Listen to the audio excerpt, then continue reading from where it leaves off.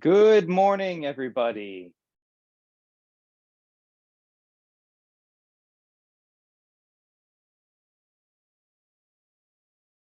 All righty, good morning, everybody. It is a pleasure to have you today at the inaugural UNA USA Sustainable Community Summit. Over 180 professionals from across America have signed up to join us from throughout the United States to virtually discuss how you can orient your community strategies to be more sustainable, resilient, and affordable. I'm pleased to be joined by my fellow Global Goals Ambassador, Jen Borrero, who will be co-moderating throughout today. Jen is the founder of the Youth Coalition for Housing and the Vice President of Advocacy at UNA USA Los Angeles. Now, Jen, I do just want to check one thing. Can you see my screen? Yes, I can. Thank you very much. I appreciate that. And there might be some tech troubles throughout the day. It's not a Zoom event without a little bit of tech trouble. So please bear with us as we try to make this as smooth and impactful as possible. But grounding today's conversations are the Sustainable Development Goals. The 2030 Agenda for Sustainable Development was universally adopted by all United Nations member states in 2015 and ratified the 17 Sustainable Development Goals. These goals provide a shared blueprint for peace and prosperity for people and the planet now and into the future. At its heart, the 17 Sustainable Development Goals are an urgent call for action by all countries, developed and developing. They recognize that ending poverty and other deprivations must go hand in hand with strategies that improve health and education, reduce inequalities, and spur economic growth, all while tackling climate change and working to preserve our oceans and forests. So today is all about SDG number 11, Sustainable Cities and Communities. Goal 11 is about making cities and human settlements inclusive, safe, resilient, and sustainable. Today, more than half the world's population live in cities. By 2050, an estimated 7 out of 10 people will likely live in urban areas. Cities are drivers of economic growth and contribute to more than 80% of global GDP. However, they also account for more than 70% of global greenhouse gas emissions. If well planned and managed, urban development can be sustainable and can generate inclusive prosperity. The deep inequalities exposed by the COVID-19 pandemic and other cascading crises highlight the importance of sustainable urban development. Strengthening the preparedness and resilience of cities is crucial in responding to future crises. This week, we're also celebrating the 7th UN Global Road Safety Week. The Global Plan for the Decade of Action for Road Safety 2021 to 2030 reflects an ambitious target to reduce road traffic deaths and injuries by 50% by 2030. It highlights that they can be prevented by addressing the whole transportation system, taking action to ensure safe roads and vehicles and behaviors, as well as improving emergency care. The World Health Organization, in collaboration with partners, organizes periodic UN Global Road Safety Weeks. This 7th edition focuses on sustainable transport. In particular, the need to shift to walking, cycling, and using public transport. Road safety is both a prerequisite for and an outcome of this shift. But I've got some bad news. Halfway to the deadline of the 2030 Agenda for the Sustainable Development Goals, we're leaving more than half the world behind.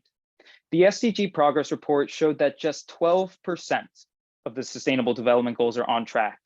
Progress on 50% of the SDGs is weak and insufficient. And worst of all, we have stalled or gone in reverse on more than 30% of the SDGs. Unless we act now, the 2030 Agenda will be an epitaph for what the world might have been. The Brookings Institute 2022 study, The State of SDGs in America, found that out of 56 strategic goals to meet the SDGs, only 8 of them are on track to be met by 2030 in the United States of America. More concerningly, 16 of the strategic goals have moved backwards since 2015. Specific to our conversations today, only 1 of the 3 strategic goals for SDG number 11 in the United States of America are on track, while 1 has moved backwards, and our energy sector still requires a breakthrough in energy storage. Climate finance is also far below its commitments. Developed countries have not delivered on the $100 billion that was promised annually from 2020, despite the commitments made at Glasgow to double the adoption of climate finance by 2050. And we are far from parity in funding for adaptation and mitigation. The road ahead is steep, and we've got a lot of work to do.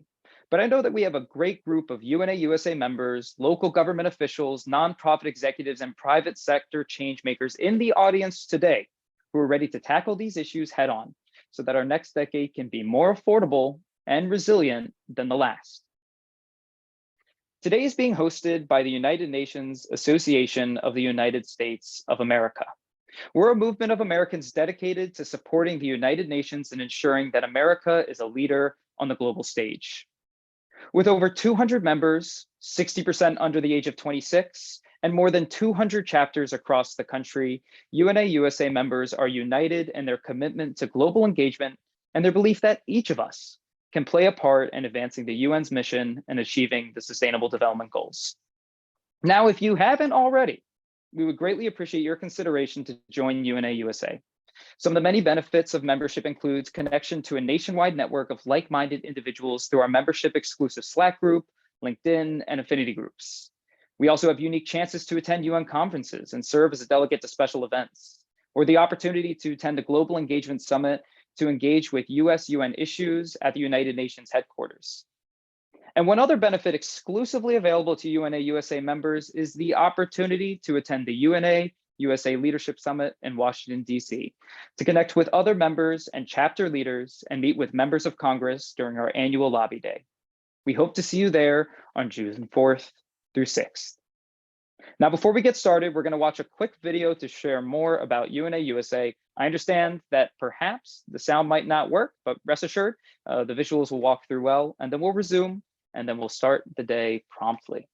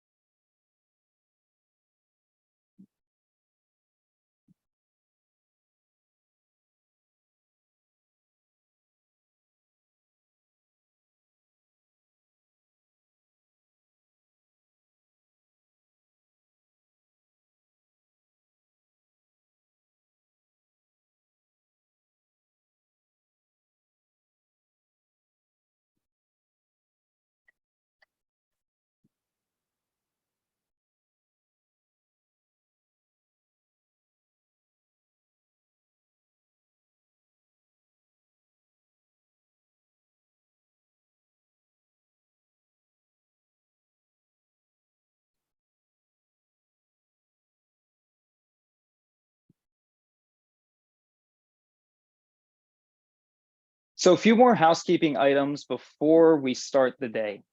First, we'll be hearing from UNA USA's Executive Director, Rachel Bowen Pittman, to discuss orienting your community strategy to the SDGs.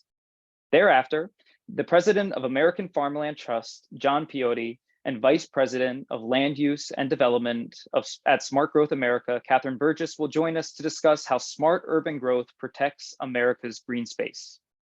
Thereafter, we hear from two co-founders of tech startups, Devin Cairns and Lucy Leons, to discuss a modern approach to designing resilient cities. Dr. Chadra Pauline Daniel and Lady T. Thompson will join the stage with my co-moderator to discuss the power of public-private partnerships in metropolitan areas. Following our afternoon break, Chris Castro, Chief of Staff at the U.S. Department of Energy's Office of State and Community Energy Programs, will be discussing how you can build a resilient community grid.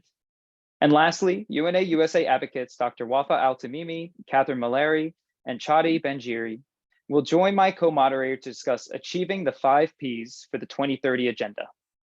You'll notice that today's webinar won't allow attendees to turn on their mic or camera, but do not worry. Each session, you'll have the chance for Q&A. As we go through the panel and speaker sessions, please leave your chats or your questions in the chat in the Q&A function that you'll see on your toolbar, and we'll be sure to go through those at the end of each presentation. At the end of the conference, all registered attendees will receive the slides that will be shared today. We hope that you could stay throughout the day or hop in and out as your schedule allows to hear the many speaker sessions and topics. We thank you for being here, and we hope that you enjoy the event. So now we're going to just take a moment to pull in our first speaker for the day, and then we'll continue right along. Hi, Rachel. How are you doing today? Good. Nice to be here. It's a pleasure to have you. Really appreciate you joining in. So today, our first speaker will be joining to discuss orienting your community strategies for the SDGs. I have the esteemed pleasure of introducing the Executive Director of UNA USA, Rachel Bowen-Pittman. Throughout her career, she has been committed to the idea that individuals, when brought together and motivated around a common vision, can be a strong catalyst for change towards a brighter future, more just and more sustainable future.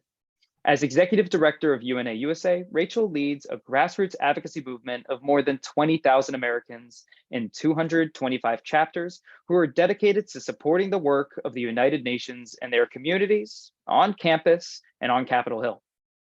She guides the UNA USA strategic work and key partnerships, directs the UNA USA Fellowship Program, and oversees membership expansion and spearheads important advocacy initiatives to help the United States advance the far-reaching goals of the United Nations.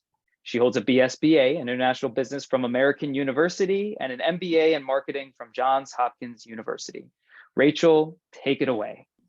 Thank you, Jarret, and thank you, Jen, for having me here today. I'm very honored to be here to talk about and going a little bit further into the purpose of the SDGs and how we can mobilize around them. So I'm very honored to address you all today, especially during a time when our nation and our world are facing major challenges of unprecedented scale.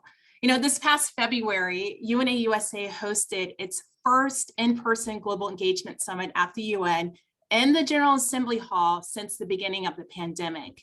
And as Executive Director of UNA USA, I have the privilege to welcome the largest annual gathering of UN supporters in the country, which brings together community leaders, college students, young professionals, and subject matter experts from across the country for a day of complex conversations about the key issues and challenges facing the United Nations, such as protecting global human rights and combating climate change and advancing peace and security. And in this moment, I'm standing at the very dais from which world leaders speak, and I'm always reminded why the United Nations was founded. I mean, think about it. There were back then 51 member countries that came together to find solutions for big global problems.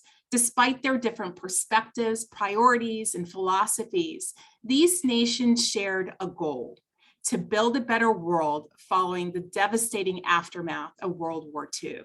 They made a commitment to maintain international peace and security, develop friendly relations among nations, and promote social progress, better living standards, and human rights.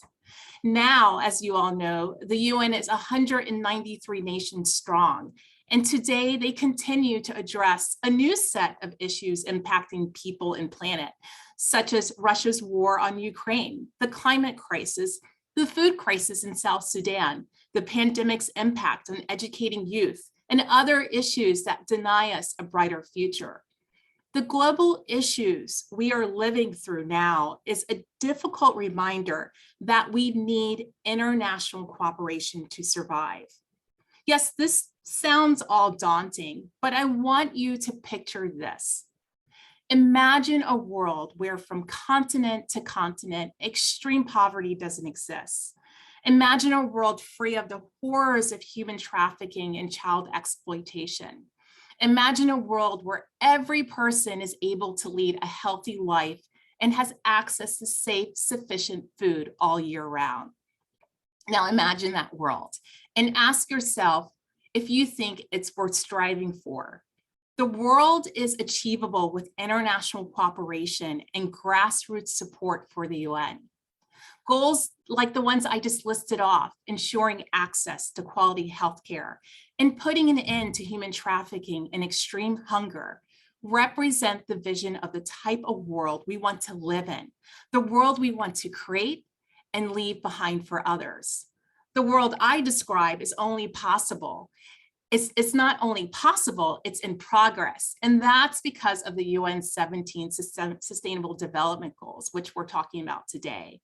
And for those of you who are new to UNA USA and are not familiar, I know Jarret just described the SDGs, the Sustainable Development Goals, or also we call the Global Goals for short. They were historically adopted by all of the UN's 193 member nations in 2015. This means that countries big and small, rich and poor, with different cultures, religions, languages, and yes, every form of government under the sun all agree to achieve this global to-do list by 2030. The global goals hold the power to transform our world, to end poverty, fight inequality, protect the planet, and drive economic growth and prosperity. They are grounded in human rights, fairness, opportunity, and justice, which is no surprise the United States was a major influencer in shaping these goals. These goals are also meant to be reached in consideration of other goals because the outcome of one will impact the other. So think about this. For example, you cannot achieve gender equality for girls unless they have access to quality education, SDG 4, and healthcare number 3. We cannot address the climate crisis, SDG 13, until we have more sustainable cities and communities, SDG 11, increased responsible consumption and production.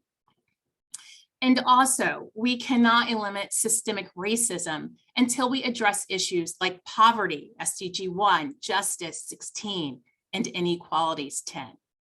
When the 193 member nations developed these goals, they built in a list of 169 SDG targets, which are tracked by 232 unique indicators. And I'll get back to indicators in a moment. These targets and indicators help us understand our successes and failures in reaching these goals. If this was 2019, I would have told you that much progress has been made to achieve the global goals in the last 5 years.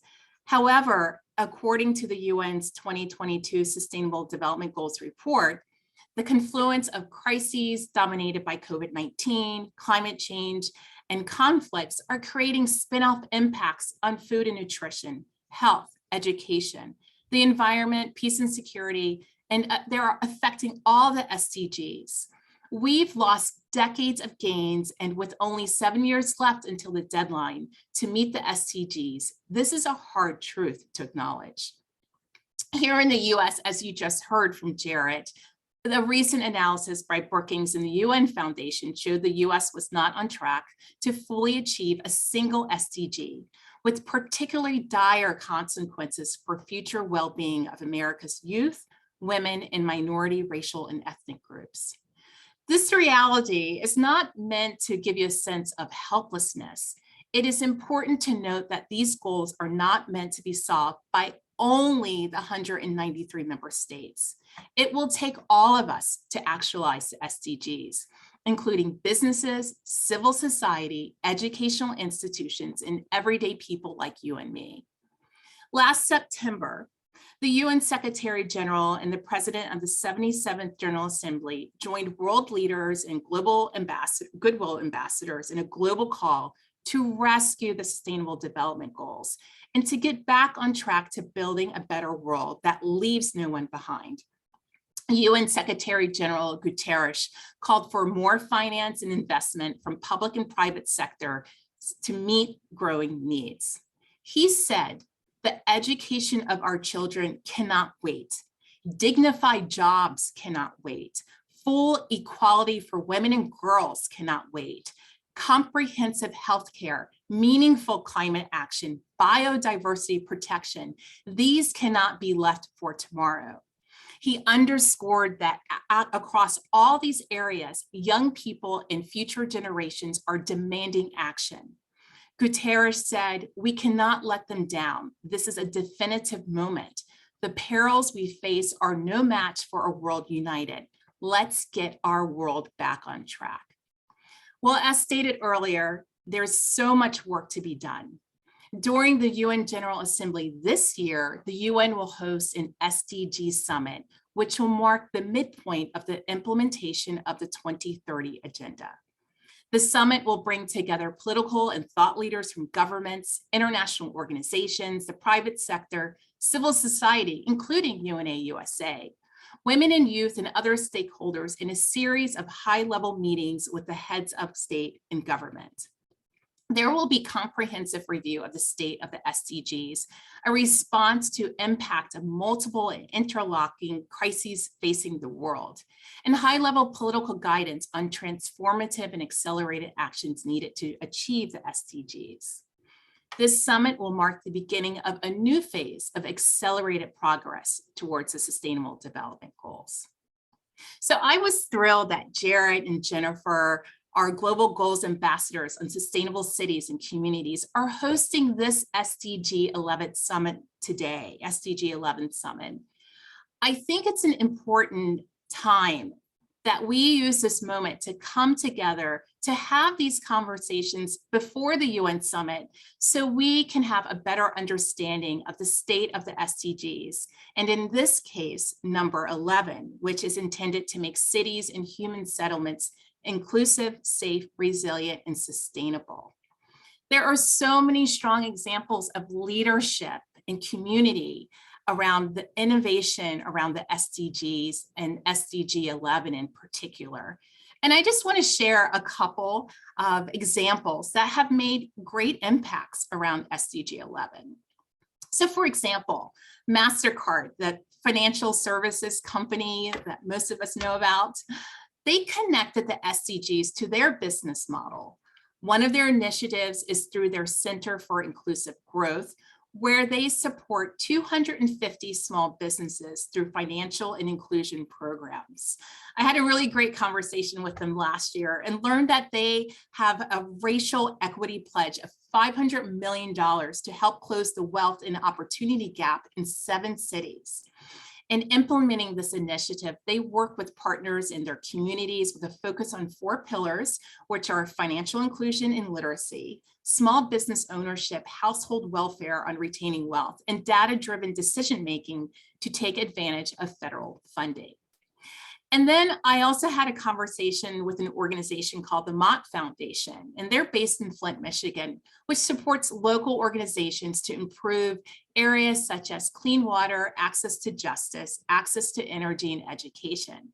They record every grant they make against the SDGs in hopes to spur additional philanthropic support. But what if you say, Rachel, I don't have $1 million budget like MasterCard or Mott Foundation? Well, let me give you a few examples of what UNA USA chapters are doing and how they're doing their part to advance the SDGs and make their communities more sustainable. UNA Los Angeles chapter, they partnered with A Sense of Home to raise $6,000 in order to furnish homes for young people aging out of foster care or who were recently unhoused. Our UNA Greater Detroit chapter provides resources for water testing and provided bottled water for Flint and Hamtramck, Michigan, after lead was found in their water. And then lastly, another example, several UNA chapters in Colorado, Utah, New Mexico, Wyoming, and Arizona developed a 5-state initiative called Project Rocky Mountain Region. This initiative looks at access to broadband as a human right. These chapters are now participating in the Biden-Harris Affordable Connectivity Program and signing up Americans, including those from indigenous nations, to receive subsidies to cover the cost of broadband access. So you see, change requires leadership. And I'm hopeful after today, you will find ways to lead your UNA chapter or your community in actualizing the SDGs. So where do you start? Well, in the case of SDG 11, Sustainable Cities and Communities, look at its indicators and ask yourself questions as, is there safe access for all to adequate, safe, and affordable housing and basic services? Is there access to safe, affordable, accessible, and sustainable transport systems for all? Or is there universal access to safe, inclusive, and accessible green and public spaces, in particular for women and children or older persons and persons with disabilities? And there are some other indicators that you can look at as well. If the answer is no, then figure out what you can do, because trust me, it won't take or require a master's degree in community and economic development. Here are just a few ideas that you can do in advancing SDG 11. You can volunteer with a shelter. You can meet with your elected officials to improve local ordinances, or you can organize friends and family to spruce up a neighborhood park. You have the power to enact change in support of the SDGs. I've seen organizations and individuals execute seemingly small actions that have big collective results. I've seen people raise desperately needing funds for refugee education. They spread the word about the global goals on social media. They're meeting with their members of Congress to personally advocate for continued US support for the UN. And they're attending events like the one you are in today. So let this be a stepping stone towards further action. Leave this conversation with an action item to continue building this momentum towards 2030. Reflect on what more you can do or continue to do to be a champion of the global goals in your community. Lean into this network of people here today to be your support, your accountability, your team. In fact, don't leave this event today without sharing your plan of action in the chat. Continuing the dialogue and engaging with others is key for success. And if there's one thing I'd like for you to remember today, it's this. The global goals gives us a roadmap to a better world, but each of us need to be in the driver's seat to get there. No step is too small. No movement forward will go unappreciated. Our path to a better world is real, and thankfully we have the 17 global goals guiding the way. Thank you. Thank you, Jarret, and thank you, Jen, for having me here. Thank you so much, Rachel, and for that wonderful presentation to everybody here in attendance today. What we're going to do now is I'm going to walk through a short interview with Rachel, but in the meantime, if you have questions, start to fill up the Q&A box, and in just a few minutes, we're going to switch over there, and we're going to be able to start to walk through those questions. So we want to see that Q&A box fill right up, and we're looking forward to seeing that as you guys walk through that. So Rachel, once again, thank you. I just have a few questions I'd love to be able to discuss with you today. The first one that I have is, the SDGs seem really ambitious, especially within that timeline and only 7 years left. And I know I outlined kind of a bleak reality in my opening remarks, but like you said, it's something that we should feel is empowering to push us. Do you believe that these are attainable by 2030? I have to believe that they are attainable, because we need movement. We need to support one another and address these issues now. We cannot wait. We need to move forward. We need to work together. Like I said, it's going to take our governments, businesses, civil society, each and every one of us. We must believe they are attainable so that we don't become stagnant and not make change. Yeah. No, absolutely. I think that an optimistic approach is going to be certainly necessary, because all movement is good, but we can continue to actualize what that reality looks like as we push further and further. And so I know today we're discussing SDG 11, but so quickly it seems that the other SDGs come right into the conversation. One can't stand without the other. So why doesn't it work if we just try to silo SDGs and say we're only pursuing SDG 11? Why doesn't that function well? Well, the phrase, it takes a village. That's what I kind of think about the SDGs. they just are so interconnected. One SDG will not be actualized without working on other SDGs. And that's what I was talking about earlier. You cannot work on issues of education. We can't educate a child unless that child is not hungry. That child has the right housing because they need to sleep in order to wake up and feel good and want to learn at school. So SDGs are very interconnected. They impact one another. We cannot look at them as a silo. We have to look at them on how we can work together with the different SDGs in order to have movement and actualize them.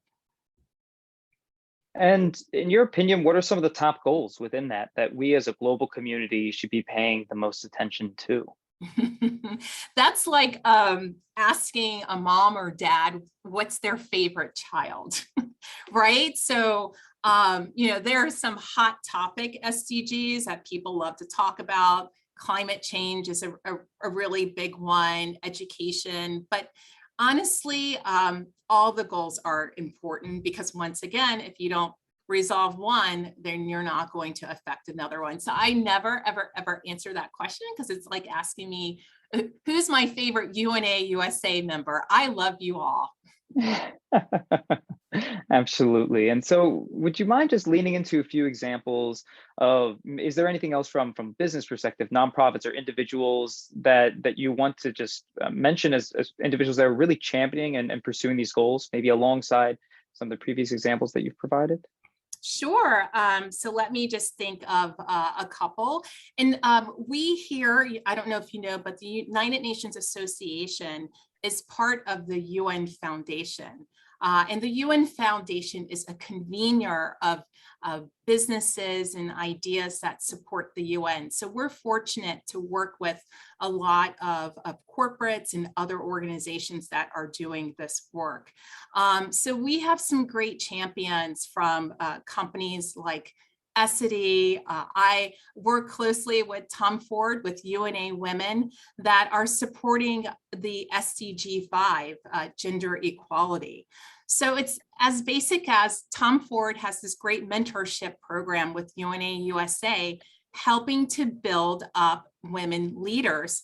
And they are from our UNA Women Advocacy Group. Now, some of you might think, oh, Rachel, that sounds really small of working with women and building up their leadership. But we all know that when women are at the table, when they are given that opportunity, it's overall better for the economy. So, we have this partnership with Tom Ford. For those of you that don't know Tom Ford, they're a huge beauty company that we work with. Essity does a lot of work on supporting women, once again, the same way, and helping to uplift them in their careers and helping them start with businesses, even though they sell toilet product, products, so toiletry products. So every single organization can get involved and individuals can get involved, and it's finding out the skills and resources that you have that you can contribute to. Some people think that these issues are so big, there's no way, I don't have the right degree, I don't have the right scientific knowledge to help support, but you can. You have something to contribute. Like I said, it could be volunteering. It could be that you're very good at organizing events, which means you could bring together a forum so that people can become more educated about it. There is something that you can do to contribute that will overall help impact the movement of the SDGs. And so then how are we doing as an American population compared to other countries in pursuing the SDGs? Are we ranking well? Are we not so well? Because obviously it's a key point within the UN Foundation and UNA USA that America leads the way in this. And we're going to really be able to lead the charge and show others how to do it. So how do we fare in comparison? I will say in comparison, we can do better. Like you had mentioned, I had mentioned the report that Brookings had done that said that we are falling behind on the SDGs. It's happening globally, but I definitely think that we might be a great economic power, but we all know, as UNA USA knows, local issues are global issues. So we too are having problems with having sustainable cities. We have gender equality issues. We have poverty issues and so forth that we need to address. So we don't get a gold star yet. We have a lot of work to do. And there's been a huge push in US markets recently to be viewing ESG requirements within the private sector. Do you see these as complementary to the SDGs? Is that something that organizations can continue to orient towards both, or do you think that they don't exactly work in tandem? I think a lot of things work in tandem. I mean, you got to try everything, throw it all on the table in order to make progress. It's very interesting where we're trying as UNA USA to help people realize that the work that they're doing is helping to advance the SDGs, even though they may not label it. We just need for them to think about it so that they can start thinking of ways to interact with other issues in supporting the SDGs. And I know that sounds strange to some, but I was at a conference, a global conference, talking to local, national, and international associations. So association for doctors and lawyers, and and having conversations with them around the global goals. I helped them realize that a lot of the work and initiatives that they're doing is helping to advance, but they need to accelerate it because we are running out of time. They need to communicate with other industries, other organizations they may not think to partner with in order to move forward. And that's why, sustainable communities, this SDG 11 is so important, because communities are made up of a lot of different types of people, a lot of different organizations, and it's so important that people work together.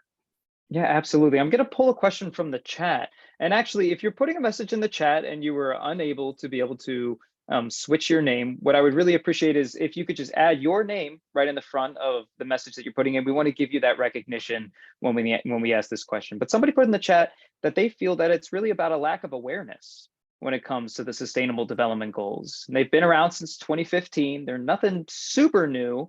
And other things like FANG and ESG obviously have come into the scene very quickly and get a lot of press attention and market attention.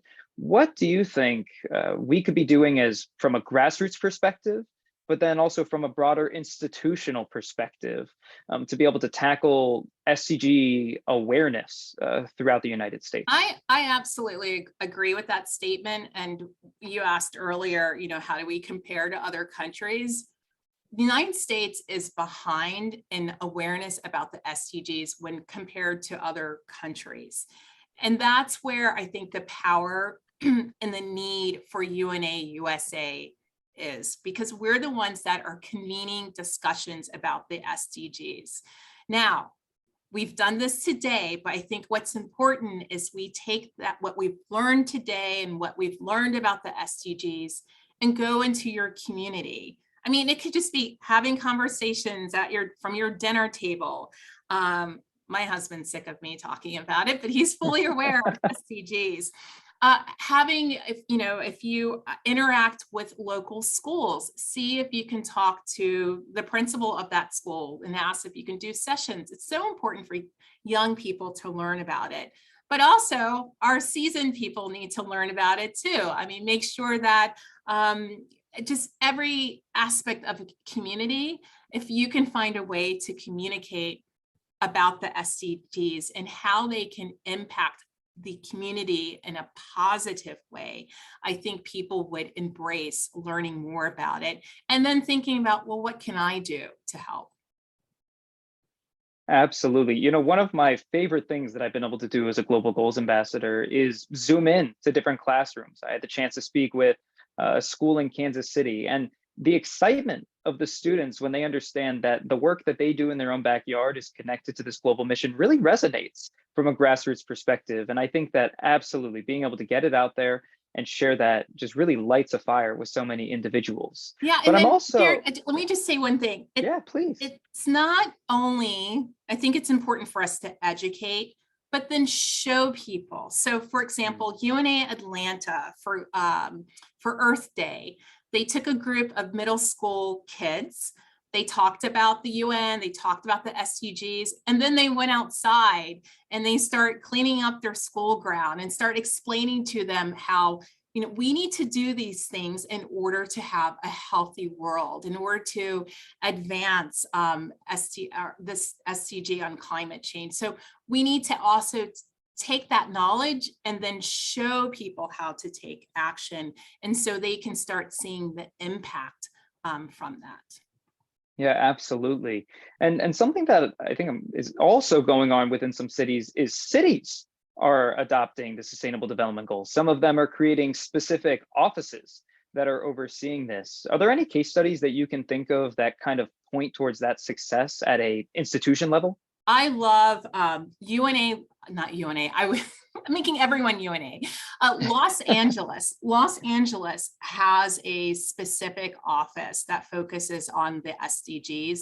And what they did, I'm not sure if it was USC, but they aligned themselves with a university and they mapped the SDGs to their policies, to their laws. And so they constantly measure how they're doing on the SDGs.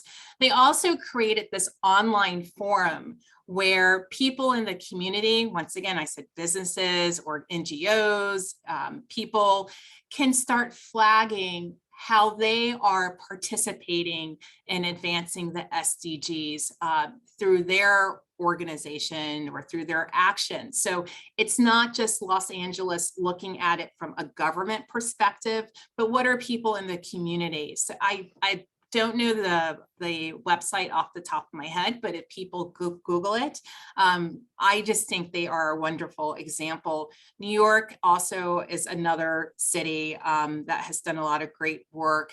Pittsburgh has done a lot of work, and I think Orlando is the other one. So if you are working in your local government, once again, you could bring forth the SDGs to people that you work with and say, how do we measure? Can we have a voluntary local review or work towards that? And that's where you measure yourself against the SDG as a local municipal. And so Los Angeles is a huge metropolitan area, New York, huge metropolitan area, same thing. Pittsburgh, it's a pretty decent metro area as well. I know today that we have many attendees who are here to be able to represent their local community of all different sizes. How do you think this scales at, say, a mid-sized county level or even a rural community who's looking to be able to bring the SDGs into this conversation? I think it would be probably easier if they're smaller to scale it. But every city has issues of, from picking up trash to education, dealing with any housing issues that they have. So they can look at what they are governing and figure out how to align them with the SDGs and look at those indicators and look at those targets that I talked about earlier. That's how they're going to map it so that they can know how are they progressing? Are they being successful with the actions that they're taking? That's fantastic. And for those in the meeting right now, one thing is you might not know that there's an active UNA USA chapter in your community. If you go on the website, unausa.org, then you're able to go and see where the chapters are across the United States in a really nice GIS map. And so check it out. See if there's a group that you could reach out to that can help spearhead this within your office. Be that bandwidth multiplier that's going to be able to support and bringing in these subject matter experts who care so passionately about having these SDGs brought in. And so I want to point out a few other questions that we have. We have some fantastic questions. We have one from William coming from Riverside, California. William, thank you for being up so early this morning. He said that he has opened the 2022 update of the 17 goals, the 22 targets and indicators. And his question is, how can we get the USA to issue a voluntary national review at the UN General Assembly in 2024? How can we lead the way at this upcoming UNGA? I think we need to, that's why UNA USA does things like talking to their members of Congress, sending letters to our administration, talking about why this matters, why we need to do a national review against the SDGs. It has not happened. I think it's not best practice, especially as a country that supported and was part of very active in developing the SDGs. We need to do our part as a nation and map ourselves and do that review, a national review of the SDGs. So as citizens of the US, we just must continue to advocate and promote the need to have a national review of the SDGs. Yeah, absolutely.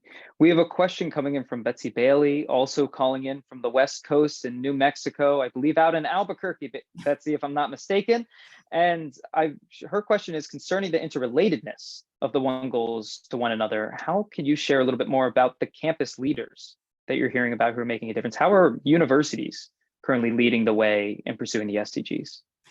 So from our standpoint, we have wonderful campus chapters. We have over 120 campus chapters, and they're looking at their local community, which is not just a campus chapter thing, and looking at the needs. So you'll find things as students working with their administration on things like getting rid of single-use plastics, for example, on their campuses. They too are doing education programs, making sure people are aware about the SDGs. They are partnering, you're going to hear a lot about hopefully partnering all throughout the day with other clubs within their university on working on issues from gender equality to education and going out into their community. They're not just staying on their campus. They're looking at what can we do and where can we volunteer in our local community, because they're part of the community, which is very important. So our campus chapters are very active and they're bringing in expert speakers. That's a great thing about being on a university campus, is you have access to all these experts who can talk about these different issues, but then helping to mobilize them to do things from advocacy, it could be petitions, to talking to their local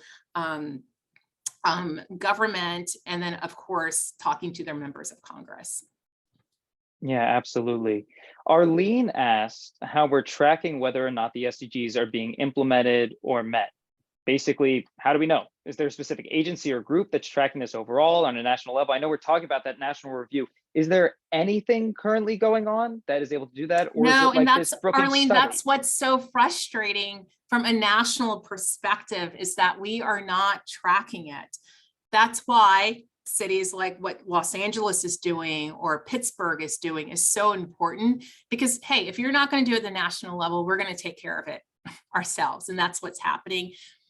Hopefully, eventually, our national government will see the value of this and take it on for themselves. Not that they're not supportive of the SDGs. I do want to say that this administration is very supportive of the SDGs. You hear them talk about it. It's just that we are not measuring how we're doing as a nation. Yeah, absolutely. Somebody was asking a question regarding, let me pull it back up, where we're currently sitting in terms of, apologies. Oh, and public relations and how we can bring in more of a PR front to the SDGs, what do you think of in terms of the public relation view of SDGs? Are we doing a good job and it just needs more amplification?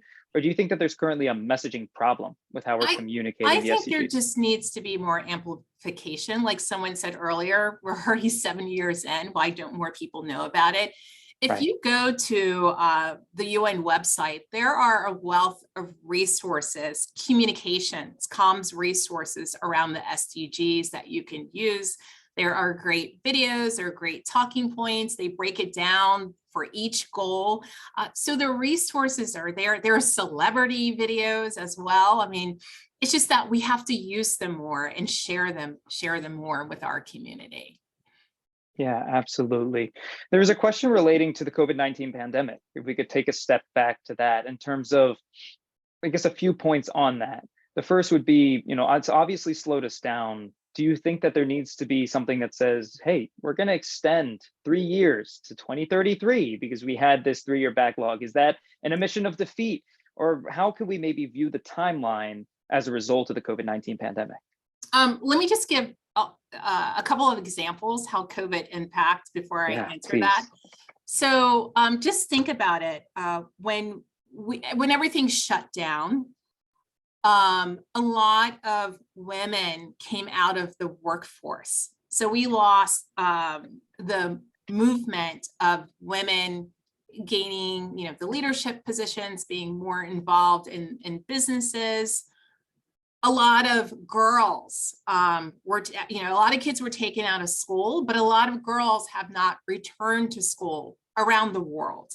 So there were some major impacts. Oh, domestic violence increased because people were stuck at home more and there was no place for women and girls to go. So that's why I had said that COVID has taken us backwards and we need to accelerate and move forward.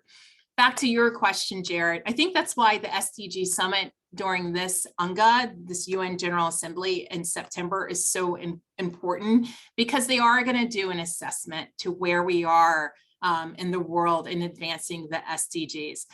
I doubt if they're going to extend it another 2 years, because once again, that will have some people thinking, oh, I can sit back for a little bit. We have a couple more years.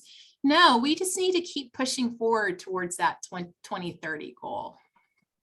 And so there was a lot of early discussion in the pandemic. Once we kind of came out of the initial shock of what was happening, the World Economic Forum, Davos, other groups like that were discussing a great reset, saying this is the opportunity for us to supercharge these different goals that we have for our society. Things have slowed down and it gives us the chance to breathe and think and reorganize. Why do you think that we fell short with what perhaps and hopefully was a once-in-a-lifetime opportunity to really take a look at the systems that we have organized around? I think governments are making commitments, but they're not sticking to their commitments. And that's where we come in as advocates for the work of the United Nations, for advocates for the advancement of the SDGs. We need to do more and we need to speak up more to hold them accountable and to say, like Ambassador, and say as UN Secretary General Antonio Guterres, that we need the funding to support the SDGs, because that's something that an individual person like me can't do. I don't have the funding.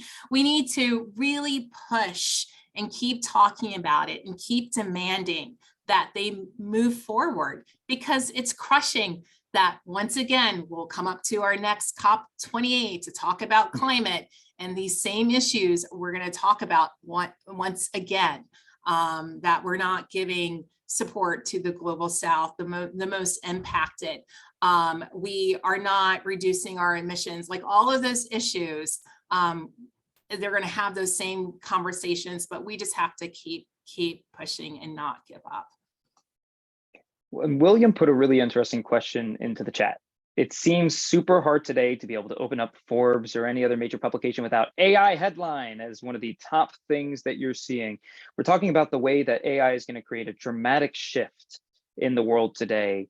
And what his question specifically was, William's question was, how might AI be better used and under what conditions to be able to support the SDGs, support the workforce, all the changes that we're talking about? Is this going to help, or might this hurt the progress that we've been making? So William, I am not an expert in AI.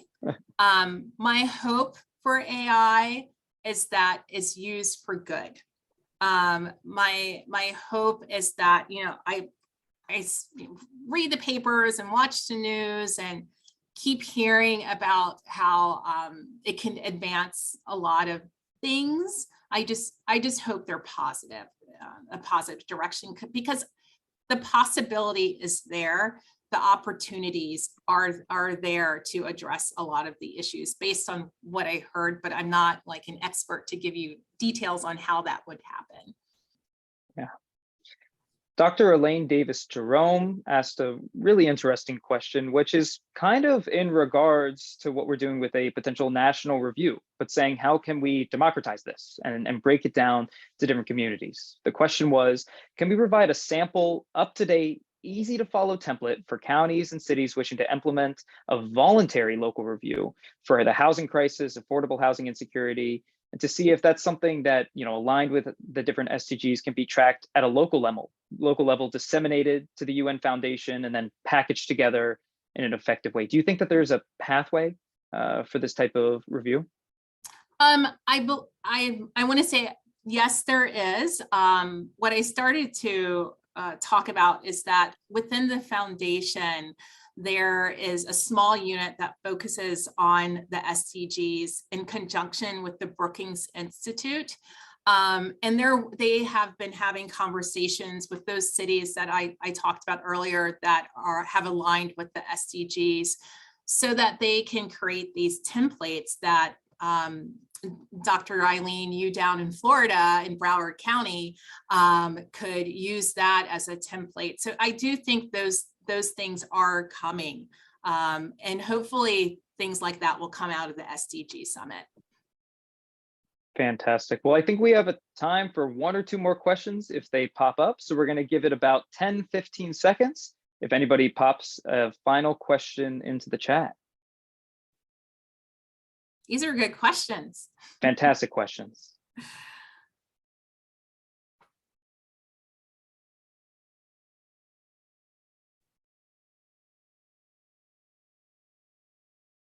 Let's see. Well, it looks like no final questions. So we want to give a strong thank you to you, Rachel, for joining in.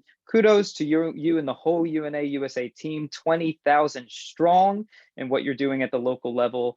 And we're excited to be able to continue this conversation surrounding SDG number 11 as the day progresses. But thank you for grounding us in what the SDGs look like at a local level, at a city level, and how we can all be bringing them in to implement it in an effective way to create that type of necessary community change. So thank you so much. Thank you, Jarret and Jen, for having me here.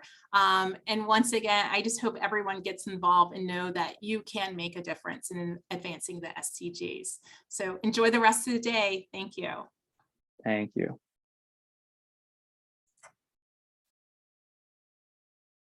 So we're going to do a quick change of scenery as we bring in our next speaker session for today. I have the pleasure of introducing the President of American Farmland Trust, John Piotti, and Vice President of Land Use and Development at Smart Growth America, Catherine Burgess, to discuss how smart urban growth protects America's green space. So hopefully they'll be able to come in just 1 second, join from the backstage into the main room, and we'll be able to start on our next discussion. Thank you again, everybody, for attending today. I know the West Coast is just waking up. I know the East Coast is reaching lunchtime, so appreciate everybody who's participating in the conversation today. We are excited to have you here, and we are excited to continue the conversation.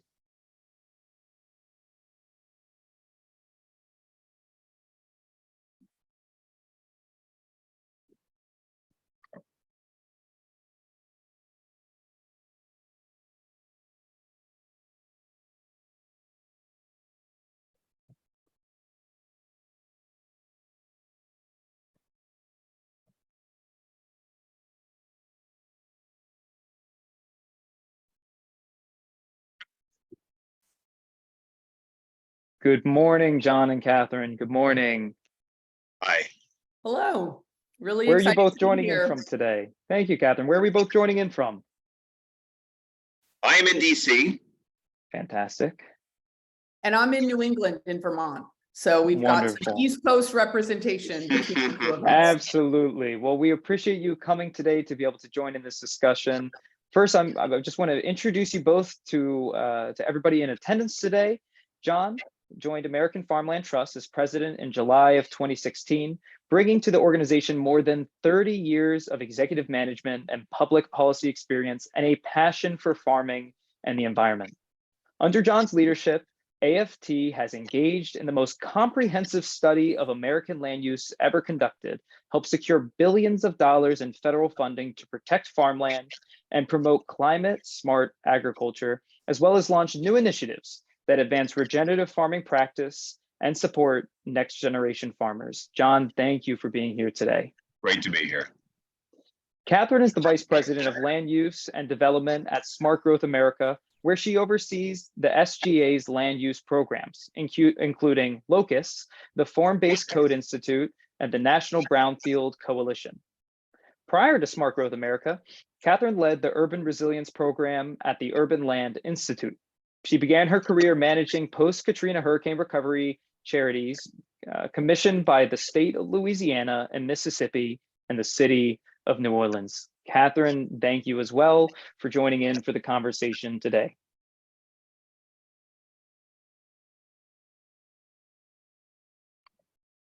And so what we're going to do is we're going to start with a look at some questions that we would love to pose to the group. So when we put this into the chat, it's been requested that you just fill it up and you're able to submit what that looks like from your perspective. So the first question is, where are you currently located? We want to see that in the chat. We have a few attendees here. Let's see where everybody's coming from today. Yeah, we welcome the chat storm. Thank you for sharing with us so we have a sense of where everyone's dialing in from and a little more about your interests.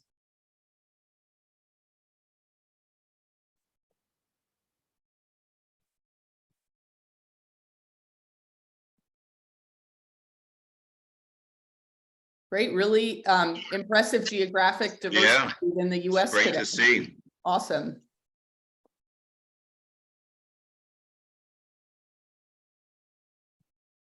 Fantastic. The next question that we're going to ask is, how is your work or research aligned with SDG number 11? Is it very aligned, somewhat aligned, not aligned, or you're not quite sure? You're here to figure it out today.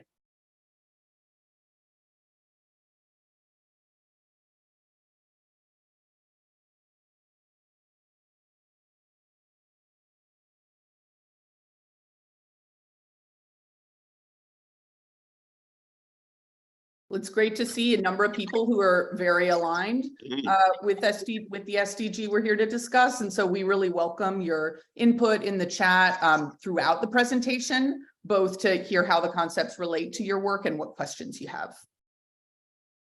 I live for this. That's great. I think we found a community right here. Absolutely. And has your work or research addressed the following topics relevant to smart growth and green space? We're going to give a few different options. So let's take a look.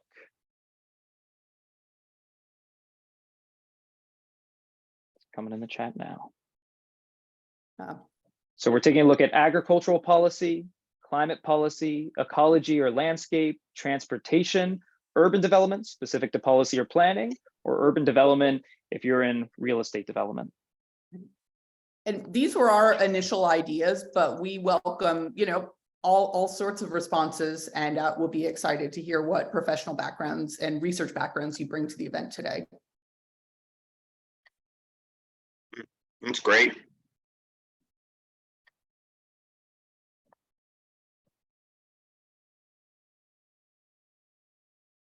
Betsy, all the above, absolutely.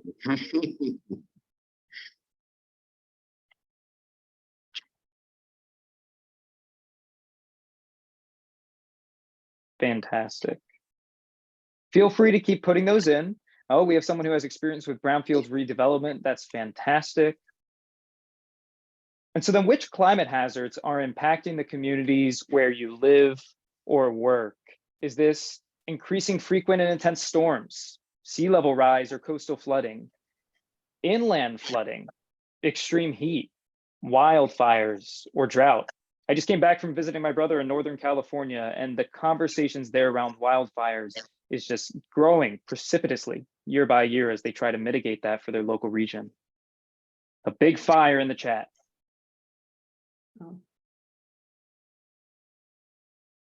Flooding I in recommend, by Kentucky. the way, I saw an excellent documentary, which is going to come out, I believe, on Amazon streaming in a month on wildfire preparedness. So just a heads up for all Great. those who are noting that, whether or not it's the hazard you're personally dealing with. I learned a lot watching the documentary. Right. Well, thank you everyone for sharing a bit about where you are and the work that you do. I think this will really help John and I as we jump into the presentations today, which cover a wide range of issues relevant to what we've started with in this survey. Absolutely. Thank you, Catherine, for priming that conversation. And John, we're going to pass it to you. Feel free to share your screen and walk through what you have for us today. We're really looking forward to hearing the conversation. Well, thanks, Garrett, and I'm excited about doing this. I hope the technology here works. We had a little problem with my screen share earlier, so let's give it a try, and we may need to rely on you. Yes, absolutely. Let me get the tool to make it work. So, do you have my slides or not? I do. So let me open those up. Okay, so all right. You can't see my slides, so I'm counting on you. Okay, just tell me when. All right, you can start with the first one there. All right. Thanks. So I'm going to dive right in because we have a lot to cover today. So you can go right to the next slide. Probably very few of you have ever heard of American Farmland Trust. You may know our iconic bumper sticker, and we love to give these out. So go to our website if you want some bumper stickers. But unless you're a member of the Senate Ag Committee or an ag economist from Purdue, you may not know the work that we do. And we operate in a particular area that we refer to as conservation agriculture. And what I want to do today for you is to connect some dots.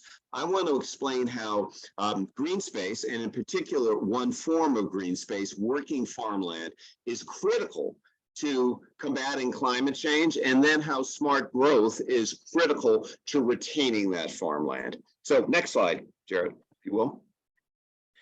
So conservation agriculture, the field that American Farmland Trust operates in, it really has two interrelated features. We are about protecting farmland, and what we mean by that is making sure that that farmland doesn't get developed or converted to uses that will make it impossible to be farmed in the future. And then we're also all about making sure that the practices used on that land are the most environmentally sound. We sometimes refer to this as saving the land both by the acre and by the inch. So a focus on the land itself and the focus on soil health. And go to the next slide. AFT's been doing this work for over 40 years, and we were actually the first organization that began to look at environmental and agricultural issues as two sides of the same coin. Fortunately, a lot of groups and a lot of people see it this way now.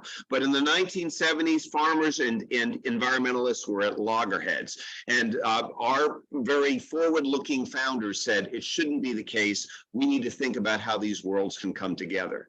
And perhaps because we'll be the first players in this space, or the quality of the original players who were involved, we had an outsized impact. In the 81 Farm Bill, we got the Farmland Protection Policy Act incorporated into it. True to our word of trying to bring together the agriculture and the environmental community, we formed something called the Conservation Coalition, which led to the most transformative change in agricultural policy in 100 years, which was the incorporation of the conservation title into the Farm Bill. Programs that, if you're an agriculturalist, you may be aware of, like the Conservation Reserve Program, the Environmental Quality Improvement Program. All of those began as American Farmland Trust white papers, and then were advanced through federal policy. We also had a direct role in helping states undertake their own programming for farmland protection. and helped a lot of regions and local communities do the same. At the same time, we were involved in the creation and then providing support for what has become now well over 100 land trusts that focus on agricultural land protection. We've been involved in current use taxation programs that make it possible for a lot of farms to stay in business because their property taxes are set by how they use that land rather than its development value.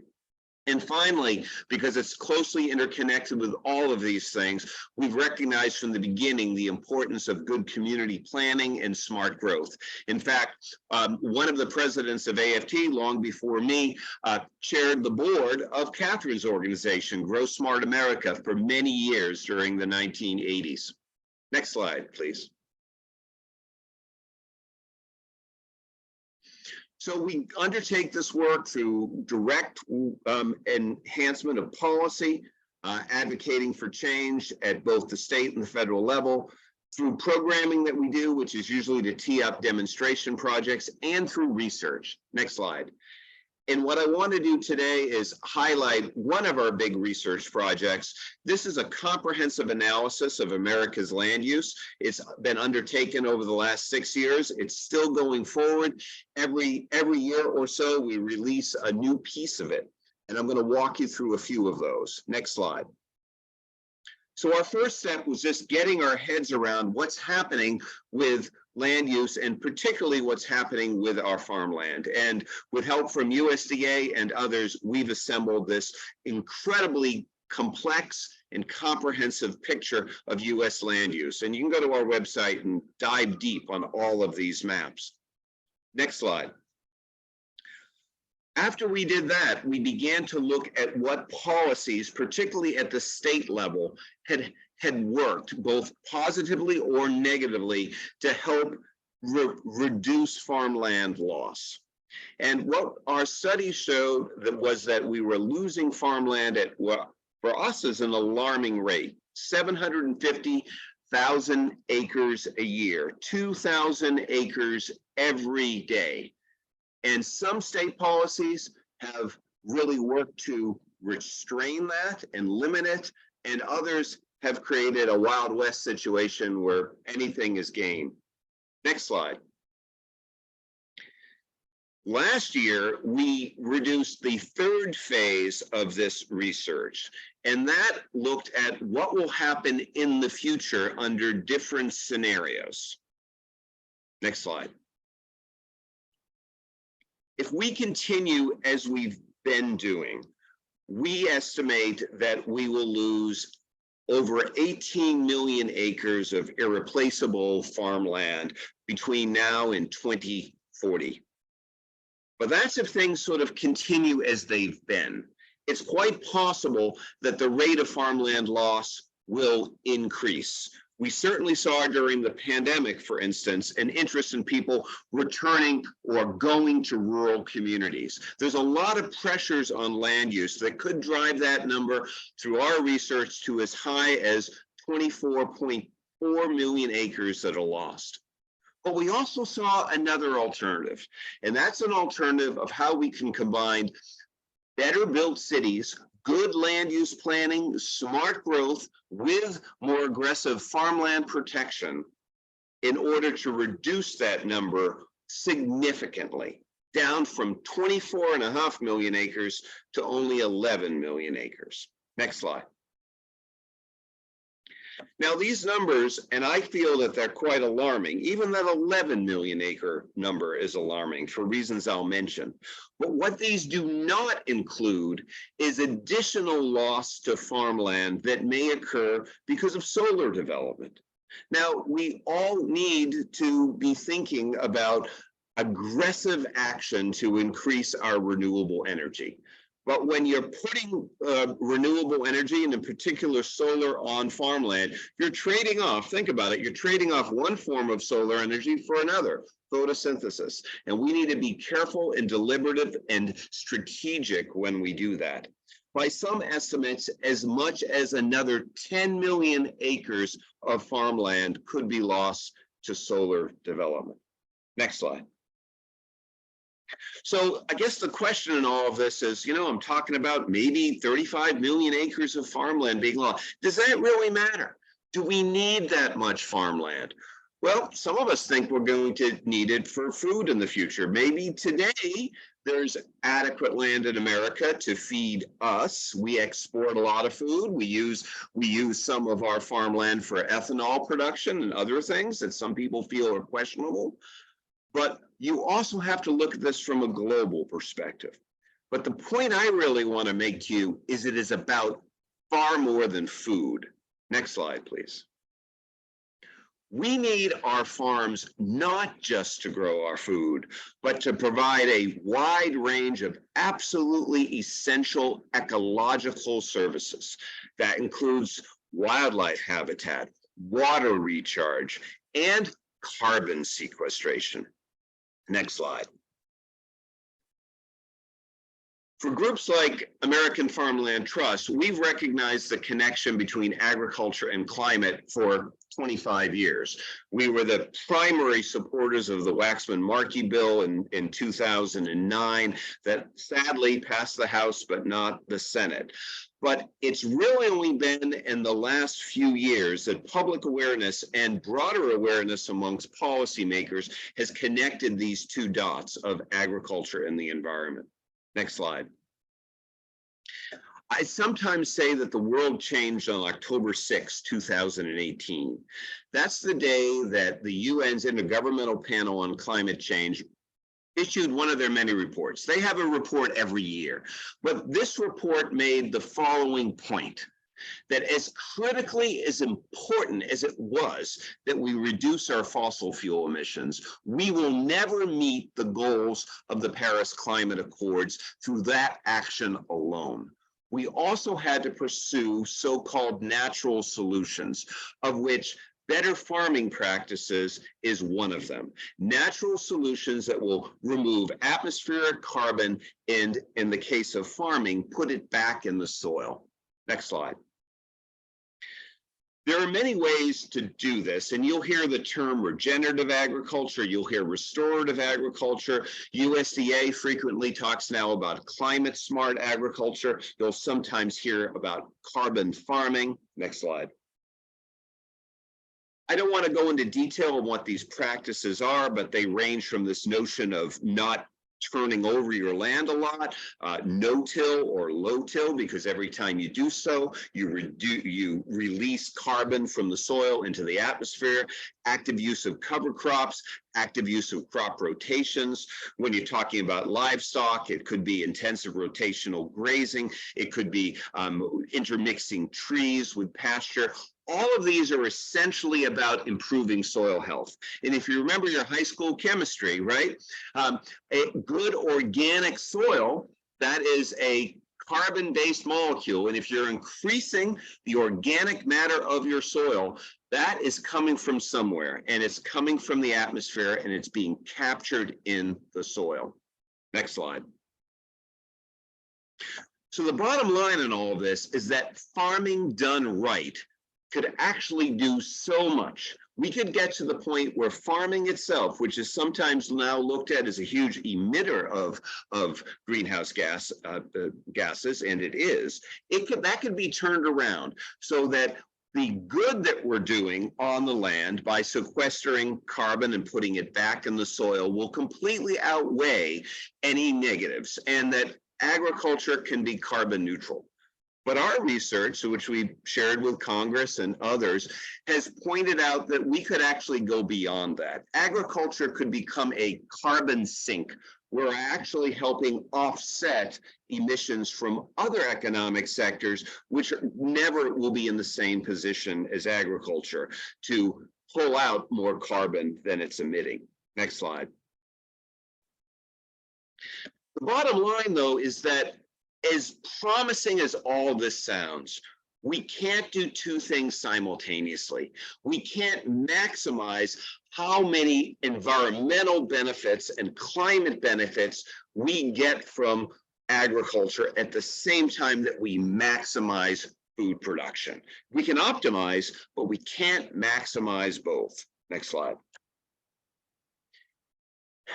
The reality is that every time we lose an acre of farmland, we don't only lose an acre that could be farmed in a way that could provide broader environmental benefits, but we also put additional pressure on all the remaining land to be farmed more intensely, because we still need that same amount of food, maybe more food in the future as populations grow and as our diet requirements might increase, right?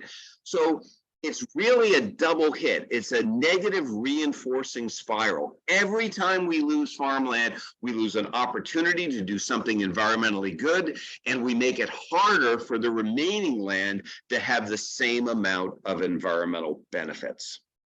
Next slide. So the bottom line here is we really need to think about saving every acre of farmland we can. And to be very blunt about it, we really don't know how much we need. We know how much land we need to grow our food, but there's never been analysis done. It's the next step of research for AFT. There's never been analysis done about how much land we need to both grow our food and provide all of the critical ecological services. Next slide. So to bring this down to what it means, if we're going to have that land to ensure a healthy and sustainable planet, well, at the top of that list is, at least here in the United States, where development can really hurt farmland and is the principal cause of farmland loss, we need to encourage smart growth. We need better built cities. It is a good thing on so many levels. We also need to take steps to more directly protect farmland. I only alluded to it briefly, but there's many ways of protecting farmland. Permanent protection through agricultural conservation easements is critically important. It often makes that land more affordable for the next generation by lowering the price, in addition to the other benefits that it provides economically and environmentally. And American Farmland Trust has helped permanently protect 7 million acres of farmland, but we need more. It's part of all of this. The third thing that I want to focus on, I mentioned in passing, and we can spend an hour talking about this. We need solar energy production, but let's be smart about it. The same way that smart growth is not against growth, it's about putting it in the right place and doing it in the same way. The same principles have to be applied for solar. We have 4 smart solar principles. Go to our website for more information. But one is, let's prioritize rooftops and brownfields and marginal land first. And where we're putting solar on good farmland, and some of it will occur on good farmland because we need that much acreage under solar, let's be smart about it, right? Let's make sure we don't compact soil when we put in the facilities, and that land can be used again for agriculture. Make sure there's smart decommissioning that's done. So in 30 or 40 years, that land can become a viable farm again.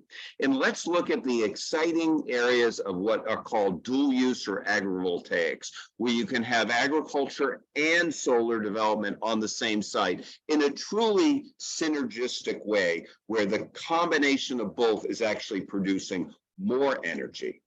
And then the final thing that I'll mention is none of this will work. We can talk all we want about the need for farmland and good practices on that farmland in order to serve farmland goals. But if we don't have farmers, if we don't have the next generation of farmers and ranchers who can do the work and can afford to be on that property, it's all for naught, right? So making it possible for the tens of thousands of young people who want to farm to get on the land by making it more affordable and ensuring farmland access. Now, I started this first bullet with smart growth, but I would argue all of these recommendations are really about smart growth in one way or another. Next slide. So what's the summary of all of this? Well, in my mind, it is that smart growth is essential to retaining farmland, and that retaining farmland is essential not just for our food supply, but for our healthy planet. But there's good news in all of this. We know what's needed. Organizations like American Farmland Trust have been working in this space for 40 years. We've proven the tools that work. Organizations like Grow Smart America have been around almost as long. They know what works. The tools are out there, and we're increasingly seeing public support, and we're increasingly seeing the policymakers follow that support. The Inflation Reduction Act that was passed by Congress last year, which was principally a climate bill, included $20 billion for conservation agriculture. That would have been unheard of even 5 years ago. It's an identification of that people recognize that agriculture done right can have a huge environmental benefit. So we know what to do, and we're beginning to do it, but we need to do more, so much more, and there's no time to waste. Thank you. John, thank you so much for the presentation. Before we pass the mic over to Catherine for her to be able to share, I just have a few questions to ask regarding that. And then Catherine, we'll hand the mic over to you. I'll share your slides and we'll be able to step right into that. So John, the first question is, you said a few times, irreplaceable farmlands. Now, some might argue, well, America's got millions of acres that are completely untouched. Why is this farmland so precious and irreplaceable where it currently sits? Well, once it's lost, it's gone. And we need it. And we need it not just for food, but as I said, we need it for these environmental services. But you can't think of, well, America is a developed nation. It's okay if we lose some of our farmland, there's farmland elsewhere. Well, think about two things. One is America, I would argue, our greatest resource. You could argue it's technology, it's innovation. I think our greatest resource is our land. We have 10% of all the arable land on this planet in the United States. That is a global treasure, a global resource. And we can't think of just about the food that we grow. We need to think about this in a global context. The second point is, if people have to create farmland elsewhere, where's it going to come from? It's going to be taking ecosystems like the Brazilian rainforest and turn it into something that it shouldn't be at huge environmental cost. So although we have about 950 million acres of farm and ranch land in America, that is a resource that is not to be wasted. And if we don't think about every acre of our farmland as something irreplaceable, it will have disastrous effects on a global scale. And John, Terry Beam in the chat asked an interesting question, which is, how is the Farms Under Threat study taking into account Indigenous perspectives? Yeah, the Farms Under Threat in of itself is basically a land use study. So that particular study really doesn't get into who's farming or things of that sort. But AFT's programming definitely does. We partner with a whole range of farmers. We believe that we need farms of all types and all sizes. We work very actively with historically underserved populations, including Indigenous populations. We've done a lot of work and increasingly doing a lot of work with minority farmers, with veteran farmers, with young farmers. We need it all. And we try. We're not always successful, but we try to look at the full breadth of agriculture and recognize that we need a diverse farmer population in the future. When it comes to Indigenous populations, I also want to stress that a lot of the strategies of so-called regenerative agriculture that I referred to not too long ago, a lot of them are back to the future strategies. They are things that Indigenous populations were doing at one point in the past. And a lot of AFT's research around farming practices has been to hold up as examples some things that were done in organic farming 50, 70 years ago, and some things that were being done by Indigenous populations hundreds, if not thousands of years ago. Absolutely. And you mentioned a few times about smart solar development.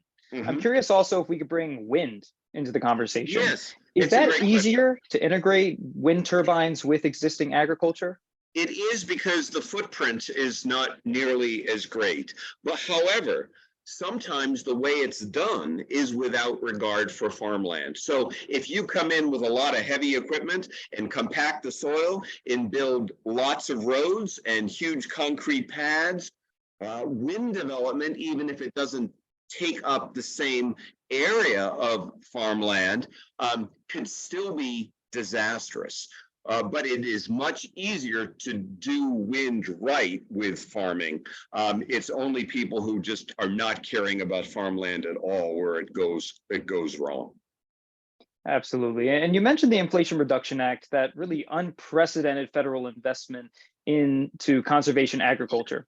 I'm curious what you're seeing at the state level in the conversations that you're having. Is there anywhere that you're seeing as being incredibly adoptive to these types of practices and being super supportive That that is could really be touted as a great example? that is a great question because in the not too distant past, there were very few states who got into issues of soil health in better farming practices. In fact, about the only ones that did were ones who were under court mandate to do so. So for instance, Maryland had some very progressive policies because the EPA had sued them years before over the pollution from farms that were getting into the Chesapeake Bay.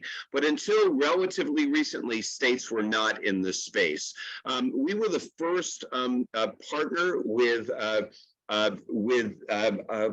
group that worked with state legislators directly on climate impacts back about 5 or 6 years ago. And we really brought a lot of our research to bear on what could be done. And I'm very proud to say that now over half the states have some kind of soil health program. Some states have done some very progressive things. Illinois and Iowa now have cover crop programs that the federal government is actually eyeing as something to incorporate into the federal farm bill. Many states now have, even my home state of Maine now has a soil health program. New York has one, Pennsylvania has one, California has one. I can go down the list. So states, in order to meet some of their own climate goals, are connecting the dots between better farming practices and climate issues and taking steps in that direction. It's a wonderful development that has really only occurred in the last few years. That's fantastic. There's a question in the chat that I want to note, and we'll go through two more questions, and then we'll pass it off to Catherine. But don't worry, please keep putting in your questions into the chat. We'll come back to that at the end of this discussion. The question is, how does COP15 work into this conversation? Well, it's critical, right? I mean, so much of what we do with farmland, how we manage it, how we bring on the next generation, has a direct bearing on both emissions from agricultural operations and opportunities to pursue these so-called natural solutions that can sequester carbon. So obviously, combating climate change requires all hands on deck working in many different ways. But farming, farmland, and farmers all have a critical role to play. And the last question that I'll ask for right now is something that you just noted: next generation farmers. At UNA USA, over 60% of our members, 20,000 members, are under the age of 26. So how does conservation agriculture directly support these next generation farmers? Well, we are facing a demographic freight train, for lack of a better term. By our estimates, about 40% of America's farmland, the ownership of it will be in transition in the next 15 years due simply to the age of the farmland owners. And you can view this as a huge challenge. A lot of that land could be lost to agriculture, could be lost to practices that can enhance the environment. Or you can view it as a huge opportunity because we have so many people who want to get into farming, both young people and maybe folks in mid-career. A lot of veterans is after 20 years of service want to be into farming, but there's huge barriers to entry. Affording the land is perhaps the biggest. There are others as well. What can be done to deal with that? Well, if you had an hour, I could talk about all the different things. Again, you can go on our website, but these issues, it's a system. Agriculture is a system, and the beauty of it is you can take steps that simultaneously address several problems. So for instance, one vehicle for protecting farmland and making sure that land will always be available is to put an agricultural conservation easement on it. And when you do that, that land in the future will exchange hands not at its value as developable land because it can't be developed, but as agricultural land. In many parts of this country, that is the critical thing to make that land affordable to the next generation of farmers, which, as I mentioned, is the biggest barrier. So there are a variety of strategies. We also know that incoming farmers are far more interested in adopting the most progressive, climate-smart practices.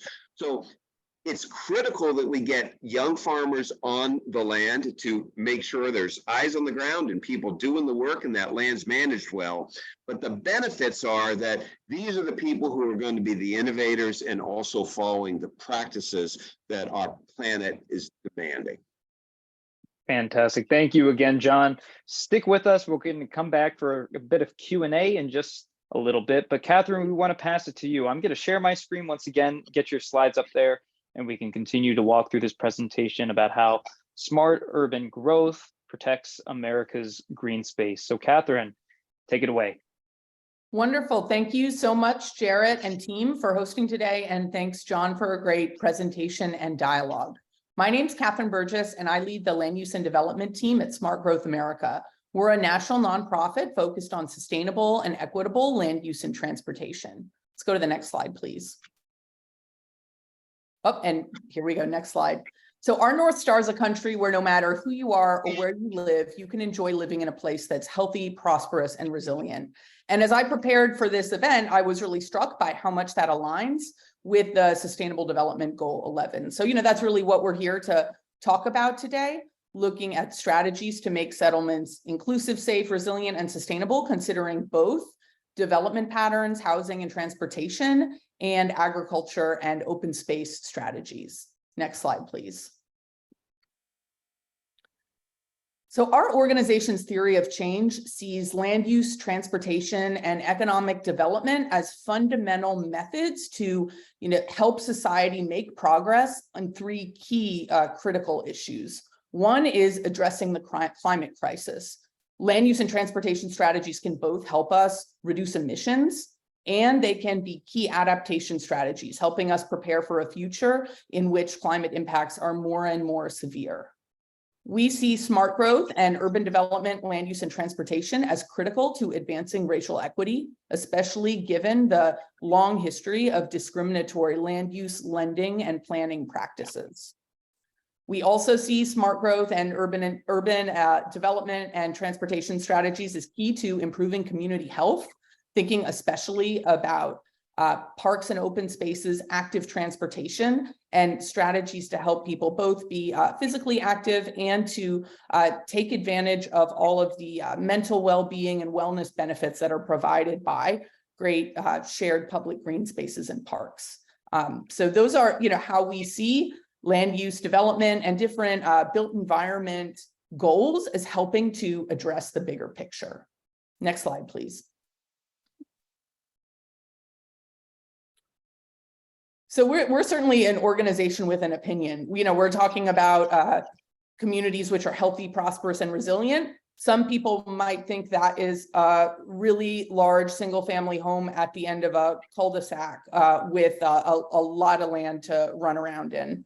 For us, we're looking at mixed use, mixed income, well-connected neighborhoods where people can live close to their place of work, also things that bring them joy and provide a sense of community. Schools, civic facilities, parks, and open spaces. We're talking about well-connected neighborhoods because we might be looking at transit, and we're major transit advocates, but also working in a rural or small town context. Sometimes we're more focused on directing development to existing infrastructure as opposed to focusing on transit only. And we really see, this vision of vibrant, well-connected neighborhoods as key to advancing social cohesion, economic development opportunities, and addressing the climate crisis. And for me, Jarret introduced my bio at the front end. A real passion topic for me is climate adaptation and helping communities be more prepared for the impacts of climate change. We'll go to the next slide, please. So because we're here to make some connections between real estate, housing, land use, and sustainability, I think we need to start with a recognition in the US of the current housing access crisis. Right now, it is more difficult than ever before for low and moderate income households to find affordable places to live, which are close to jobs and high quality transportation, recreation, and community facilities. And there actually seems to be agreement across both sides of the aisle that restrictive land use policy is a big part of that lack of supply of housing affordable to all different sorts of people who are key parts of our communities and critical to the successful running of our communities, as we especially saw during the pandemic. So in many ways, this housing access crisis, it is not only a social crisis, it's also directly contributing to the climate crisis, because more and more households are essentially being forced to live further and further away from their places of work and from other destinations that they travel to regularly. So this contributes to emissions when we have a society which has not heavily invested in transit. And this can also contribute to a lower quality of life, having less time for both things that are economically productive and things that bring you joy and keep you stimulated. So as we move forward, I'm really eager to hear everyone's thoughts. Feel free to share points in the chat on how this housing access crisis connects to climate resilience and the sustainability goals that we're talking about today.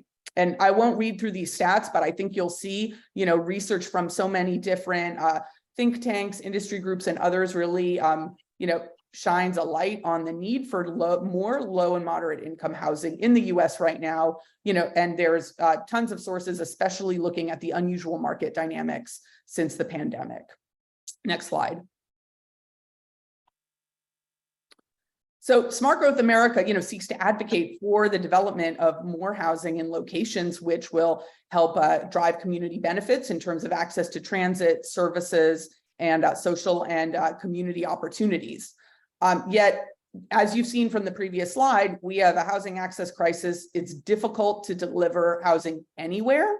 So if it is difficult to deliver housing anywhere, it is even more difficult to deliver housing, in those transit-rich or location-constrained areas. That might be on account of the physical natures of the sites, site ownership, or especially, in this country, restrictive zoning. It's also challenging often to deliver housing, in the locations which are more protected for climate impacts, and using, more advanced approaches that will help the housing be less susceptible to climate impacts. Also noted here, especially as we started with, a look at America's farmland, we've seen more interest in small town living since the pandemic. And, there's not only issues of restricted zoning, also site ownership issues, and even local developer experience in delivering housing other than large lot, single family housing. Next slide, please. And before I move on to look at, actually, can we go back? I just wanted to make sure we covered one other thing. John started with, talking about the Inflation Reduction Act, and it's so exciting to see the level of funding that's available right now for communities to invest in climate, and with the infrastructure bill, infrastructural investments. There's also been a huge number of strides in addressing this housing access crisis and advancing housing abundance under the Biden administration. And I'd encourage everyone to take a look at the Housing Supply Action Plan, which includes a variety of policy approaches and new programs to address this housing access crisis.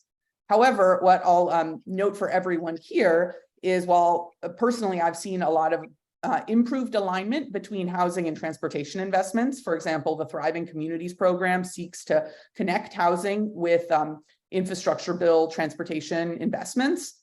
There are fewer explicit connections between the climate risk and climate adaptation agenda and the housing agenda.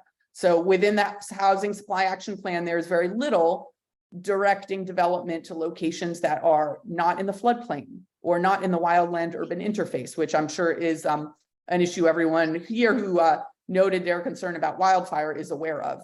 So, as an organization, we're seeking to direct development to places which will be more secure and which will keep people safe going forward, for human safety, for to avoid physical harm and damage, but also just because when you build something, typically at the very least, you're expecting a 50 to 100-year lifespan, and we need to be prepared for what's coming ahead.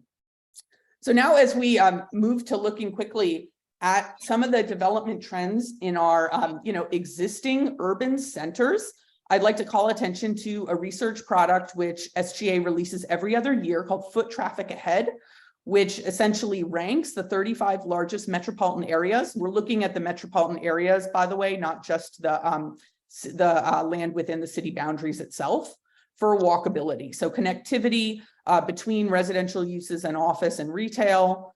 Also, physical structures, something is not walkable if it's in close proximity, but there is a divisive highway between point A and point B.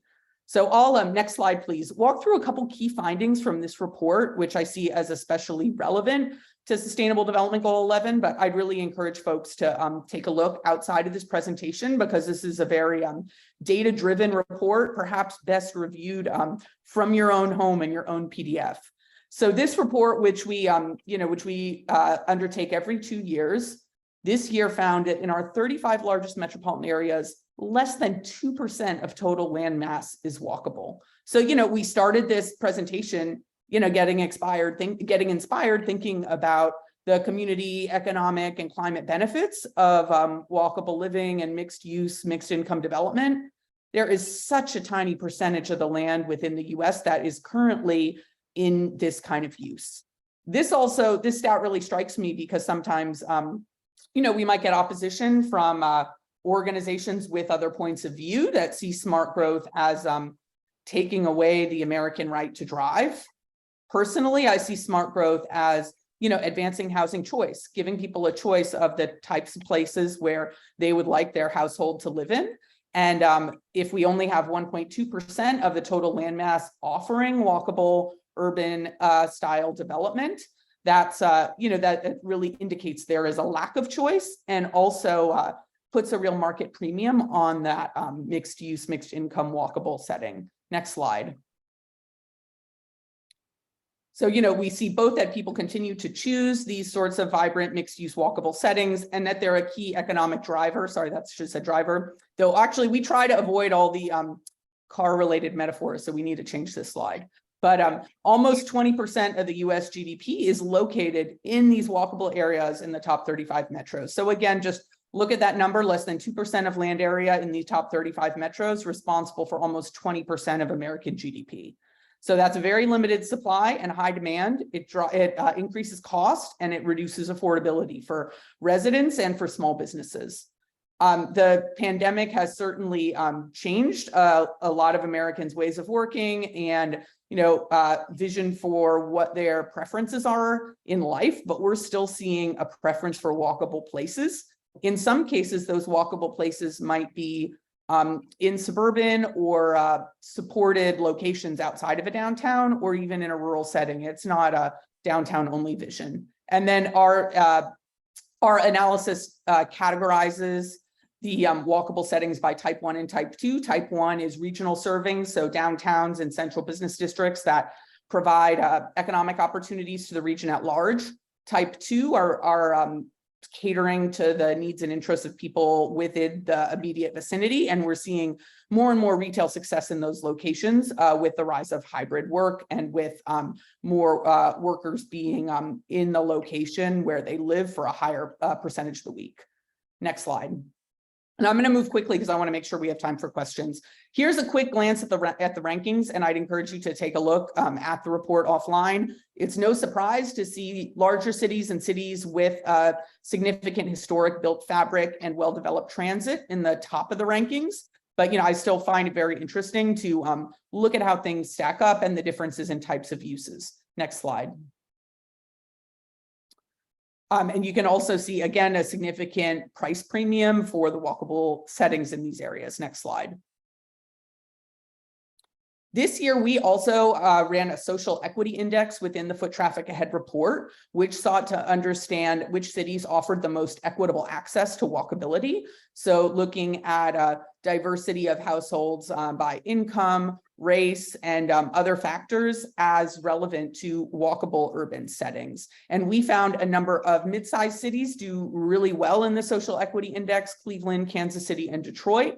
New York City also ranked very highly because of the excellent transit system. So the index looked both at, walkable access to, we call it walk up, so walkable settings, and transit access, and trying to understand how possible is it for people who don't have cars and are at, different income levels to benefit from the economic and social opportunities of a walkable setting. Next slide. So finally, in the conclusion of the report, we look at what our policy recommendations are, which I think will really align with many of the themes of the discussion today. So, find strategies to grow the supply of equitable walkable places, invest in transit and other strategies to reduce car travel, improve affordability, and plan for future climate impacts, which is what I will walk into now. Next slide. Next slide, please. So we've started by looking at the real scarcity of walkable urban settings, especially mixed use, mixed income settings. I think another key trend to be aware of as you're looking at the Sustainable Development Goal 11 today is the extent of development which is occurring in many at-risk locations. And these are locations which are especially subject to climate hazards such as flooding and extreme heat. Redfin has a lot of excellent research on this, which is very accessible, and they always have like the one-pager press release with the quick points. Next slide. So we are seeing the growth, especially since the pandemic, occurring, at the greatest speed in locations which are vulnerable to heat and flooding, especially in the Sun Belt, which is a long time development trend in the US. Next slide. And I'm going quickly because my intention here, by the way, is to provide exposure to a lot of different research sources, and feel free to check them out after today has concluded.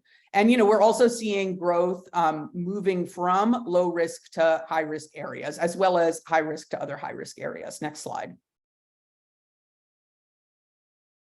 We are also seeing climate hazards compounding the legacy of racist land use policy. And many communities of color and low income communities, have been essentially forced to live in parts of cities or regions which are more susceptible to climate hazards. So there is a significant recent research which looks at formerly redlined areas and looks at the increased exposure to flooding as well as to urban heat island. In the case of urban heat island, it also can be on account of a cycle of disinvestment in which a municipality was not investing in parks, green spaces, and other crucial social amenities, which also have that climate benefit. So it is really, as we look at policies, essential to look at how these historically racist land use and development policies have compounded exposure to climate hazards. And these climate hazards lead to both, health costs and also to physical costs with disruptive events. And, there is every year or so, the research on the number of Americans who are not prepared for a $400 emergency expense.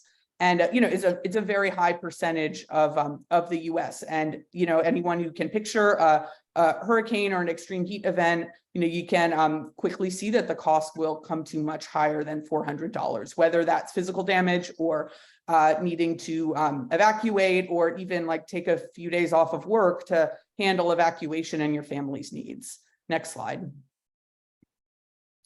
So meanwhile, there is a gap as we've seen increased development, much of which is single family residential in areas which are more prone to climate impacts, and an investor recognition of the financial costs of climate impacts.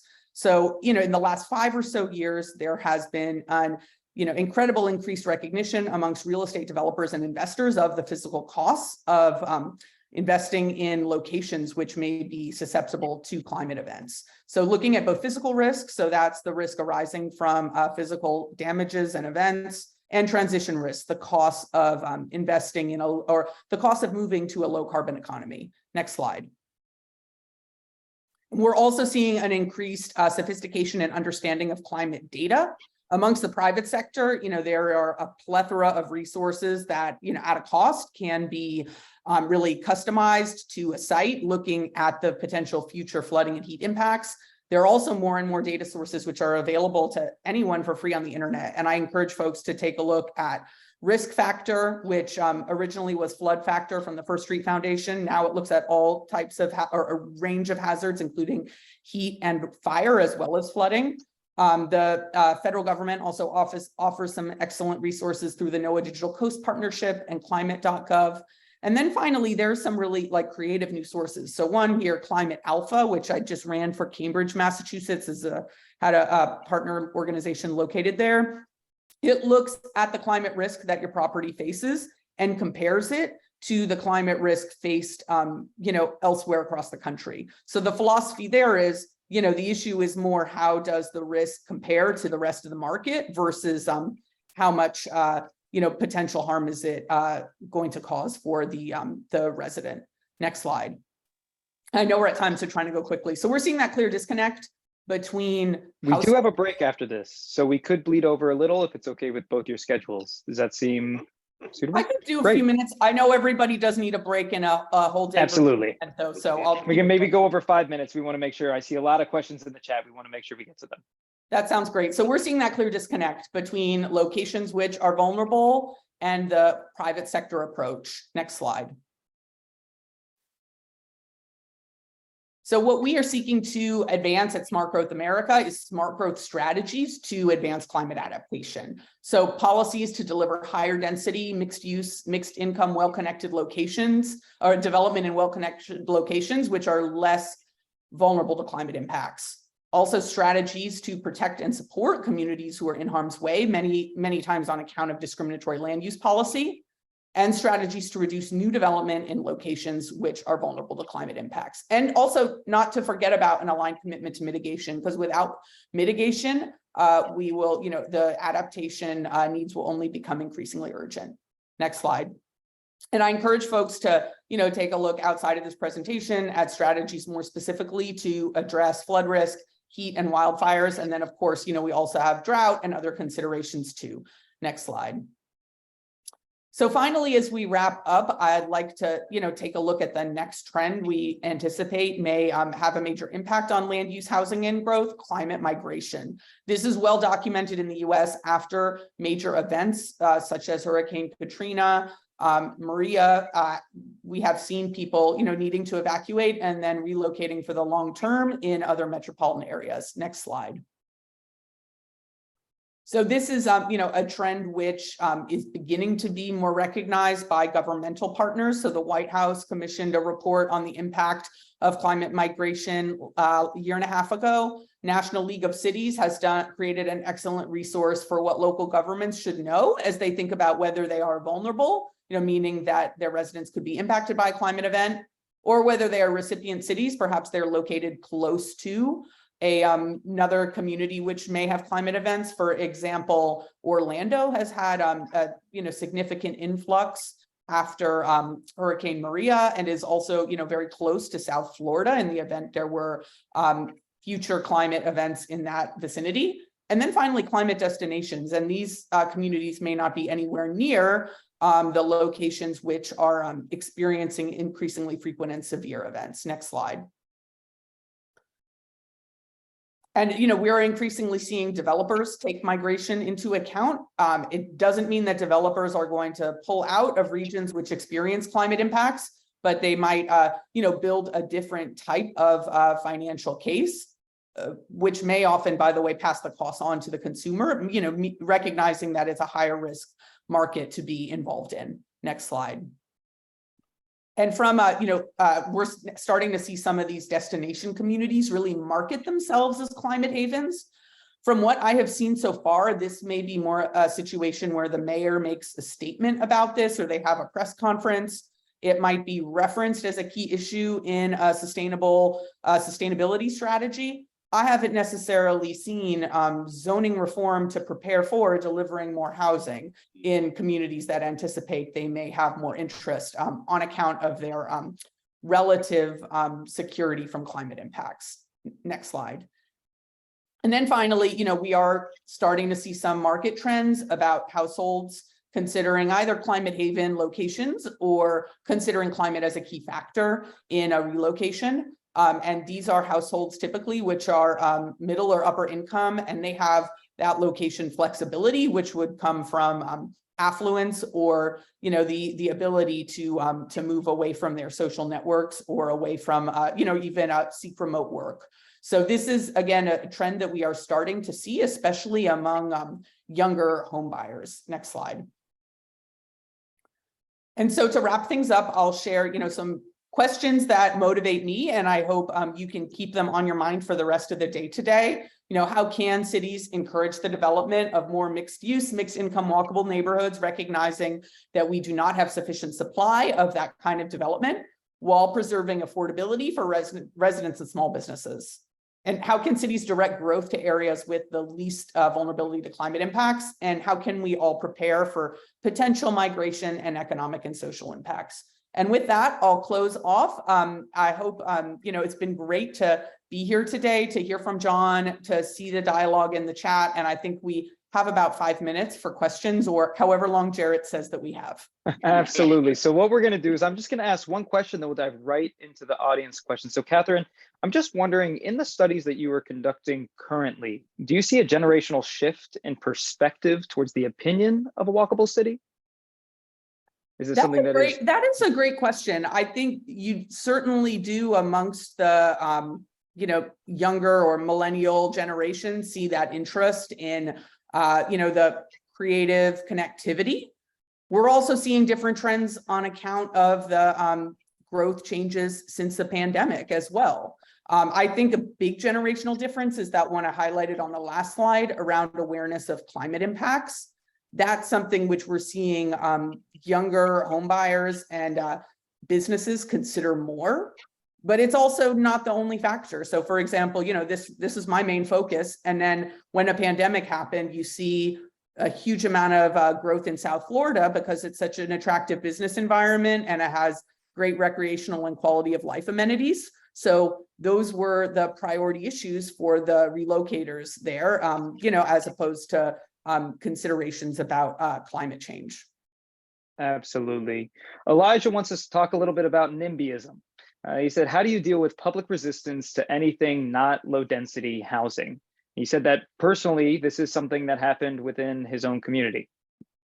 So this is an incredibly important question, and we're in the midst of a project on successful messaging right now. And I will say, within the US, NIMBYism is a huge issue. I think there is also a rise of the YIMBY approach, saying yes to development. In a personal capacity, I sit on my local development review board, and I have been heartened to see that now, for development proposals, people come to testify for the need for housing, not just the abutters who are coming to say that they don't want to see housing. So I think, part of the solution is to involve the larger community. A new development project is about housing for the people who will live there, not just the entrenched interests of the people who are already there and may have been benefiting from often exclusionary land use policies. But I think people do often, people's own interests are entrenched, so it can be a challenge. I also think a great tool can be looking at foot traffic ahead or other research resources, seeing how walkable mixed use development can bring so many amenities, which ultimately, they both provide great amenities, and in the environment we're in right now, it also increases property value. And there have been some studies, and then I'll stop on this, out of, I believe it was Arlington, Virginia recently, looking at how, increased development of affordable housing, in this walkable mixed use setting was also, as part of the picture of market changes, including increased property values. So personally, I don't like hinging everything on increased property values. We're in a inequitable system, but that is a main motivator when many people are engaging in the development process. Fantastic. So we're going to close out with one final question. The first part is going to go directly to you, John, and then the second part will open it up to both of you. So Elijah asked, what can county and city governments do to help conserve farmland and promote agroecology? And I'll add to that to be able to include both of you in this. It seems that the smart growth strategy sometimes will span between county lines. We're going to be extending past the city limits. Does this require interregional strategy? And also, how can we best facilitate that conversation? Well, counties in particular can play a huge role here. They're often the place where planning decisions are made. Strategies include, obviously, zoning efforts that might push for denser development, better development in infill development, and the like, that would keep the pressure off farmland. But then counties can, and in many cases have, played a critical role with farmland protection, putting permanent easements on property, defining agricultural zones where it's easier to farm. Maybe there's different standards for permitting or signage or things of that sort. And then if they want to take it a next step and be even more proactive, we've seen some counties that have really viewed agriculture as an important part of their economic development. And that makes a huge difference when that gets turned around, rather than saying, how do we save farms? Recognizing that farming can be a robust economic development engine. An example of that would be the work that's been done in Lancaster County, Pennsylvania, where the Chamber of Commerce has an annual event about agriculture because it's that important.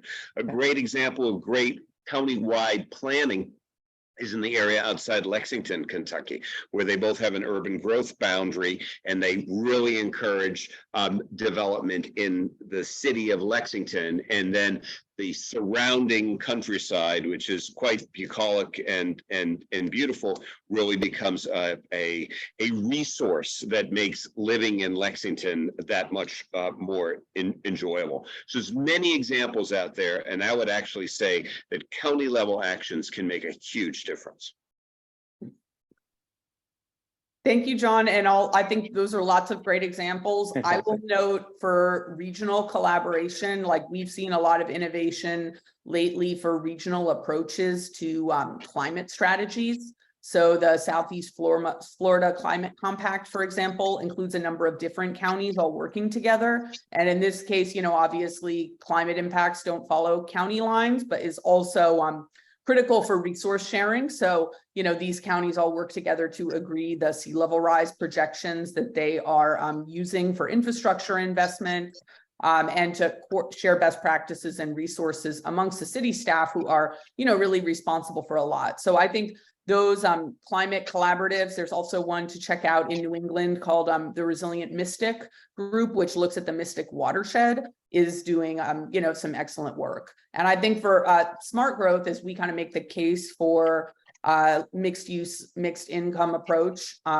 we also think it's really critical to stop, pitting counties against each other for tax dollars. So I think oftentimes you'll get the lower density sprawl, the big box investment, when there is a pull between counties to make the case for a location of that will generate those property tax dollars, where you may have a broader and more coordinated economic development strategy, which could look at better connectivity. So those are a few quick thoughts on my end. Fantastic. Well, thank you both so much, John, Catherine, for joining us today. Really a pleasure. Incredibly valuable information that you shared. And we'll be sending out those slides to the attendees today, so they'll be able to follow up and hopefully reach out to your organizations to be able to continue this fantastic conversation. So thank you again for coming and participating in the UNA Jarret, Sustainable Community Summit. Everyone else, it's a super job. Thank you very much. Thank you so much. Everybody, have a great day, and we look forward to hearing from you. Always excited to involve people in our advocacy work. So fantastic. Thank you both. Thanks. Have a great day. Bye. Well, everybody, don't go anywhere. We're going to have a 5-minute break and we're going to resume at 12:45 to be able to continue the discussion. The next conversation is going to be about modern tech solutions to be able to build resilient cities. So stick with us and we'll be continuing the conversation shortly.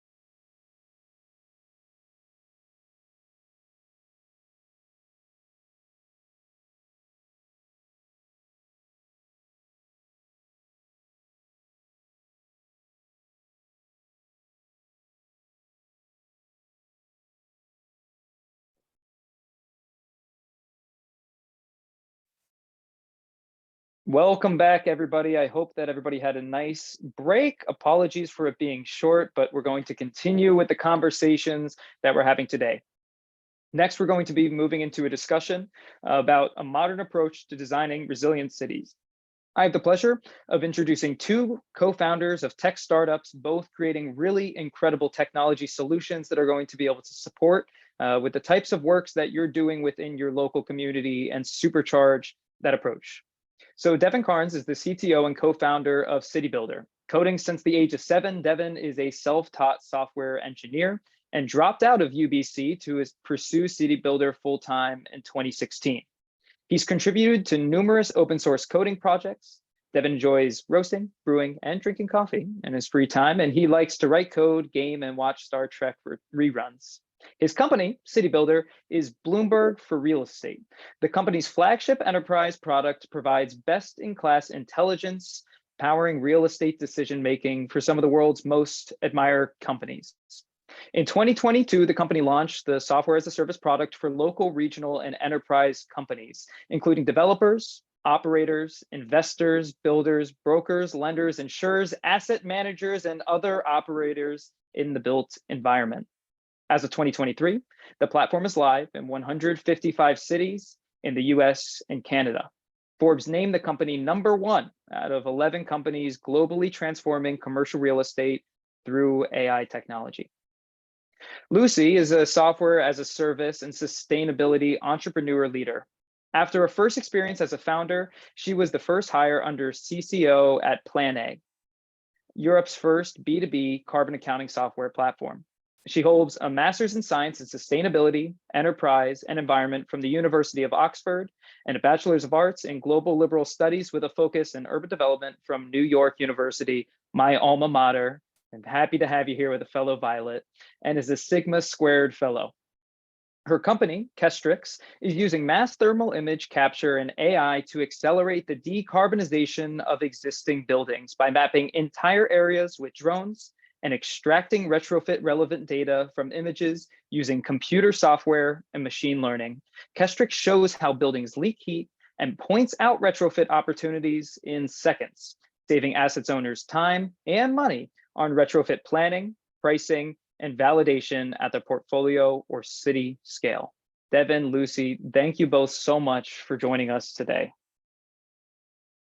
So Devin, we're going to pass it off to you.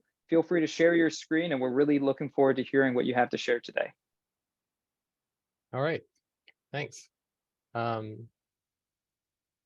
So I wanted to start with just some background on why I think the work that we do as City Builder is important. Cities have been around for thousands of years, but the rapid pace of urbanization is a recent trend. Before the Industrial Revolution, rural life was the norm for the vast majority of people around the world. But cities have historically been centers of commerce and culture.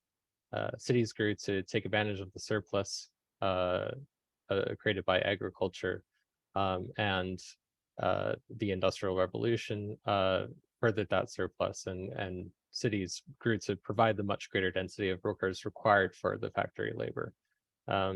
Currently, more than half of people worldwide live in cities, and the UN estimates that by 2030, that will be over 60%. The context I'm going to be sharing today will be US and Canada specific, as that's where we are open as a platform at the moment. But many of the issues also affect other parts of the world, sometimes in other ways or to a different extent.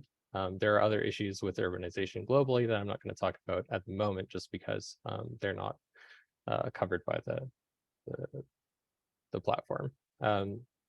So yeah, let's start off with suburbs and the trend of suburbanization. Rapid transport enabled people to live farther away from their inner city jobs. Many suburbs developed on tracts of land that were acquired cheaply. Relatively affordable residences, much larger than what could be found in the city. Cleaner air and new amenities attracted people.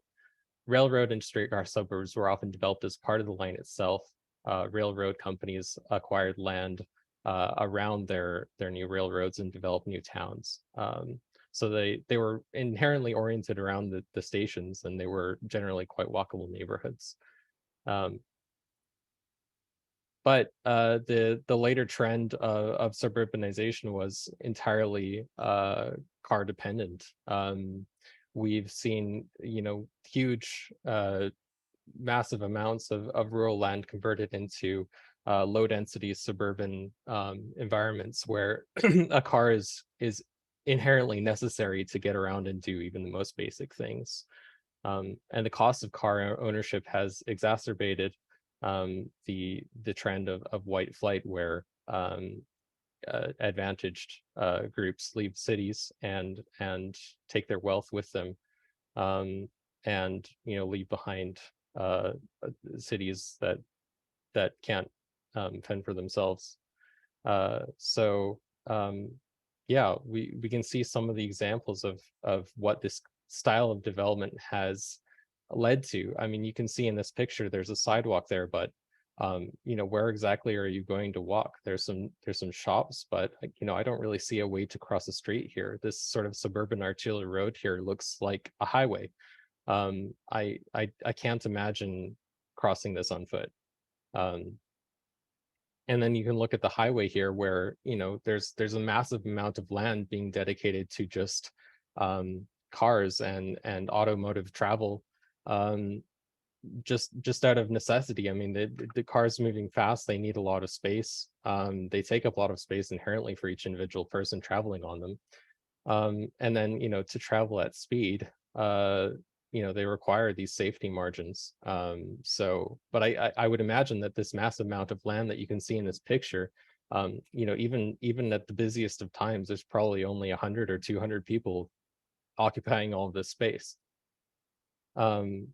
And then you can look at a city like Dallas, where the entire core of the city has been surrounded by urban freeways here, just to try to get people into the city. But I think anybody who drives has realized that when there's this much capacity for cars, where does it all go into the city? There's only so much space in the end, where you can put these cars before you run out of space for people to get places. And if you try to remedy that, you end up demolishing the very reasons why people want to go to the city anyway. The other problem with these freeways is that they cut off space that people would otherwise, or they cut off these neighborhoods that are on the periphery of the city that otherwise people could easily walk to the core of city or bike. But navigating under these urban freeways is very difficult. Often it can be dangerous, and sometimes it can even be impossible. So some of these historically immigrant neighborhoods, historically disadvantaged neighborhoods have been cut off from the city entirely, without an easy way to get to places. So one of the trends that has kind of been counter to this trend of suburbanization has been this trend where younger people like myself are often moving back into cities and taking over,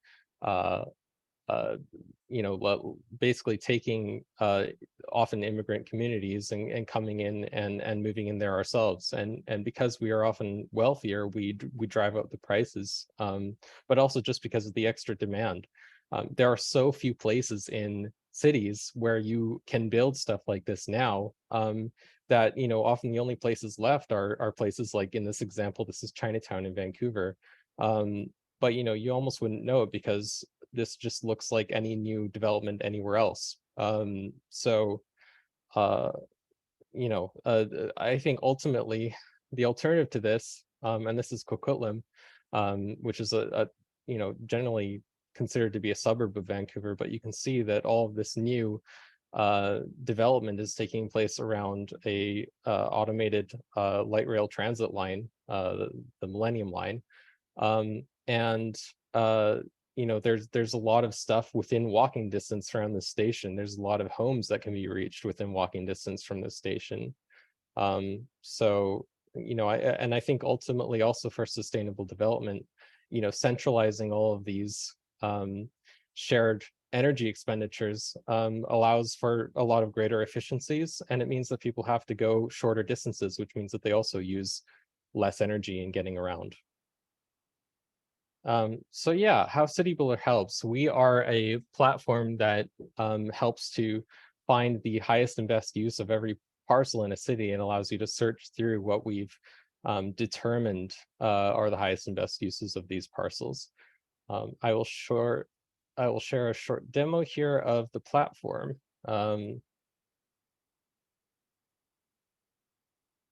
Yeah, so this is our app.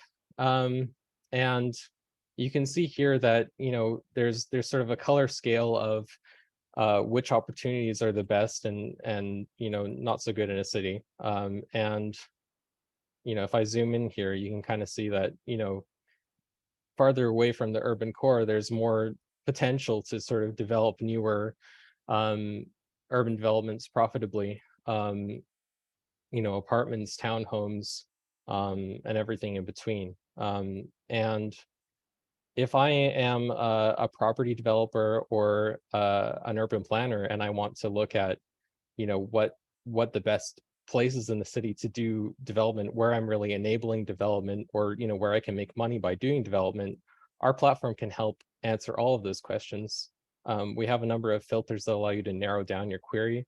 Like, for example, if I only want to look at parcels that are a maximum of $20 million, I can narrow that down across the whole city or even the whole country if I wanted to. We're open in more than 100 cities, and we understand the zoning codes of those cities to the degree that we're able to predict where multifamily development is possible. And not just possible, but profitable. And we also predict to a level of fidelity where we're able to see, visualize what that kind of new development could potentially look like. We're also able to consider multiple parcels combined together. And, if you were to buy a whole group of parcels and develop a new apartment tower, how much extra potential that would give you in terms of, saving efficiencies of the number of elevators and all that kind of stuff. So if I go into the details here on a parcel, I can look at, sort of the basic information. I can look at, all these different flags that I could use to search for. For example, this property is close to a light rail station. So if I wanted to go back and, only look for stuff that's going to be close to a light rail station, I can easily just turn on that particular flag. And here it is. And if I do that, out of the whole city, I can look at, just stuff that it could be developed along light rail stations. And you can see that there's, some great potential opportunities here that, are close to light rail stations people could walk. Now, I mean, one of the other things that you can do with the platform here, particularly more interesting to maybe an urban planner, someone who works at a city, would be to look at, here's some areas where, for example, is Capitol Hill, a very desirable neighborhood in Seattle. But, you can look here and you can see that if I'm trying to develop multifamily development, this side of it to the west here is fine. But then once I go east here, there's all these lots that can only be used for single family housing. And you can also determine that, some of these developments are not viable sometimes due to parking restrictions and stuff like that. The cost of creating parking eliminates them from being good multifamily development. So we provide sort of that kind of holistic view of the city with all of its sort of details there. So yeah, I hope that that gives you a good idea of what we're capable of with our platform. And I look forward to answering your questions after Lucy's presentation.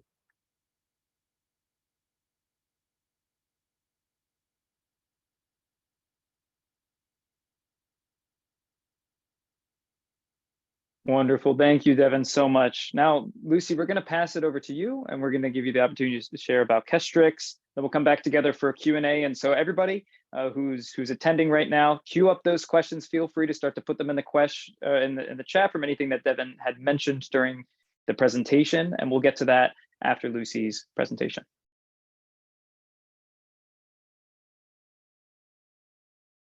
Hello, everyone. Thanks so much, Jarret, for the handoff. Amazing presentation as well, Devin. Fantastic to see the work you're doing.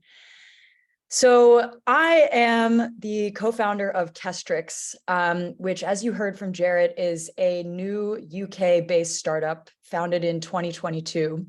And we're really trying to tackle building retrofits data challenge. So we effectively use mass thermal image capture and AI to rapidly map where heat leaks in buildings at the city level, and ultimately use that data to scale retrofit as fast as we can. So start off with a rhetorical question.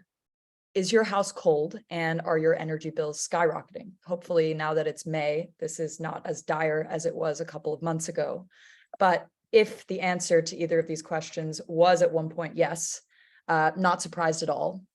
If you look at the statistics around this, 30% of energy used in buildings is wasted, literally leaking out of the windows, the walls, the envelope of the building, even chimneys.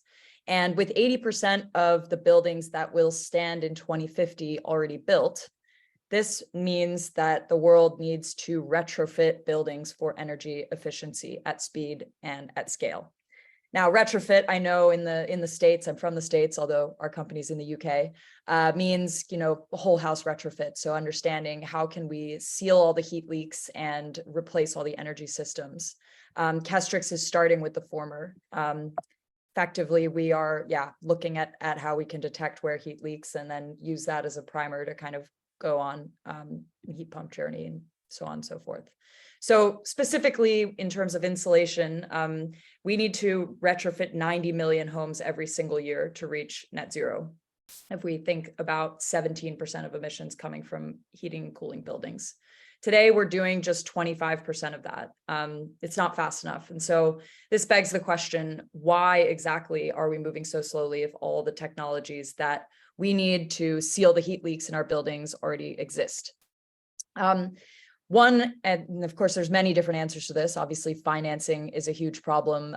Supply chain is a huge problem. But if you take it from our first customer, who's one of the top 5 UK housing associations, so these are the organizations that own and operate social housing in the UK. For them, the data that they're getting on the energy efficiency of buildings doesn't help them at all when it comes to planning or validating retrofit projects. So they're looking at 60,000, 70,000, 140,000 dwellings, and they're needing to do manual surveys to understand what's actually going on in these homes so that they can price and plan retrofits. And these manual surveys are super slow and they cost a ton of money. The UK government is starting to also realize and wake up to the fact that the sort of energy performance benchmarking system is just not fit for purpose for net zero delivery. In fact, the Climate Change Committee recently published an open letter to the UK's Department for Levelling Up Housing and Communities, urging for the reform of this energy performance certificate system to support the delivery to net zero. And basically, the contents of this letter just said, the current system, which is basically sending people around with clipboards to homes to make judgment calls around whether there's insulation or not, or whether the windows are double glazed or not, it basically isn't quantitative enough. So this brings us to the question, if we're actually going to scale retrofit to the volume that we need, how can we crack this data challenge? How can we actually understand quantitatively how much heat is leaking from buildings, where it's leaking, and how much it's going to cost to fix it? So Kestrix is our answer to this problem.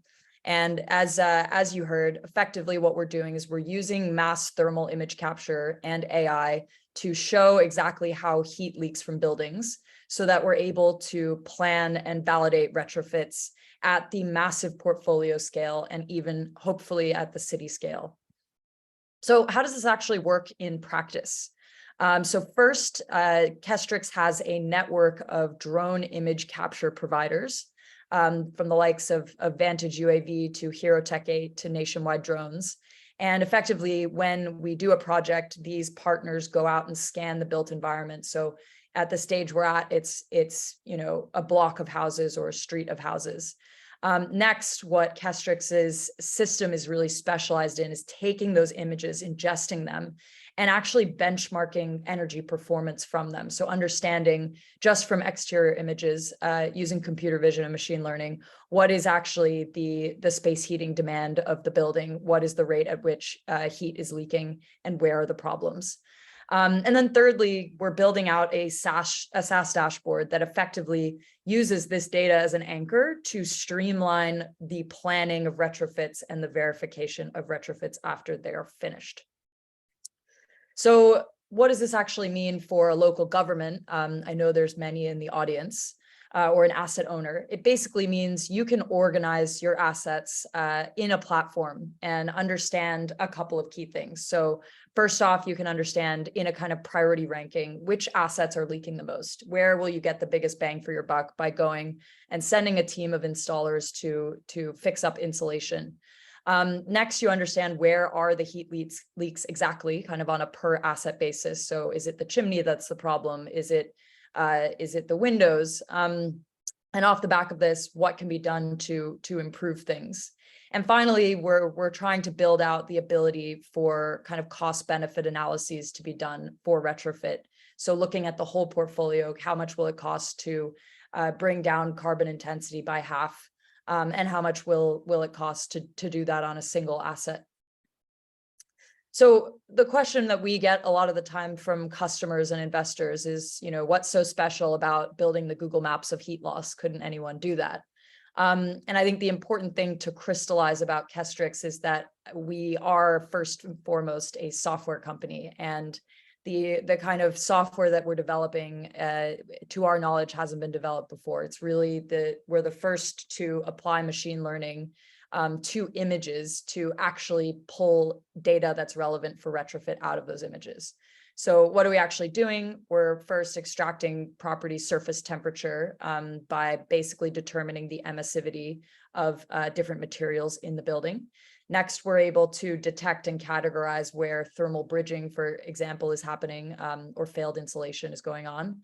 And then we use exterior measurements as well to predict U values, which is, again, for those who don't know, kind of the emissivity of different surfaces. So with all of these things, and training models to do each of these things, we are able to estimate this space heating demand, which is the metric that would enable you to kind of rank 100,000 properties by which ones are in most urgent need of insulation help. So how are we actually working with customers today? So as I referenced at the beginning, Kestrix is really new on the block.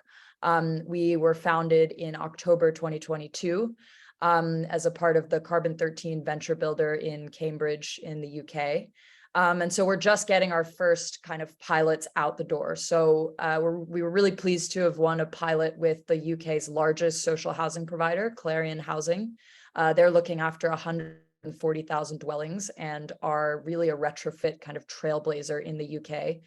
In the recent Social Housing Decarbonization Fund bid, they were the recipient of the Housing Association to earn the most in grant funding. So they're really kind of setting the tone for retrofit planning and execution for the sector. What is Kestrix actually doing for this first customer? So obviously we would love to scan 140,000 buildings for them and put this into our system. But since we are new, we're kind of in more of a pilot mode for them. So we scanned just 20 buildings. We converted then the 2D images into 3D models of the building. We then were able to visualize thermal anomalies, as I said, and kind of group those for the client, and then establish that retrofit priority ranking. So right now we're helping them understand, okay, of these 20 buildings, what actually is the highest priority and what can you do about it? But of course, this is just the beginning. You can imagine once everything is fully developed and our computer vision and machine learning pipelines are fully developed, there's a lot that you can do with this data when we start scanning kind of at the city scale. So again, we kind of start with prioritizing where insulation is most needed and doing this pricing for retrofit projects. But in the future, we also think we're going to be able to undertake heat pump feasibility assessments, because this space heating demand is something that you'd need to understand in order to roll out heat pump programs at scale in a way that's also cost effective for residents. We're thinking this is going to be really great for visual engagement of different stakeholders on the journey. So perhaps if a city's running a program and you want to help residents understand what difference it's making, we think this will be really useful. And from a municipality or local government perspective, there's huge potential here to track net zero progress. So if you're able to see all your buildings, you can do snapshots before and after and see really the reduction in CO2 intensity of the assets with regards to insulation. Another local authority that's approached us in the UK has been really interested in using Kestrix as a way to kind of make a case for external financing, basically by demonstrating to the financier that this is the outcome from a previous project, or this is the level of insulation that's needed to fix a set of buildings. And lastly is around this kind of validation point. You know, once everything's been done, we all need to obviously track net zero progress and show the improvements that the financing we're putting towards these efforts is actually going to the right place, and really claim those CO2 reductions. And we're seeing more and more that cities, especially when you know, at the federal level, there's not a lot of movement around this stuff, are really the ones who have to kind of set the best example and demonstrate progress towards net zero, oftentimes even before countries are. So we're really excited about, Kestrix's potential to help there. So what other sorts of traction are we seeing? At the moment, we've raised $150,000 in equity financing from Carbon 13, our accelerator. In addition to that, we were successful in an application for a $300,000 grant in a consortium with another UK social housing provider, Peabody, and a main contractor, United Living. And we're seeing some interest as well from energy utility companies, and have a letter of support signed from one of the largest in the UK to do a project this fall. So it's a bit cheesy, but I always like to leave with the thought of getting retrofit with Kestrix. We're doing it, and we hope that in one way or another, we can meet you guys and help you on your way to do it as well. Thanks so much for listening, and really looking forward to fielding your questions.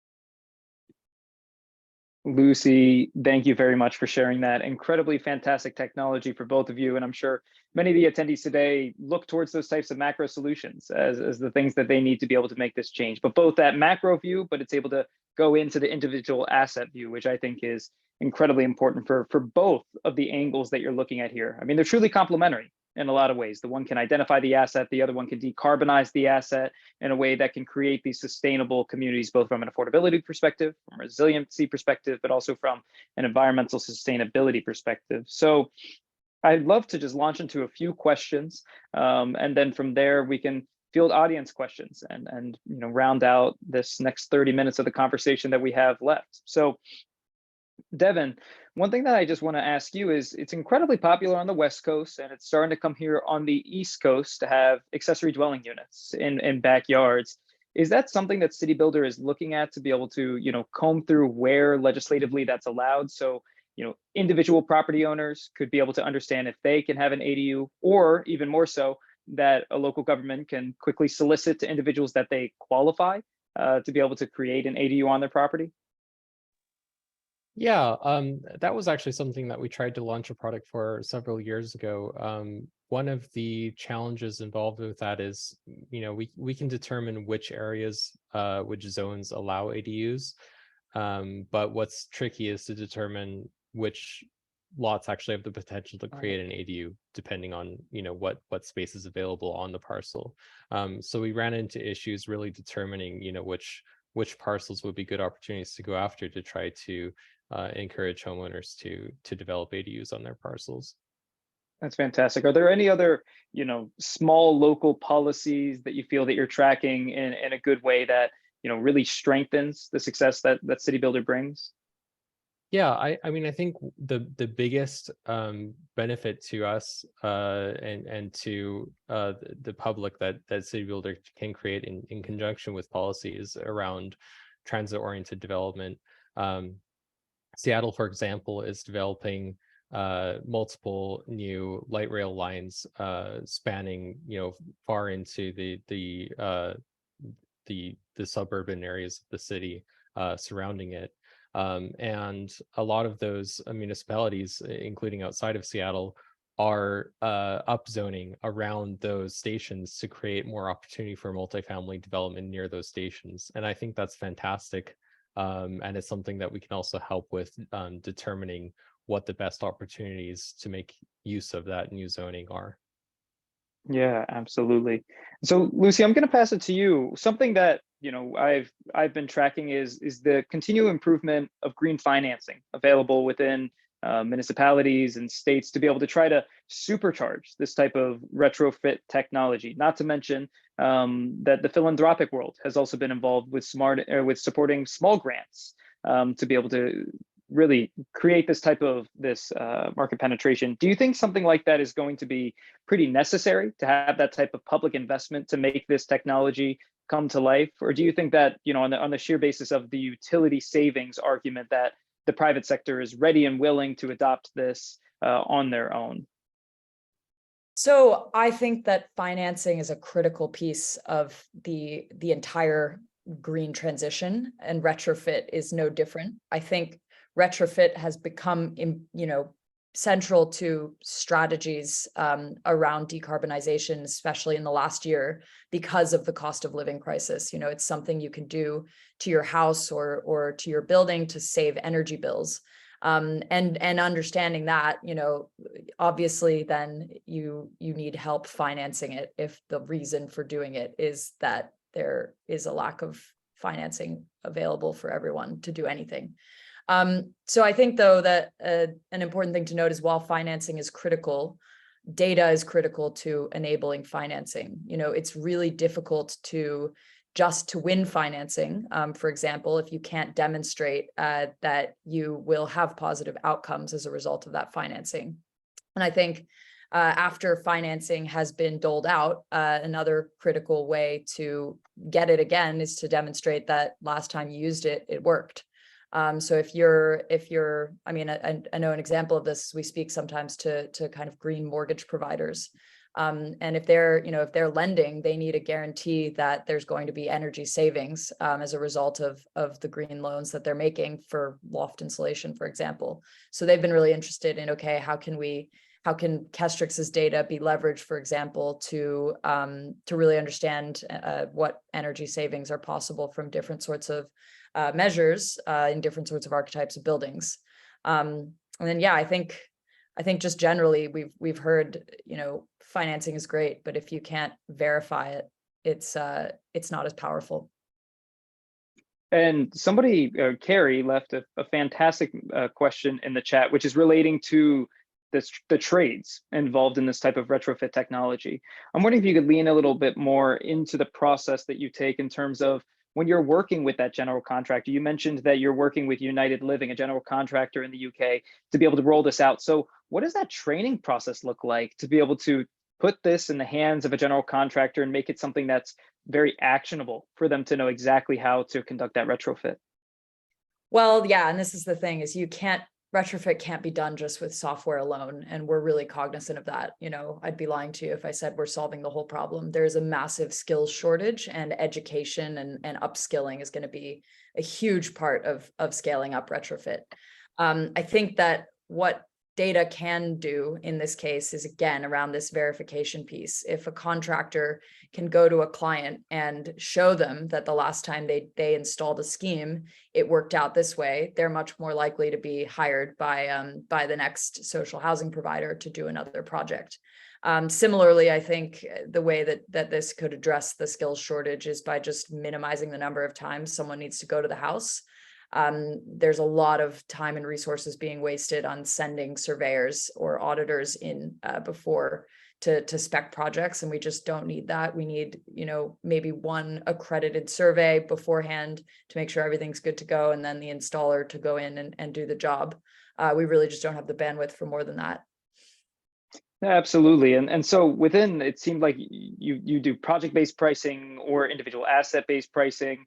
And is all that inclusive in terms of conducting the survey, integrating it into the software, and preparing that as something actionable for that individual? Do you guys streamline the physical survey process as well? So we're hoping to. There are a couple of kind of regulations in the UK that require certain surveys to be done before a retrofit happens in social housing. So for example, the PAS 2035 process is mandated in the UK.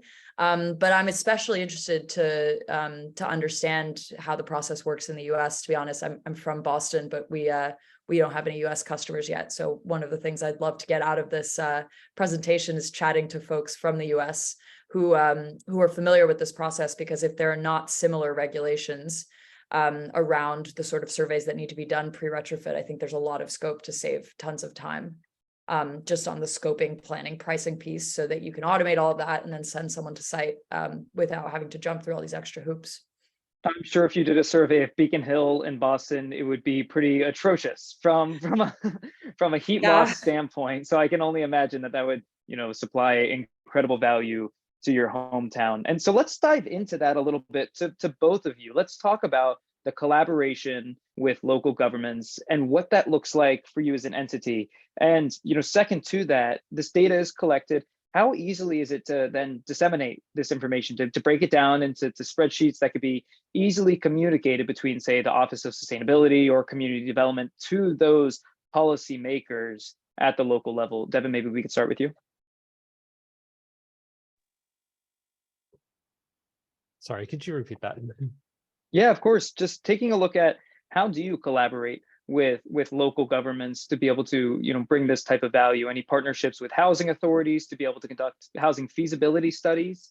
And then the second part to that is, how can they really easily capture that data and download it and disseminate it to the policymakers in an easy to understand way within their municipality? Right. Okay. Yeah, we have tried, to some extent to work together with cities to help them figure out which parts of their cities would be great places to encourage further infill mixed use development. We're kind of early in that process. We haven't worked very closely with cities yet. As far as delivering data that they can disseminate. Our approach to that at the moment is generally to hopefully give them access to our platform to be able to show off to anybody who is involved in making those kind of decisions, to be able to look at, this is really what visually the data is showing, that there's these areas that have a lot of potential, and then these lines where there's just nothing that can be done past there. There's sort of an artificial limit to development that's happening. Absolutely. And Lucy, same question to you, if I may. I think from the Kestric's perspective, we just are focused on making sure that sustainability doesn't get siloed out, and that what we produce is data that can be brought to the table when we're talking about financing and about residents and engagement. We want to, work really closely, ideally with local government, to best understand how we can build in features that enable easy sharing. Because truly, if you can't do that, you're going to just be stuck with nothing getting done. So would again love to chat to anyone working in local government who has insight on how we can do this properly for you, because we're at that great early stage where we can take a ton of feedback and iterate. Yeah, absolutely. And there's a really great question that was placed in the chat a little bit earlier. And I want to take this opportunity for you two to kind of reflect on your own journeys that brought you to be in the tech world to both co-found your own tech companies. And it was, what can we do to incorporate these tools, either these specific tools or the tools necessary to create this in general, within a career outlook and standard K through 12 education? So how can we teach the teachers so they can help develop that future workforce? How can we make more Devins and Lucys for positive impact? I guess I can try and take a stab at Please. that one. I mean, I would almost turn the question back. Like, I think that we need more tech and innovation for sure. And I'm really privileged in that I get to do my dream job every day. Building a tech company is all I ever wanted to do. And sustainability was the other thing I wanted to do. So it makes a lot of sense. But I also think, particularly for the green transition, and I may have my retrofit glasses on, but we need people with all sorts of skills. And some of those people, should be coding and working with AI and building tech companies. But also there's going to be lots of jobs, that require people to work with their hands, and actually be building stuff, not that AI is not real, but in the real world.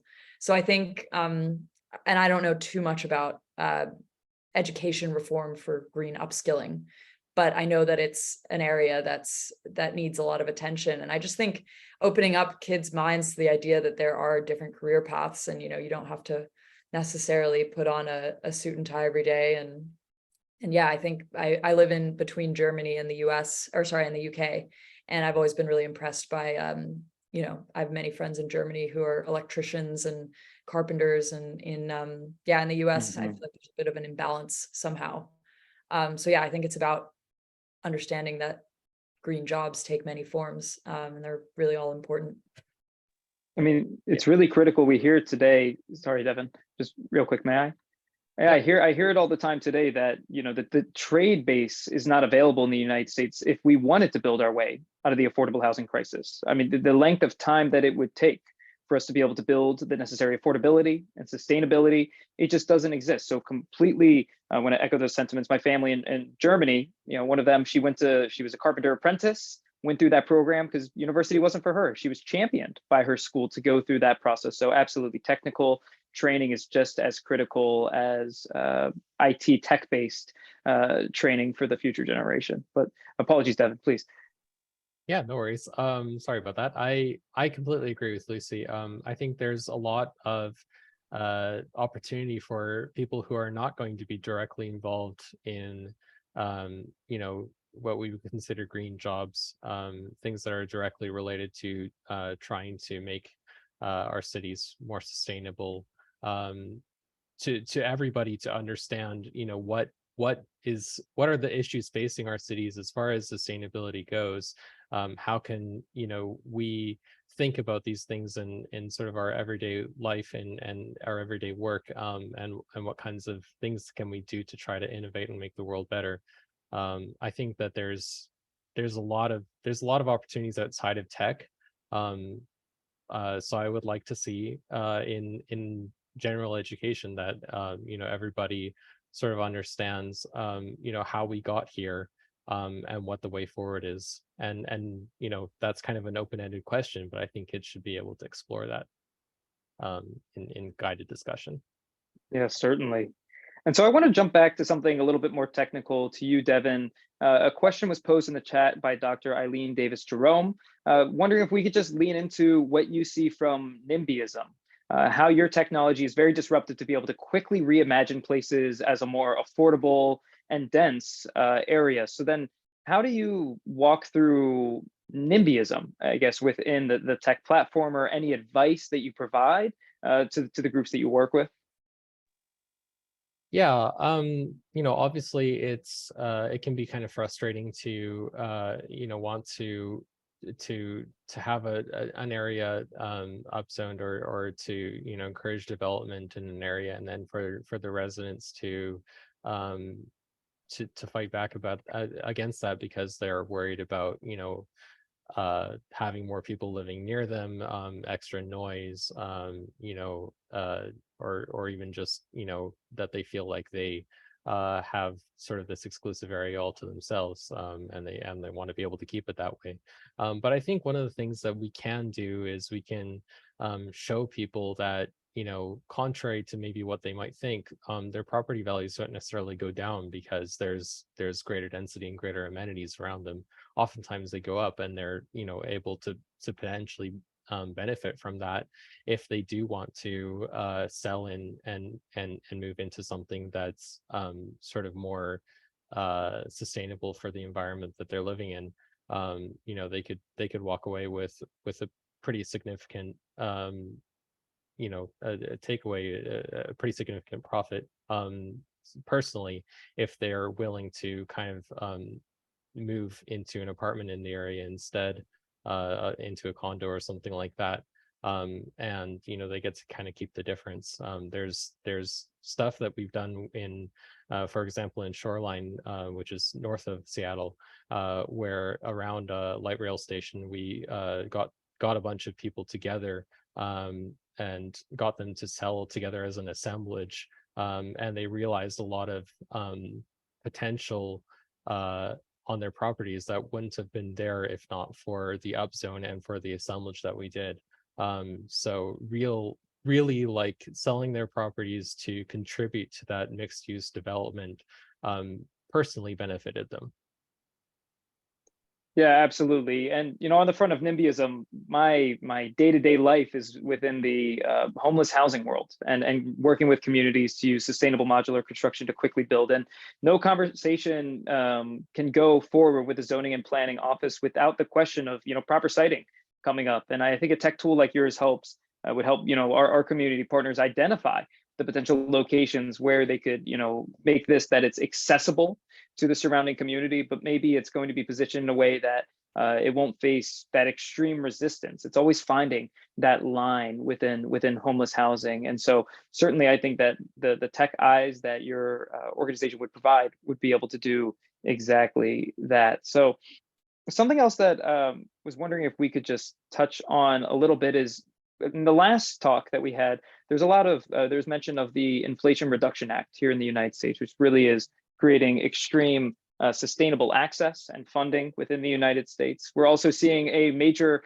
conversation shift within how people view affordable housing. It's starting to affect themselves or maybe their kids as they want to move back into the community. And so that the paradigm's shifting a little bit. I was wondering if either of you could share what you're hearing within the policy landscape and how that's going to be able to support the individuals on this call to create more sustainable and affordable cities at the local level. Yeah, I'll take that first. I think you know what, I've heard a lot of talk about trying to encourage development to set aside some part of the development for affordable housing in exchange for example, like a density bonus, where they're able to, you know, build more of those market rate units if they're building some affordable units at the same time. I do think that it's a good thing for cities to have a great mix of different housing in a single area. It's very important that people are not sort of segregated by wealth, that they really do see what their neighbors are going through and are there to be able to help them and contribute to their communities, and so that we don't also have, you know, great disparities in property taxes that are collected.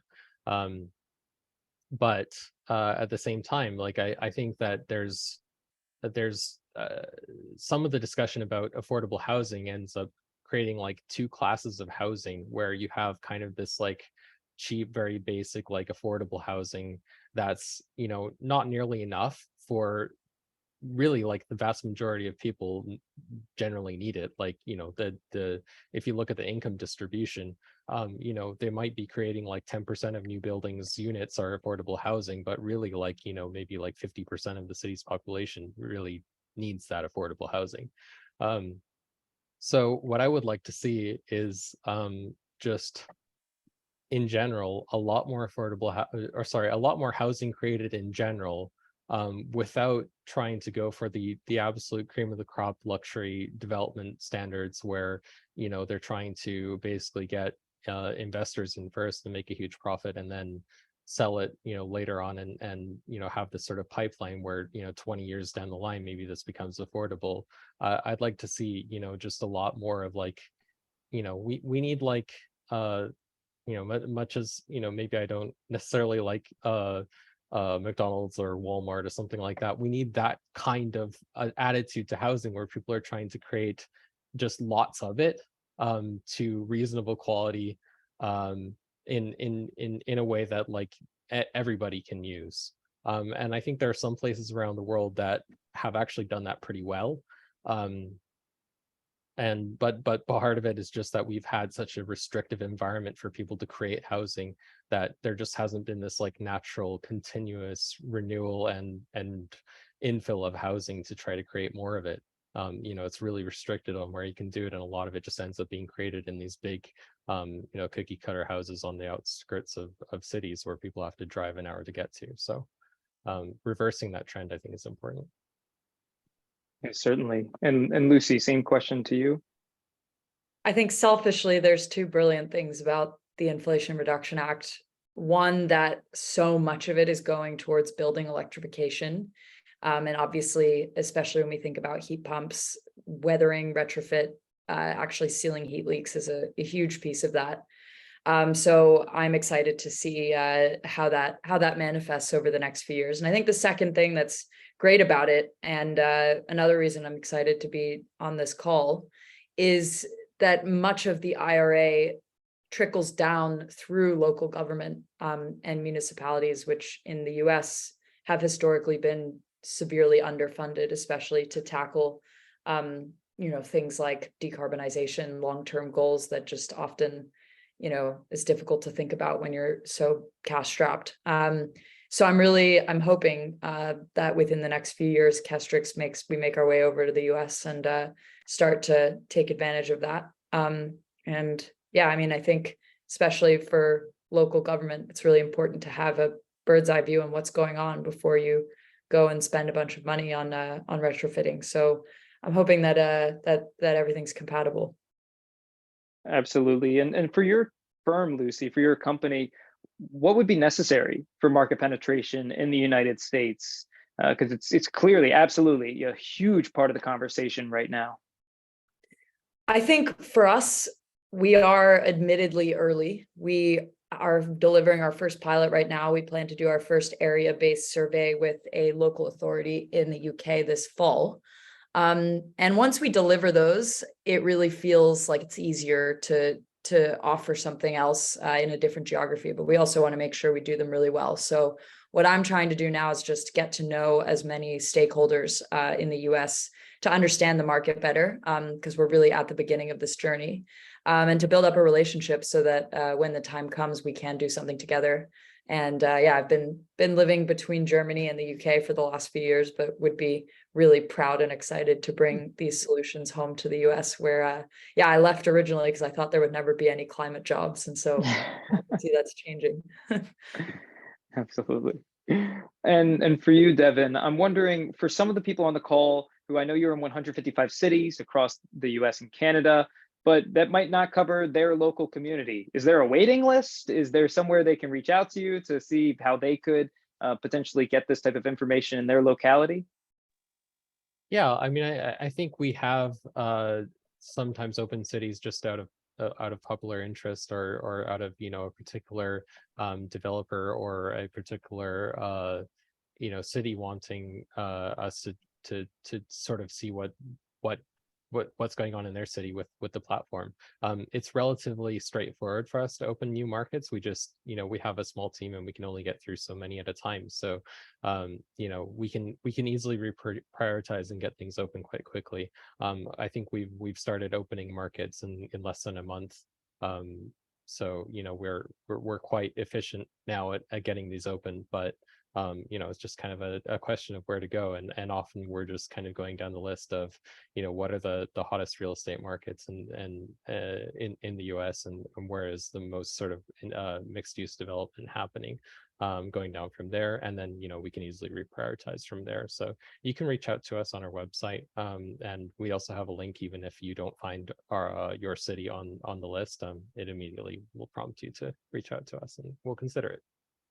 Absolutely. That sounds fantastic. And so the final thing I'll ask either of you, completely open-ended, what are some of the things on the horizon for both your companies that we should be on the lookout for? What can we get excited about in the growth stage for both your groups? I think from a Kestric's perspective, keep a lookout for our first kind of area-based pilot. As I said, right now we're doing pilots with housing associations where we're looking at a single block or a couple of homes, but this fall we really hope to kick off something at the borough scale or at the small city scale. So yeah, hopefully if we do that, it'll, it's a bit gimmicky, the Google Maps of heat loss.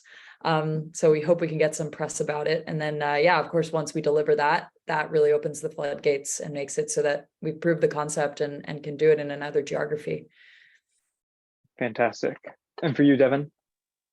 Yeah, I think for us, other than just, opening up new areas and trying to get this available to more people, one of our major priorities is just trying to enhance the flexibility of what this tool can be used for. We're trying to allow people to sort of customize everything that they want in a development, adjust all the parameters, sort of go against zoning ordinance and try to see, like, what would an area look like if we were to actually just ignore the rules that are in place. And I think that could be fundamentally quite useful to cities. It could also be useful to NGOs, private organizations, developers who want to make the case for why an area should have redevelopment permitted. That sounds fantastic. Well, kudos to both of you on the growth of your groups. As somebody in the startup world, it is no easy task to be trying to make that type of sustainable community impact on a daily basis. And I think that there's going to be lots of interest from the conversations that we've had today. This will tie incredibly well to the conversation that we're having, not the next panel, but the speaker thereafter. We're having Chris Castro, who's the Chief of Staff of the Department of Energy's Office of Community Energy Programs. And so we're excited to be able to continue the conversation, tie it in with these types of tech solutions to what type of funding the Department of Energy currently has available to make this a reality in your community. So stay tuned, stick around, and thank you to Devin and Lucy for fantastic presentations today. We really appreciate you coming in. Thanks, everyone. Thank you very much to both of you, and thanks to the audience. Absolutely, thank you. And so everybody, we're going to have a little scene change. We've got 2 minutes until the next group is up. So just bear with us as we pull in the next round of speakers, and we're excited to continue the conversation with you.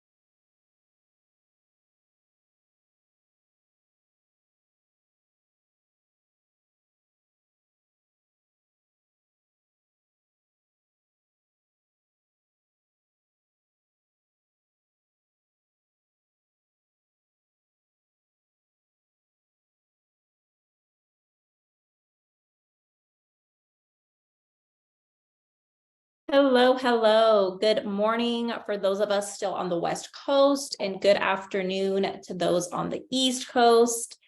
Thank you so much for staying tuned in with us. We are just getting ready to kick off our next session.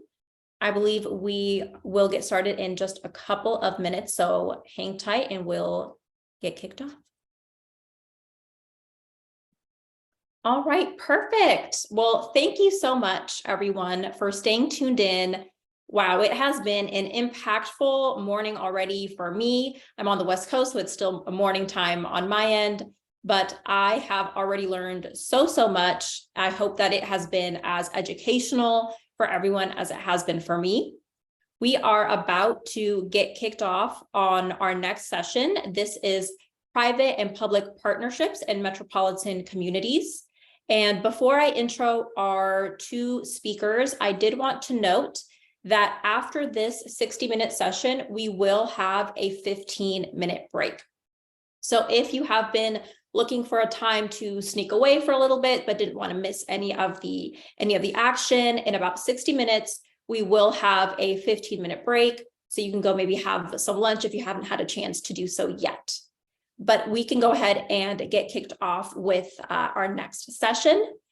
Introducing first, Dr. Chandra Pauline Daniel. She is a public health professional. She is a doctoral research candidate and works part-time virtually as a peer learning partner at the New York Medical College. She is a research team member of the Public-Private Analytic Exchange Program, U.S. Department of Homeland Security since the year 2018. And she's currently a research team member of the 5G impacts on cybersecurity in the AEP 2023 program. She enjoys building partnerships to achieve the goals of the United Nations, and she serves as a global goals ambassador for SDG 17 for UNA USA. She already holds a PhD in infectious diseases and nutrition, and she's completing her second doctoral program in public health, health policy, and management at the New York Medical College. Prior to her career in the United States, she worked in Switzerland and at the World Health Organization headquarters as a consultant and contributed to the evaluation of evidence-based grading of articles for the WHO guidelines on injection safety in 2009. During her work with UNFPA, she enjoyed contributing to the strategic plan results analysis for them, population situation analysis, evaluation of UNFPA's reports on the strategic information system, and the joint program monitoring system with a special focus on HIV and the key populations. She served as a public health program manager on a CDC program for the High Intensity Drug Trafficking Area Task Force, Drug Enforcement Administration for New Jersey. She is an associate member of the New York Academy of Medicine, and her research collaborations with UNFPA Mexico office and the DHS AEP program have led to the completion of her research project on the impact of technology and innovation on gender-based violence. UNA USA has shined a spotlight on Dr. Chandra on her activities as a global goals ambassador for the United Nations Association for SDG 17. We welcome you and we are so happy to have you. I also want to introduce Lady T. Thompson. Lady T. Thompson is the principal of the international organization agrobiz.org and the founder of Cashew Queens, an emerging social enterprise. Using Thompson's She Power ideas and causes are moved from following to followed and from obscurity to prominence. In addition to facilitating international economic development, Ms. Thompson facilitates U.S. and foreign investment. Her current roles are co-chair of United Nations Association of the USA Women's Affinity Group, as well as Convention to Eliminate All Forms of Discrimination Against Women Committee and Gender Equality Expert. Among her professional advocacy responsibilities are women's self-sufficiency, equity and equality, African descendant diaspora inclusion, youth and women's empowerment, agricultural and entrepreneurial skills transfer, and investment matchmaking for women and minority companies. T. Thompson is a global citizen who shapes economic growth, strategies, collaboration, and implementation across sectors and continents to advance women's empowerment, living wages, human rights defenders, and sustainable development goals. Thompson has also been recognized by President Obama during Women's History Month for her contributions to doing business in Africa. For her work spanning over 30 years in 14 countries, she has received many prestigious national and international awards and accolades. Her current roles include Fulbright Specialist, Human Trafficking Activist, International Chairperson for the National Women in Agriculture Association, and Global Goals Ambassador for the 2020 to 2024 United Nations Association, USA. Lady T holds a master's in business administration, as well as a bachelor's degree in legal administration from the prestigious University of Detroit Mercy. She lives in the Metro Detroit area with her family. We welcome you, Lady T Thompson, and thank you for your time. Perfect. Well, thank you so much, ladies, for joining us today. We are so excited to have you. So I will turn over the reins to both of you. Please feel free to share your screen and take us through your presentations on private-public partnerships. For our attendees, please feel free to put in any comments, questions in the chat or in the Q&A. We will be having a Q&A session towards the end portion of the 60 minutes. So feel free to put in any questions there. Well, thank you. Oh my goodness, who should we pay? That was a great introduction for both of us. I would like to say greetings, greetings, greetings. Good afternoon, good morning, wherever you are. This is a wonderful opportunity to talk about innovation for the SDGs and the power of public-private partnerships in metropolis communities. And why is that so? As I have been introduced, I have had the pleasure of being actively engaged with the SDGs. And so this segment, we're going to do it in 2 sessions. I'm going to do the first part, and Dr. Pauline is going to do the second part. I'm going to take the first portion and divide it into the snapshot of the largest to-do list, and then the empowerment of grassroots innovators to drive progress for the SDGs. I hope you're ready. Why SDGs matter in metropolis communities? That's the question that I like to start with when I'm talking about the SDGs. Now let me do a disclaimer. Rather, I call them the Sustainable Development Goals, the SDGs, the United Nations 2030 Agenda, or the largest to-do list. It still narrows down to the SDGs. So I may use those words interchangeably. But I first like to remind people why it matters is because we all have different reasons that generate or spark our interest, whether it's the passion for social impact, whether it's empowerment, innovation, creativity to solve solutions, a sense of community, and on this very subject is because of the inspiration and hope. 10 to almost 12 years ago, I came across this information that by 2050, there will be 9 billion people on the planet, and that the urbanization would have 75% of them living in cities. And at that time, when I thought about what urbanization does, not just to my community, but to all communities around the world, I thought, who's gonna pay this? Because urbanization usually extracts or depletes or take away farms. So my contribution to this subject today comes from my own personal inspiration and hopefulness. So let's get to it. What is the largest to-do list? It's the 17 goals. And so rather we look at it as ending poverty, ending hunger, having good health, providing quality education, achieving gender equality, ensuring clean water and sanitation, supplying clean energy, creating good jobs with a living wage, supporting sustainable infrastructure and innovation, fighting inequality, making cities sustainable, creating waste-free world, or tackling the climate crisis, or protecting the ocean and the land, ending conflict or corruption. It all leads to the final one, goal 17, or to do 17. everyone's participation. So I am an agriculturalist at heart. So some of my depictions about the SDGs come from an agriculturalist perspective. And so one of the pillars to achieving this, I usually refer to it as a seed. And this pillar is the stakeholders pillar. It's like a watermelon seed. You have to have a seed in order to get started. The second pillar, or what is also known as the opportunities and challenge pillar, is the soil or the dirt. So you have seed, you have soil. So the second pillar is the planet. The third pillar is prosperity.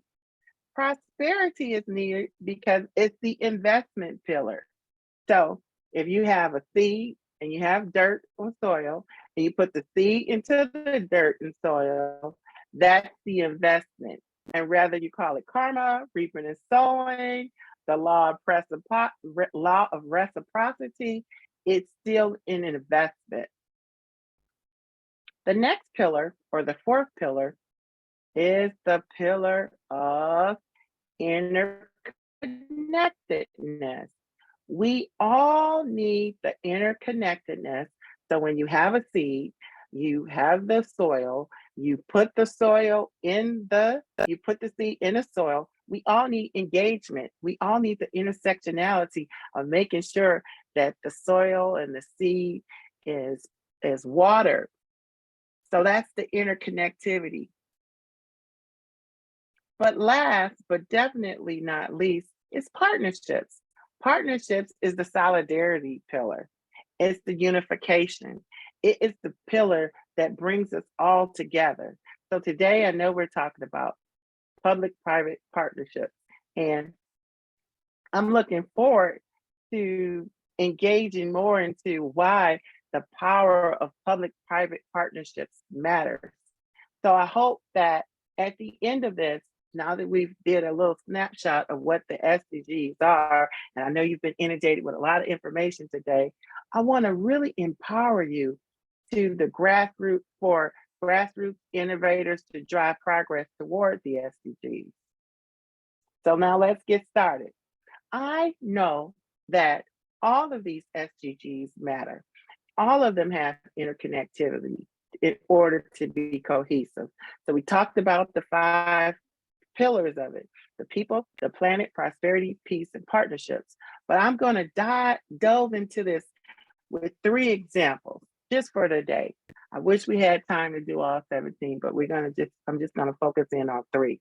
SDG number 7, ensuring accessibility to affordable, reliable, sustainable, modern energy for all.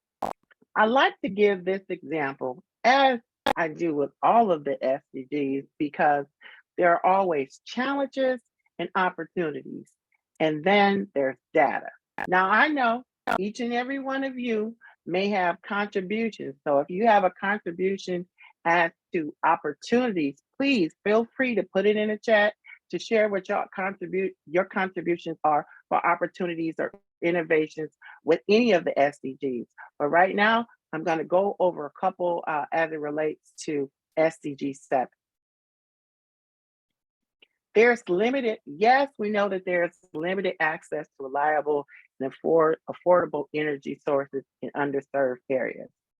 Yes, there is high dependence on fossil fuels, but there's opportunity in collaborating with private energy companies and investing in renewable energy infrastructure. Likewise, it's also an opportunity to engage public-private stakeholders, make sure that they're using their corporate social responsibility and looking at ways as innovators how we can be engaged. Now, why does that matter? I stated I like to talk about the data. Approximately 840 million people worldwide still lack access to electricity. And yes, that applies in the United States. We have areas that still do not have electricity. I've been blessed to go and see some things firsthand with some indigenous nations, but we have to do a better job with making sure that everybody has access to electricity. And then renewable energy accounts for 26.2% of the global electricity generation. Now, I know that this number has to be higher now, but I've seen contradicting data. So I like this data because it's solid. So this is two examples why SDG 7 matters and why grassroots innovators are important to driving it. Another example of grassroots innovation is with SD number 9, building resilient infrastructure, promoting inclusivity and sustainable industrialization and foster innovation. I'm so pleased that this year I had the opportunity to go to Nigeria to see just that. But again, every SDG, and I know, please be encouraged in the chat, talk about innovation opportunities, rather it's the SDG I'm highlighting right now or not. But please know that every SDG has opportunities for innovation and opportunities for you to get actively engaged. So SDG 9, it has, yes, we know that there's inadequate infrastructure and connectivity in underserved areas. Yes, there's limited adoption of innovative technologies in, I say, all sectors, not just traditional sectors. But guess what? We can collaborate with technology companies. We can become the hope that we don't see to develop smart infrastructural solutions. When I usually talk about this, I want to ask each of you who are listening today, how many of you are creative or would consider yourself to be a creative? And you can put it in the chat. Then, after you respond to that in the chat, I will also ask how many of you would consider yourself to be an inventor? How many of you would consider yourself innovative enough to bring some solutions? Guess what? It's the same level of creativity that is needed for ingenuity to bring about solutions. So I challenge you with that. But guess what? We can also be actively engaged with startups and incubators that focus on disruptive technologies. And we need new disruptive thinking for solutions and engagement with sustainable development. But again, one of my highlights is always talking about the data. So in developing regions, only 53% of households have access to the internet.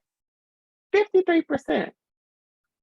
And during the COVID era or current COVID era, as we're cycling down, there's still households that have limited access to no access to the internet. That's still a real problem. Investment in research and development and innovation is necessary for is actually concentrated in high income countries and necessary. When we look at companies like Coca-Cola, Google, or Apple, they spend a huge portion of their budget into R&D. Research and development is critical to bringing solutions. So when we talk about infrastructure, we can't talk about infrastructure without figuring out how we can continue to engage in solutions and innovation with research and development. Next up, and you've been hearing a lot about this today, is SDG 11, making cities and human settlements inclusive, safe, resilient, and sustainable. Yes, Rapid urbanization leads to increased strain on infrastructure. Yes, inadequate access to affordable housing in metropolitan areas exists. And let me just put a footnote. I'm from Detroit, Michigan. I'm not too far from Flint, Michigan. Flint, Michigan right now, because of poor infrastructures with water, still does not have the water that it needs. We have other instances in other urban areas, such as in Jackson, Mississippi, that still has infrastructural issues with their water. So these are opportunities to invest in smart city technologies and urban efficiency. There are still opportunities to promote inclusive urban planning and affordable housing for everyone. But we can't have this discussion without going to the data. Urban areas are expected to house 60% of the global population by 2030. As I stated, my hopefulness in getting involved with the SDGs is I could not fathom how the urbanization swell would impact the world to potentially not have any food. But the statistics and the data, it doesn't lie. So currently, over 1 billion with a B, people currently live in slums worldwide, with the majority residing in urban areas. Think about that for a second. So whatever solutions, whatever opportunities, whatever grassroots innovators that we have listening now or after the live feed, you can contribute. You can be actively engaged. So I don't want to leave us just talking negative and just talking data. I want to leave us with some SDG initiatives that's been being effective with partnerships. One is clean water. Now, everyone needs water, not some people, not a few people. Everybody needs access to clean water.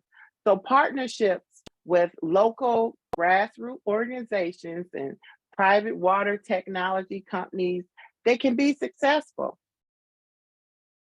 Number two, one of my personal favorites, sustainable agriculture. We can collaborate. We can have collaborations with farmers. We can have collaborations with private agribusinesses. We can have collaborations within our communities to have to adopt more innovation, to have climate smart farming practices. We can do things by even simple things like buying honey. Buying honey is a huge way to make a simple impact to sustainable development, to the sustainable development goals. It's because you can't have any 30% of the crops without bees, but I digress. The next one is renewable energy solutions. Oh my goodness. You need public-private partnerships when it comes to working with grassroots innovators to develop and deploy renewable energy solutions, whether it's solar power or biogas systems or off-grid communities. We need to be engaged in these initiatives' work. Now let's talk about waste management and recycling. Partnerships between local waste management companies and private companies with community-led recycling programs work. And let me say this, I'm so proud of UNA USA. I know when I think about waste management and recycling, because of one of our champions, Tina Helbig, I think about, are we recycling PFAS? Are these recyclable elements that have PFAS or PFAS in them? So we can get engaged. And then next up, education for all.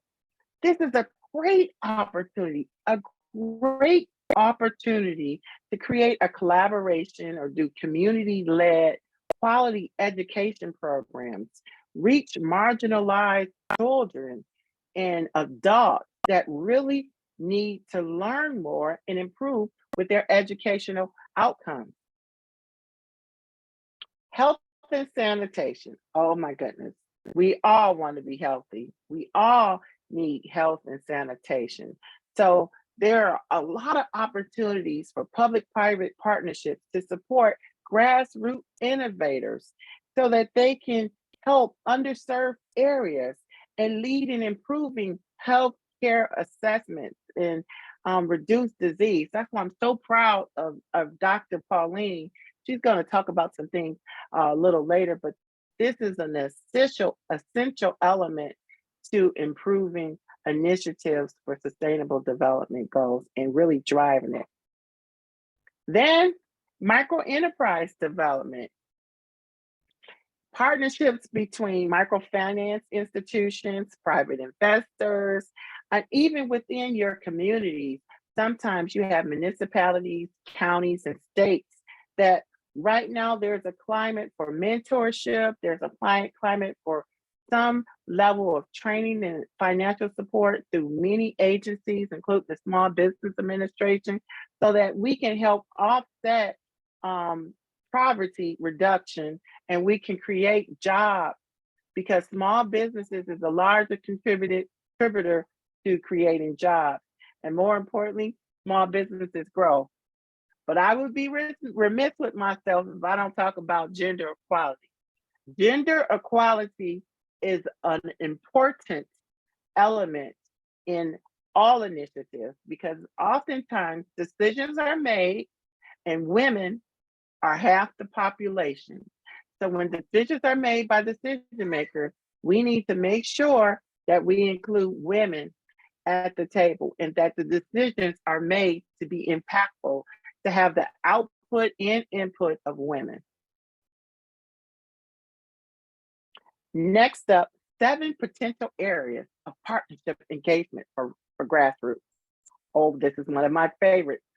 Funding opportunities. Listen, in local areas or with municipalities, sometimes there are opportunities for funds. There are grants out there. You have in different states opportunities where they can target and or create initiatives and or partner with grassroots innovators for sustainable development projects. So there are funding opportunities out there, but you have to be progressive and innovative and put yourself out there. Second, incubation or accelerator programs. One of my favorites. Why? Because this is a great opportunity for informal mentoring, training, and access to resources just for driving grassroots innovation. And it can also kick off social entrepreneurship. I'm a cashew farmer.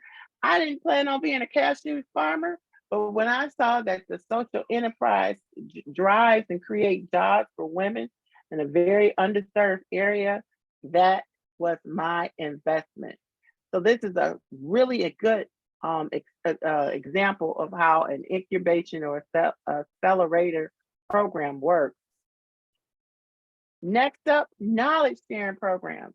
It is no reason, absolutely no reason why someone can't find information and or find their tribe. We have mechanisms throughout the phone. With these phones, we can find within WhatsApp, Telegram, Instagram, Facebook, all of these different platforms where you can find the opportunity to have some level of connectivity, some level of shared experience, and some level of being with people who share the same type of cause or same type of grassroots innovation that you have, that you may hold. And then there's technical assistance and capacity building. Right now, there are so many different organizations throughout the United States that are offering technical expertise and also capacity building. Like one of my favorite examples is SCORE. SCORE when you're an innovator, and sometimes when we're grassroots, we're an NGO, SCORE, I've found that you have SCORE mentors sometimes that will work with people who are not in business. But if you're a social enterprise, that might be a way for you to go. There are a lot of technical assistance, and if there isn't any, I go back to something that I learned from a congressional leader. When you look around the room and you don't see any hope, you're the hope. So you can step into circles and find out how can you take your hopefulness to really make an impact with technical assistance and obtaining the technical assistance and the capacity building to drive the SDGs. Next, networking and collaboration opportunities. Now, let me say this. When it comes to networking, your network is your net worth. So you can find net worth with your own hands, with the people that you know, with the people who you share emails with some of the knowledge sharing platforms. You can find information and you can create a constructive collaboration, a collaboration that will work. Just like I talked about those pillars, those 5 pillars work because it's designed to not leave anyone behind. But next up, policy and advocacy support. Oh my goodness, we're doing it right now. We're talking about sustainable development and how it impacts metropolitan communities. And policy and advocacy matters. Rather you work with policy and grassroots organizations like UNA USA, or if you find other supportive organizations and support, sometimes finding out if there are local programs, and if there aren't any local programs, guess what? You can create them. You don't need permission to take lead. You can do it. Next, mentorship and advisory services. Oh my goodness. For 2023, this has been my theme in a lot of my discussions, my training, my facilitation. It's because mentorship, role models, and advisory or sponsorship services matter. We all need them. No one's too old, no one's too young. So looking for the right private sector or relevant industry mentorship, whether it's formal, informal. If you don't know how, you can introduce yourself to someone and say, listen, how can I have 15 minutes of your time once a month? Just to ask maybe 2 or 3 questions and time it. You will be so surprised how people want to give deposits of information, but you have to figure out who the right individual is. That's why these tips in terms of engagement is important, because they're out there for you. We want to see you be successful as Global Goals ambassadors. I think I can say that for Dr. Pauline and myself. But grassroots innovators, you can drive your own personalized guidance to how you want to be successful. Now, let's talk about some resources. Ooh, resources for the grassroots innovators. One of my favorite resources is the Global Innovation Exchange. This is a platform that shares with other grassroots innovators from around the world how you can provide funding opportunities and collaborative engagement. The second is I always say this incorrectly. Oshika. Yeah, Oshika. Okay, it's a global organization that supports social entrepreneurs and provides resources, networks, and funding opportunities for grassroots initiatives that's driving social impact. Next up, the Global Social Benefit Institute. It offers capacity building programs, mentorship, access to investors for grassroots innovation. So these are resources that you need to know. Then the United Nations Development Program, they have an innovation facility. Did you know that? Yes, that facility provides funding, mentorship, and it supports grassroots innovations that are designed to help with the sustainable development goals. Echoing green, this foundation provides seed funding, mentorship, and networking opportunities when you are in your early stages as a social entrepreneur and involved with grassroots initiatives.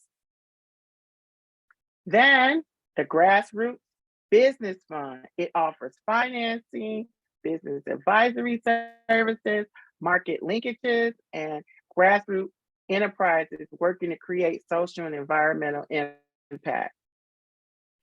Last but definitely not least, the International Development Innovation Network. This is a great network that offers training, resources, collaboration, and a great opportunity to see what's going on with some of the sustainable development challenges. Now, guess what? Yeah, here are those resources. So I'm gonna do a soft 10-second countdown for you to share, take a screenshot of this, or go to your Zoom and hit the 3 dots to save this, or take your phone and take a picture of it. Here are the resources. So I'm gonna count down.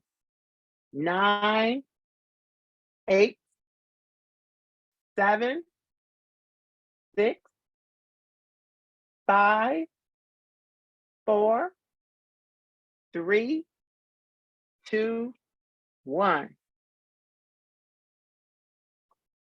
And with everything, I hope today I did a couple things. One, discuss, a snapshot of what the SDGs are and why they're the largest to-do list with the 5 pillars: the people, the planet, prosperity, peace, and partnerships.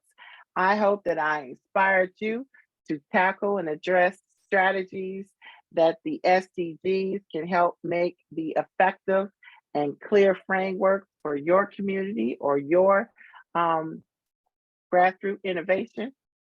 Third, I hope that I educated or highlighted the importance of long-term sustainability in metropolis communities. And last, but definitely not least, I hope that I mobilize insights from successful initiatives and or resources so that you can have some support or feel supported. And I can't stop or end this little subsection without talking about encouraging you to join UNA USA or become actively engaged in a lot of the resources, the affinity group that's available to you, because the UNA USA is doing a wonderful job as a grassroots innovator. So I say thank you. Thank you so much, Lady T. That was so inspiring. I found myself trying to hurry up and write down the resources. So I'm glad you gave us the 10 seconds at the end, because that gave me a little bit more time to capture those. But thank you so much. That was wonderful. We can go straight into Dr. Chandra Pauline's presentation, and then with any time that we have left over in the session, we'll do a quick Q&A. Thank you, Jen, and thank you, Lady T, for that excellent presentation and awesome introduction. Let me share my screen real quick.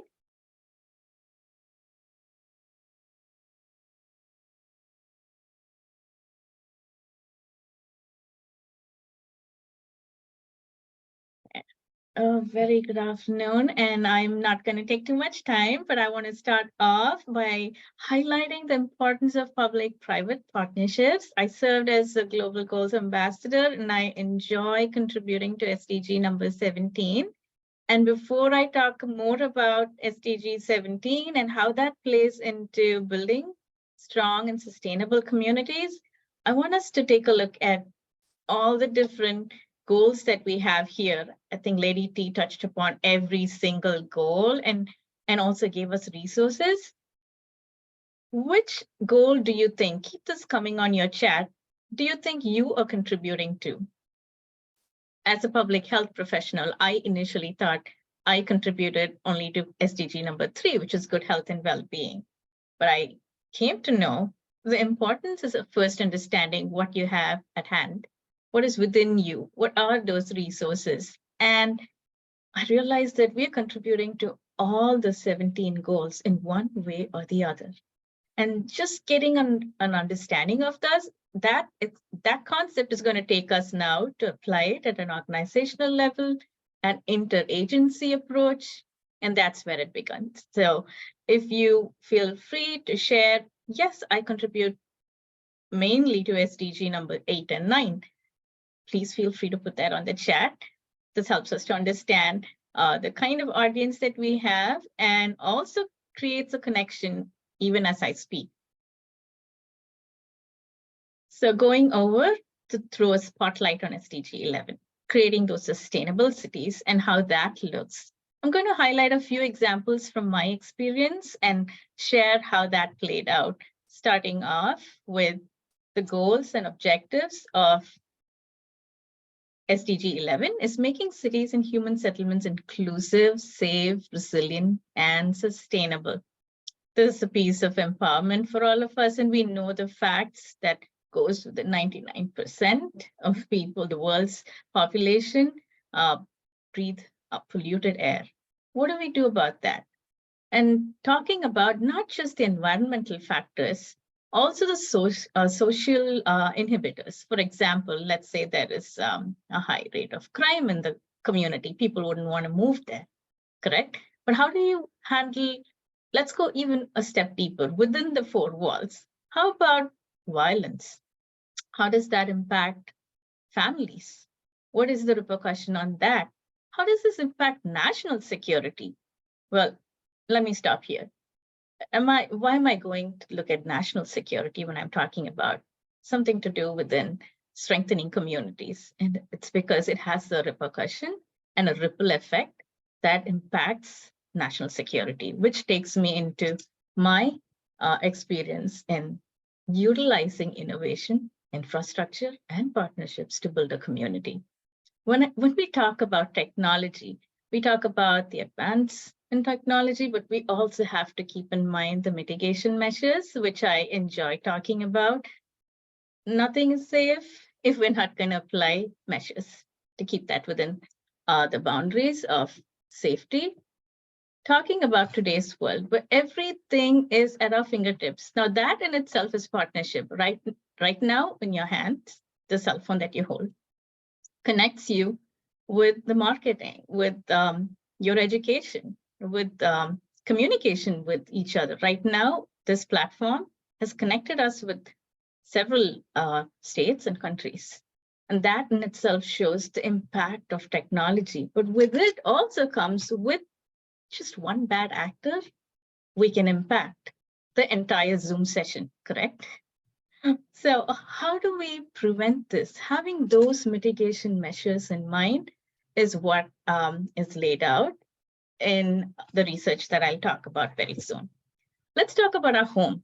Smart devices. Well, how smart are we in building partnerships to understand the intricacies of different smart devices that we hold? Smart watches, smart locks. I know who to let in, and I know who's leaving the house. I can lock my house from another country. Now that's where we are. But now reverse that. How can this be misused? Having also that in mind goes a long way as we advance in science and technology to have those mitigation measures in place. And that happens only when we have the partnership, not just with housing agencies, but also transportation, technology experts, health experts, and of course, a place where it all comes into a melting pot, I would say, is the UNA USA, where we get to talk about all these topics and build those partnerships. Here's another quick example on the different features of a smart home. Look at the different appliances that builds the technology that we currently experience. Robotic appliances, self-programming thermostat, smart lighting, smart cameras. Well, not all houses do have this, but we live in an age where this is possible. Remote locking system. But with this, I want to also highlight, how do we prevent this from being misused? Now, everything can be handled by the touch of a button on your cell phone. Sportswear has also smart devices or smart chips integrated into clothing. Now going even as far as communities to what we wear, what we do, takes us into thinking smart. How do we handle this with standards in place? So having an organizational point of view, looking at threat assessments, as well as we integrate and talk about these in town hall meetings. I saw the chat, we had great suggestions on town hall meetings, Rotary clubs. And it was a great learning experience reading the chat, the information from our participants in itself kind of feeds to and adds value to our presentations today. Considering all these measures and utilizing those vantage points to share information is a great way to leverage public-private partnership. I'm going to highlight a great information sharing model that's presented by the Homeland Security. It's called the Homeland Security Information Sharing Network, HSIN. Excellent information, you can look that up. And also programs, I'm going to put that on the chat as soon as I'm done with the presentation, the Public-Private Analytic Exchange Program. What happens here is myself as a public health professional interacts with intelligence analysts from the FBI, from the US government, talking about, if you take a look at this picture, it's, I would say this is how health professionals look at it. But then the intelligence analyst would, from the national security standpoint, would say, well, that specific topic that you mentioned has 1, 2, and 3 repercussions on national security. Now that broadens your outlook and you go beyond into thinking more about how do we join together to achieve our goal. And I want to quickly go over to the products of the Analytic Exchange Program. Artificial intelligence. We have automation everywhere. So what are the standards to mitigate risks? We have consumable wearable devices connected to houses as well and your systems. And that again is addressed by standards around what are the safety measures to be taken and 5G impacts. Just stopping and talking about 5G kind of reflects SDG 17. Interconnectedness of devices. Earlier, we had one device and one internet connection. Now we can connect our iPad, our gaming consoles, multiple devices. With that comes additional responsibilities as well. So I wanted to show the extent to which we're interconnected and we can share information, which is great. Here's another example of Lady T was talking about. You have people within your network, in your emails. Now this is the director of Harvard Medical School. That's myself from representing not just UNA USA, it's a global goals ambassador, but enhancing partnership, but also from the Homeland Security team, taking our product and integrating it into mitigation measures. When AI is integrated between 2 countries, we were talking about partnerships, not just within the country, but also the extent to which we could impact other countries and they could feed into our information sharing system. So this is how partnerships play out. And the excellent thing is we have the United Nations bringing country leaders together to enhance partnerships. Now, I want to stop and mention that this might look like a very high level, but I want to say that each of our lives, it's all about inspiring others. Your contribution is unique. And I want each of us who are listening to know that we hold a piece to the puzzle. And if we're not bringing it to the table, we're not bringing it. There's a piece missing. So I want us to see that each of us hold a piece. And I'm going to play a video. And again, this is a TikTok video. Why go to the youth? And I think our chat, we had several suggestions on engaging the youth. What I did for my doctoral research, I wanted to highlight this. Well, I'm looking at national perspectives, global indicators. Why not talk to the youth and say, hey, what do you have to give me for my research? The UNFPA has information on technology facilitated violence, which is impacting communities. Can you do a video? And here you go. We have a video coming from a 5-minute video on cybercrime. and how it impacts the community coming from a college student, Subin Pradeep, and from Urbana, Champaign.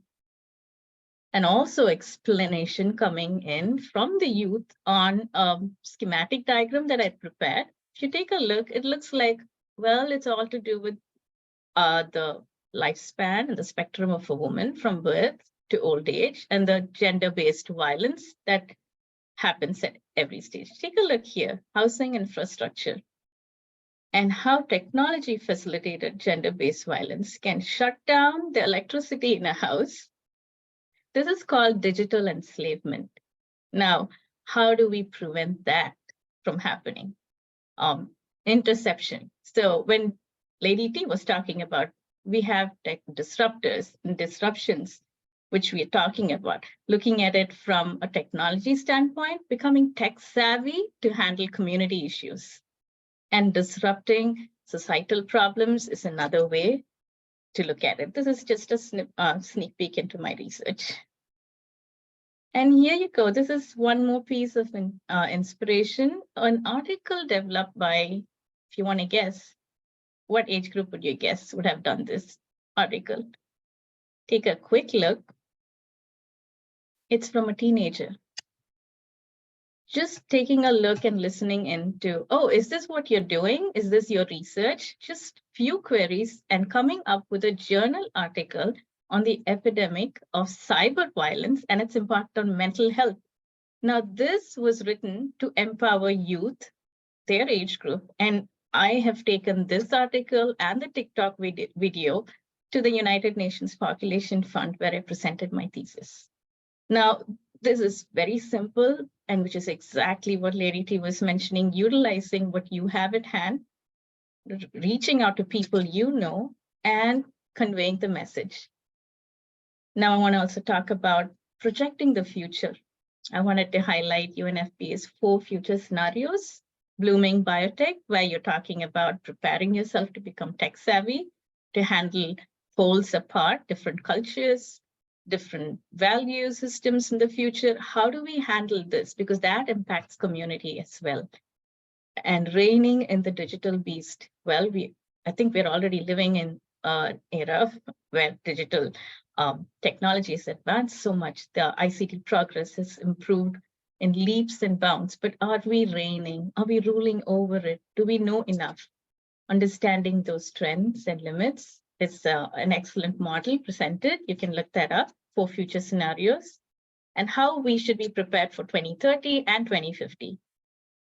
Knowledge is power, and I would always talk about my role as an ambassador at UNA USA, where I enjoyed bringing together SDG ambassadors like Lady T from SDG 8, being an SDG ambassador for SDG 17, teaming up with SDG ambassador 3, and reaching out to law enforcement and public health professionals with training programs.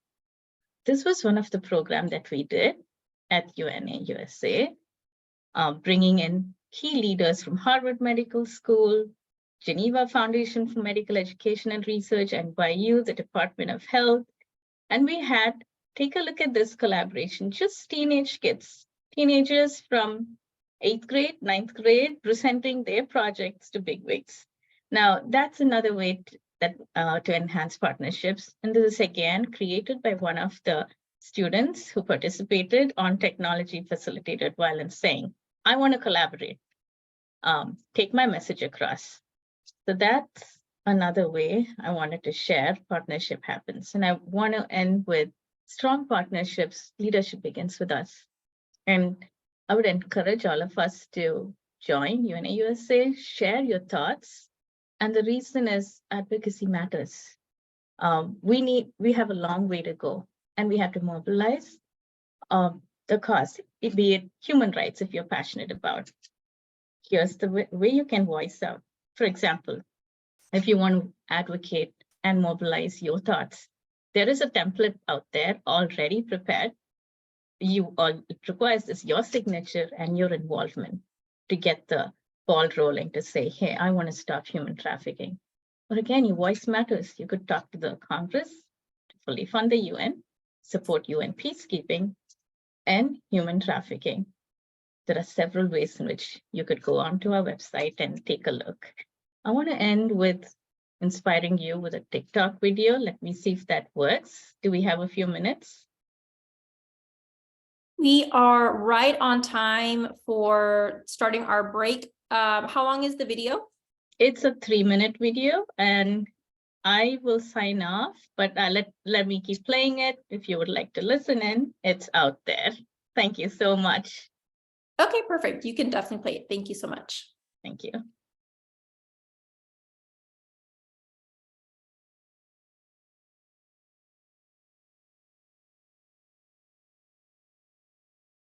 All right, I'm not hearing it. Is it playing? It is playing.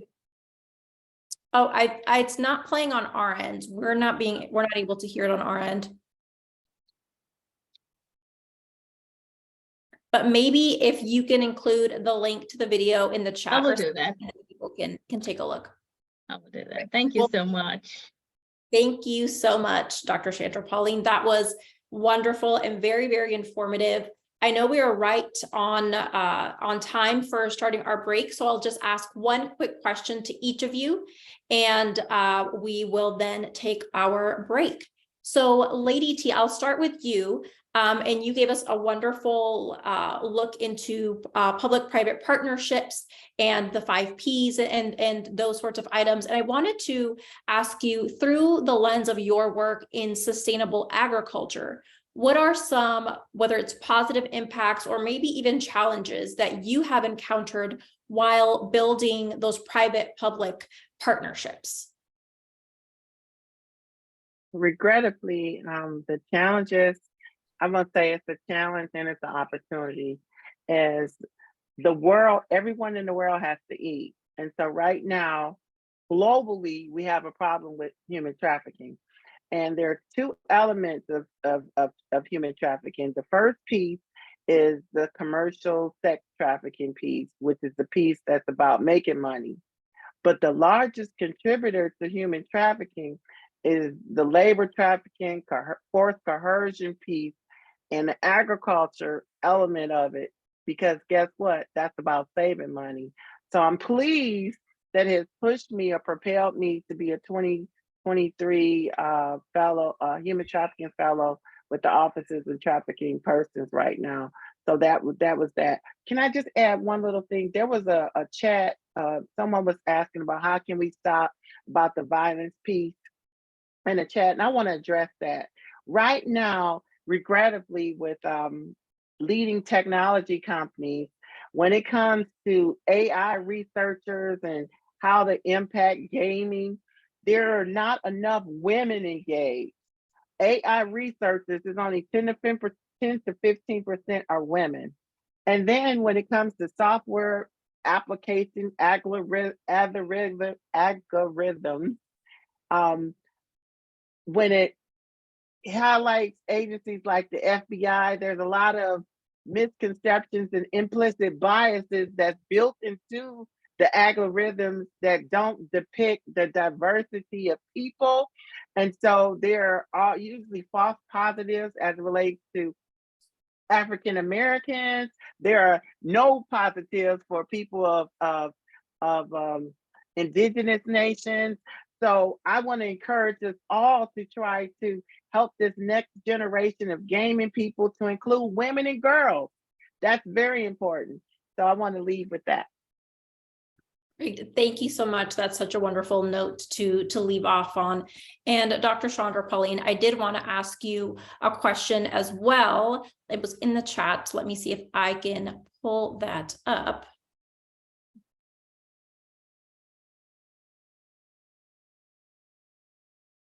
I lost the question. Okay, here we go. So this question is for you, Dr. Chandra Pauline. Governments and private sector at all levels need data. How might it be possible to engage and empower youth to find paid employment to help out in this generation of data? I think that would be definitely collaborating with researchers and understanding, again, going back to the point Lady T was mentioning, funding opportunities, grant writing. which is out there, presented in several websites, finding the one that keys in exactly to your field of interest and writing a project proposal. I'm not saying you all have to be savvy in writing, but there are several templates out there to put down your ideas and mention that these are your resources at hand and you need to partner, either a joint venture in a research, which will gain funding, or to associate yourself with companies which focus exactly on that specific field of interest. To have that as a paid, probably internship or a paid project is again to have that in writing to be able to present your ideas. That's critical. Yes, absolutely. Thank you so much for such an insightful and thoughtful answer to that question. I think we are right at time. So thank you both ladies for those wonderful presentations. We really appreciate your time. And what we are going to do now is take I believe we'll have time for a 15-minute break still. Yes, a 15-minute break. And we will come back at 12 p.m. Pacific, 3 p.m. Eastern time for our next session. And we have 2 sessions left, and then our summit is over. It is going by so quickly. So make sure you get some water, take a quick break, and we will be back in 15 minutes. Thank you so much. Thank you.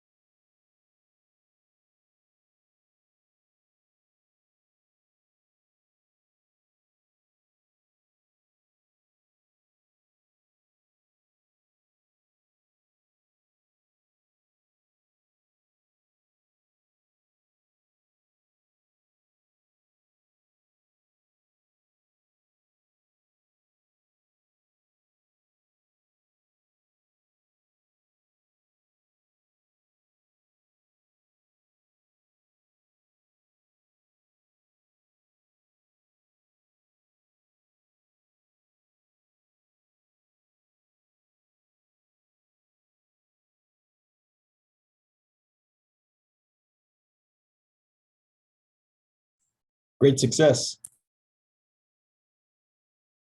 Hey, Chris, you want to hop in the back room and then we'll launch in 5 minutes. So if you look at the bottom, there's backstage. We can meet back there and then hop back out in 5 minutes.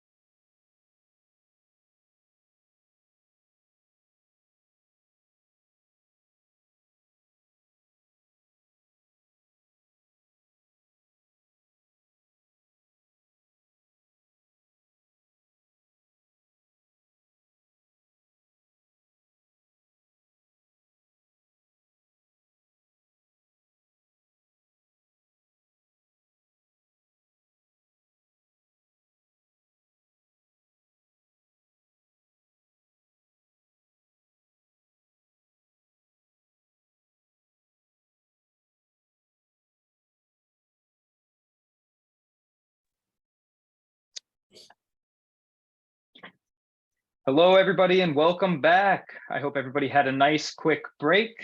Next, I have the pleasure of introducing Mr. Chris Castro to discuss the toolbox that the U.S. Department of Energy has to enable your community to build a resilient community grid. Chris Castro is the Chief of Staff for the Office of State and Community Energy Programs at the U.S. Department of Energy.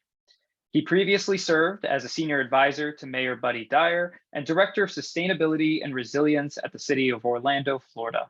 Castro is well known for his entrepreneurial efforts prior to coming to the city, including being the co-founder and president of several companies and organizations, including the global sustainability nonprofit Ideas for Us, a clean energy consulting firm, Citizen Energy, and a renowned urban farming social enterprise, Fleet Farming. In 2020, Chris also joined partners as a founding director to launch the Climate First Bank, the first B Corp community bank in Florida working to advance ESG and local investing for sustainability and decarbonization solutions. Originally from Miami, Florida, Castro holds a BS in environmental science and policy from the University of Central Florida. So Chris, I'm going to hand it over to you. Feel free to share your screen, and we're looking forward to having this conversation with you today. Wonderful. Thank you so much, Jarret, and for all of those who are on the line, to the UN USA team for this invitation. It's a real privilege and honor to be here and be able to shed light on the SDG 11 of sustainable cities and communities, and how the clean energy economy is an imperative and moving towards that sustainable vision that we're all collaborating towards. And so just really excited to shed light. Just to get a setting of the stage, I plan to provide you a little background, kind of adding to what Jarret introduced myself around and adding a little color to that. I want to give you some context around my experience on the ground in local governments in driving forward sustainable cities and communities from a policy, from a programs, from a partnerships perspective in the city of Orlando, Florida. And then I'll pivot to talking about the Department of Energy, this kind of magic moment that we're in because of the congressional actions and the actions of our President Biden, that drive forward climate solutions. We want to talk about the imperative climate and energy justice, and then give you some insights into how DOE is evolving to be able to deliver and deploy in an equitable way clean energy and pivot our economy towards one that is carbon free. So just diving in to this story, as a brief introduction, I think Jarret mentioned it. I'm a second generation Cuban American, actually born and raised in Miami, Florida. I have a unique upbringing in that my stepdad early on was also an entrepreneur and actually built out essentially a business that focuses on growing palm trees. And so when I was a little kid, I was very engaged in intimately being in nature, whether it was good, bad, or indifferent, whether I was sent to the farm for some type of punishment, or I was actually out there for my interest. And I think that had a real profound impact on my upbringing and kind of where my career ended up going. In 2006, I received a full ride to the University of Central Florida, and I focused my studies on environmental science and policy with the concentration on energy and this kind of real energy transition, right? How do we move from the energy that built our world, that is fossil fuel based, to the energy that's going to shape our future, and that's one that's clean energy based. And so I've spent a lot of my time, the last 16, 17 years, dedicated to that mission and broadly around urban sustainability. Over the years, I've leveraged this passion to create outlets for everyday people to get involved in the sustainable transition. And it's dated back as far back as 2008, when I was an undergraduate student at UCF and ended up launching Ideas for Us, which today is a global UN accredited NGO and nonprofit organization that's working to develop and fund solutions that advance the SDGs at the local level. And it has grown from UCF as a student club to now literally over a dozen countries and hundreds of communities that we've worked in funding and developing local projects that really advance this work, whether it's tree plantings and wetland restorations, whether it's rooftop solar projects, clean water wells, sanitation, urban agriculture, across the 17 goals. That's the focus. I've also been really passionate about urban ag, and I know that earlier today you all had conversations around kind of how smart growth plays a role in preserving some of our farmlands. Well, the organization that I helped co-found, called Fleet Farming, is actually focused on turning neighborhoods into agrihoods, knowing that we have this unsustainable growth pattern that's happening and taking over these ag lands, how do we start to convert where we live into places that have edible landscapes that can help us meet our local demands? And so Fleet Farming now is engaging people in doing that work and literally growing row crops in people's front yards and fruit trees and permaculture installments and the like. You heard also that I had some experience in both doing the technical work of retrofitting buildings through a company called Citizen Energy. We actually had a client, NASA, that helped us to get started up and that ended up doing significant amount of energy audits at Kennedy Space Center and retrofit projects. And that has grown to a company that's now operating here in the DC Metro and parts of California. Again, doing the work to help small and mid-size multifamily apartment complexes and commercial buildings to do the retrofits that reduce energy cost, and as well as energy use, and of course, their carbon footprint. And so I've been, trying to take this entrepreneurship approach to the work that I do. And that really put me on the radar of Orlando Mayor Buddy Dyer, who contacted me back in 2013 and basically said, hey, we have an opportunity of transforming Orlando into one of the most environmentally friendly, socially equitable and inclusive and economically vibrant cities in the country. And his vision of making Orlando a prominent city in the 21st century that centered equity and sustainability really pulled at my heartstrings and my interest and aligned with my passion and purpose. And ultimately, I jumped ship from a lot of the day-to-day work in these companies and organizations to backseating on those and really spending the last decade of my time, close to a decade, working on the ground there.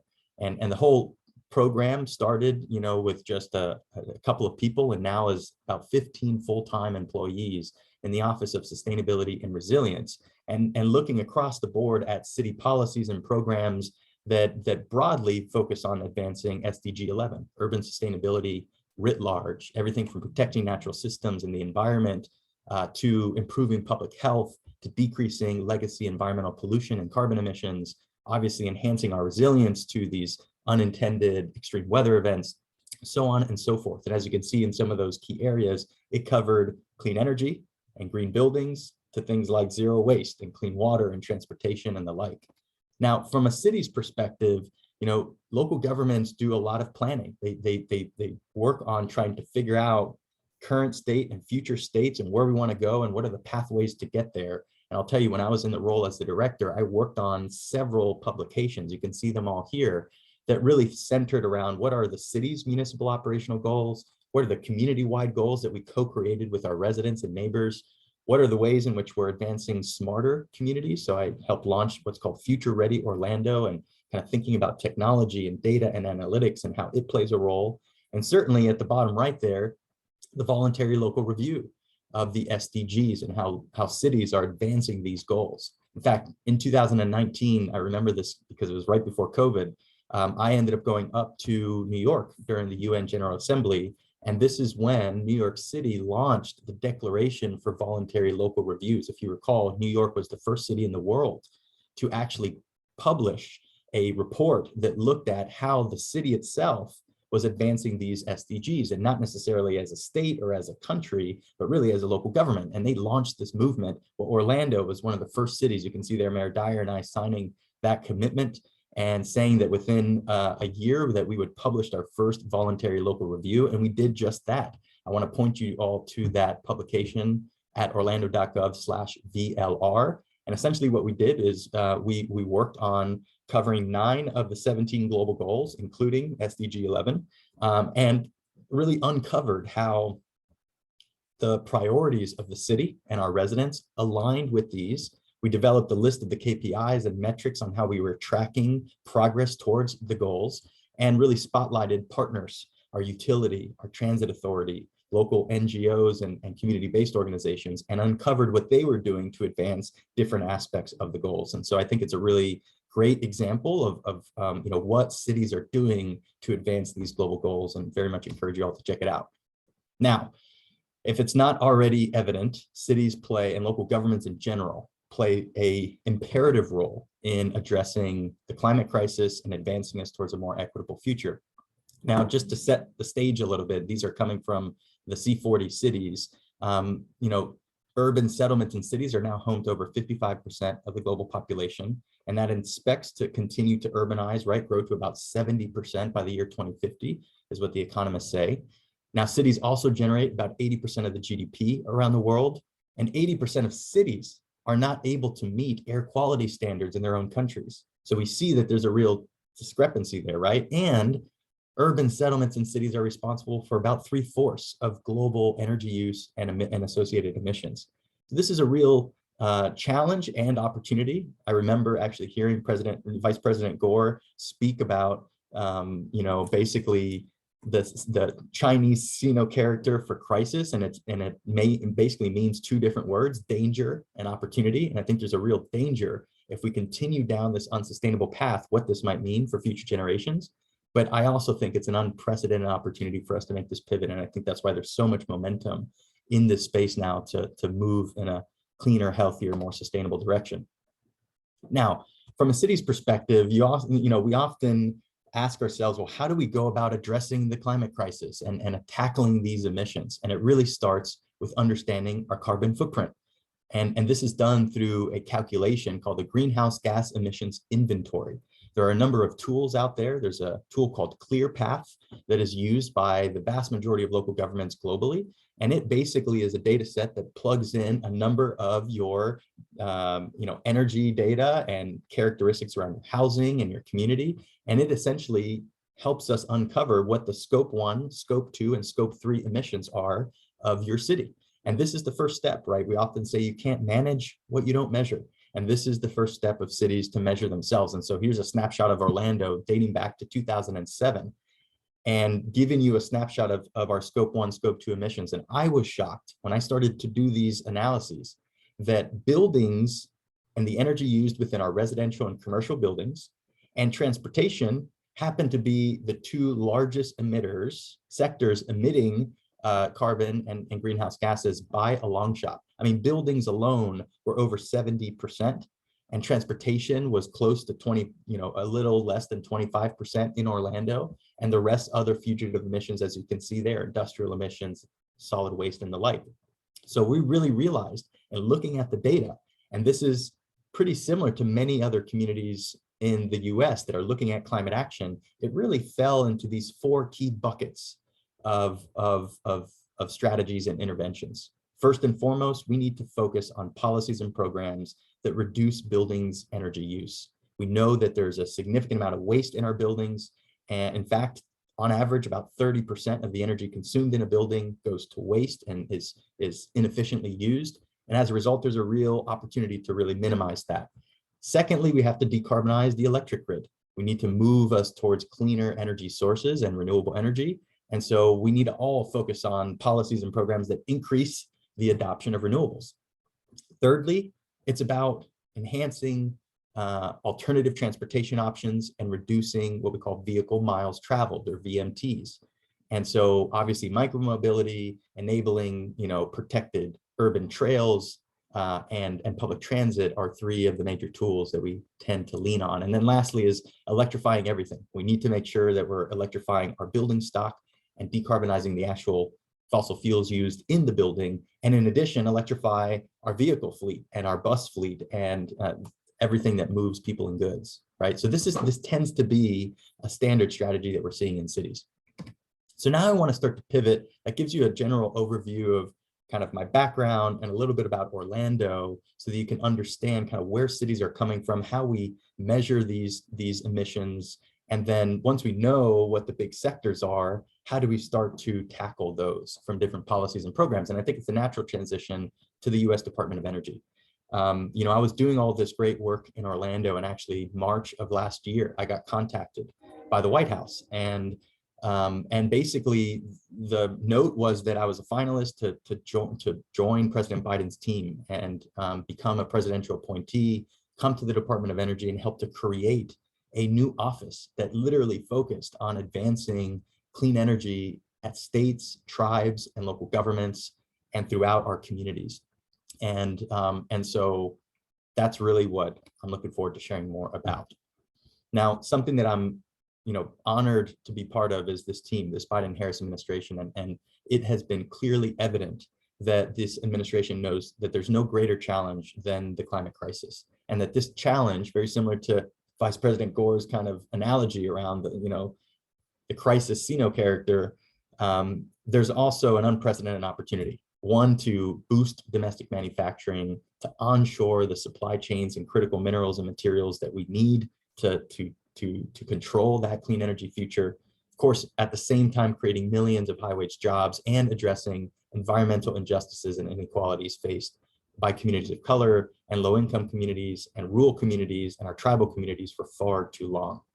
So these are the core priorities, right, as it relates to climate action. And as DOE, our goal is to advance these near and long-term climate and clean energy goals that you see as our North Stars. These three goals are the North Stars, and that is reducing 52% of our emissions economy-wide compared to 2010 levels by the year 2030. So a pretty dramatic drop. And with the Inflation Reduction Act, there's actually several analyses out there about just that one bill. The IRA has the potential of reducing us to 40% compared to 2010 levels. So, the vast majority of the way, but that's only if we fully maximize the benefits of the IRA and all of that comes with, right? So the emissions is one. Secondly, in order to actually hit these goals, we have to pivot the electric grid towards 100% clean electricity, right? Powered by clean energy sources by 2035. And then certainly continuing our trajectory towards that net zero economy by 2050. Now, we are in a magic moment, and for decades, climate activists and advocates have been, and nonprofits and others have been working to put pressure on Congress and the president, whoever is in the helm, to actually do something serious about the climate crisis and about advancing our communities in a sustainable direction. And over the last year and a half, Congress has delivered more than $500 billion to invest in climate and clean energy. And it really falls in these three buckets. Our secretary, Jennifer Granholm, does the best job at describing these three. So I'm going to emulate from her, but she talks about the bipartisan infrastructure law as the backbone of the clean energy economy, because it's building clean tech infrastructure, it's investing in our workers, it's ensuring that this infrastructure is focused on being climate resilient at the same time. And so it's everything from our roads and our bridges, but also the infrastructure for electric vehicle charging, right? And investing in our government and community institutions to help make them more efficient. So that's the backbone. Secondly, you had the CHIPS and Science Act that got passed summer of 2022. And so just about a year ago, and that's really the brain behind the clean energy economy. It's investing in our innovation ecosystems. It's investing in our national labs and certainly boosting semiconductor manufacturing, because these chips, the semiconductors, are in pretty much every single clean energy technology we can think of, from programmable thermostats to heat pumps, to rooftop solar, to electric vehicles, you name it. All of it is dependent on these chips, and we need to be controlling the manufacturing of them if we intend to lead the world in this transition. And lastly, the Inflation Reduction Act, what the secretary calls the lungs of the clean energy economy that's breathing new life into this movement.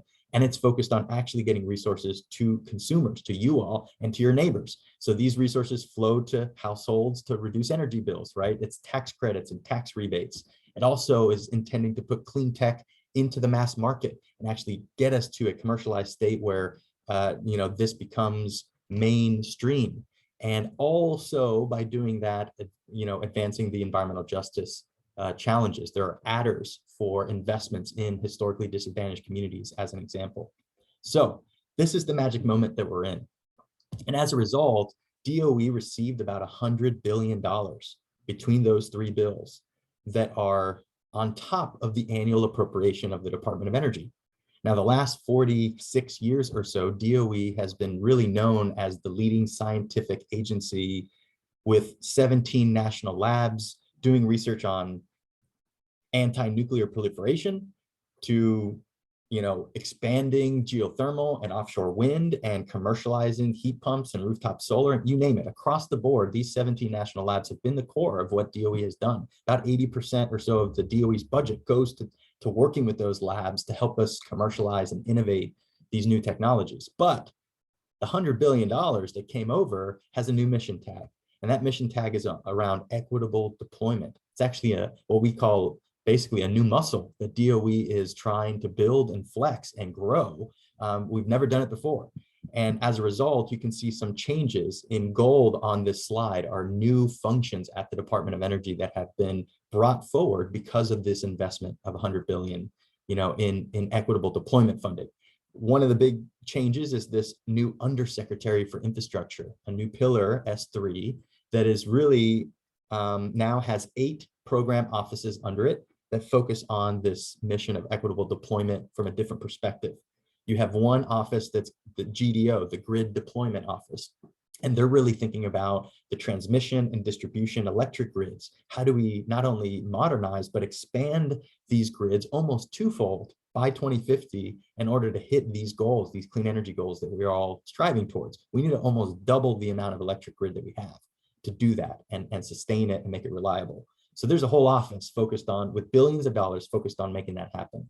We also have an office that's called MESC, Manufacturing and Energy Supply Chains. That office is solely focused on that mission of onshoring those resources and those supply chain minerals, and also boosting domestic manufacturing of batteries, of solar panels, of components for wind turbines, of recycling of those clean technologies after they reach a useful life. We've actually invested in a tremendous amount of recycling plants.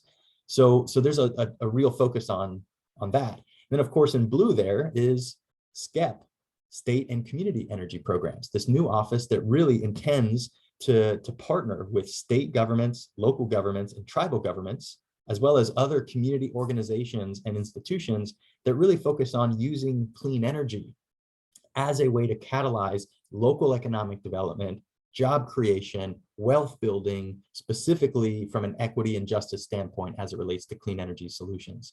So this is really an exciting time because now DOE has an office that is the front door to our cities and counties and communities that are trying to move towards SDG 11 and sustainability and SDG 7 towards affordable clean energy. And now we have one place for them to go.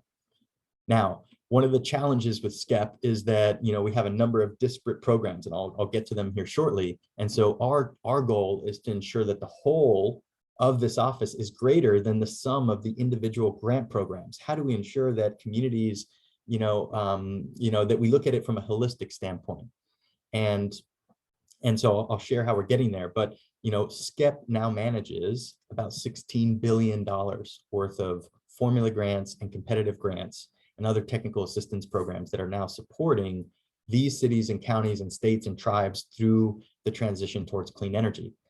For all of the programs that we're developing, not just in SCEP, but across the Department of Energy and other federal agencies, we are all looking at the Executive Order 14008 that was signed by President Biden just days after taking office in 2021.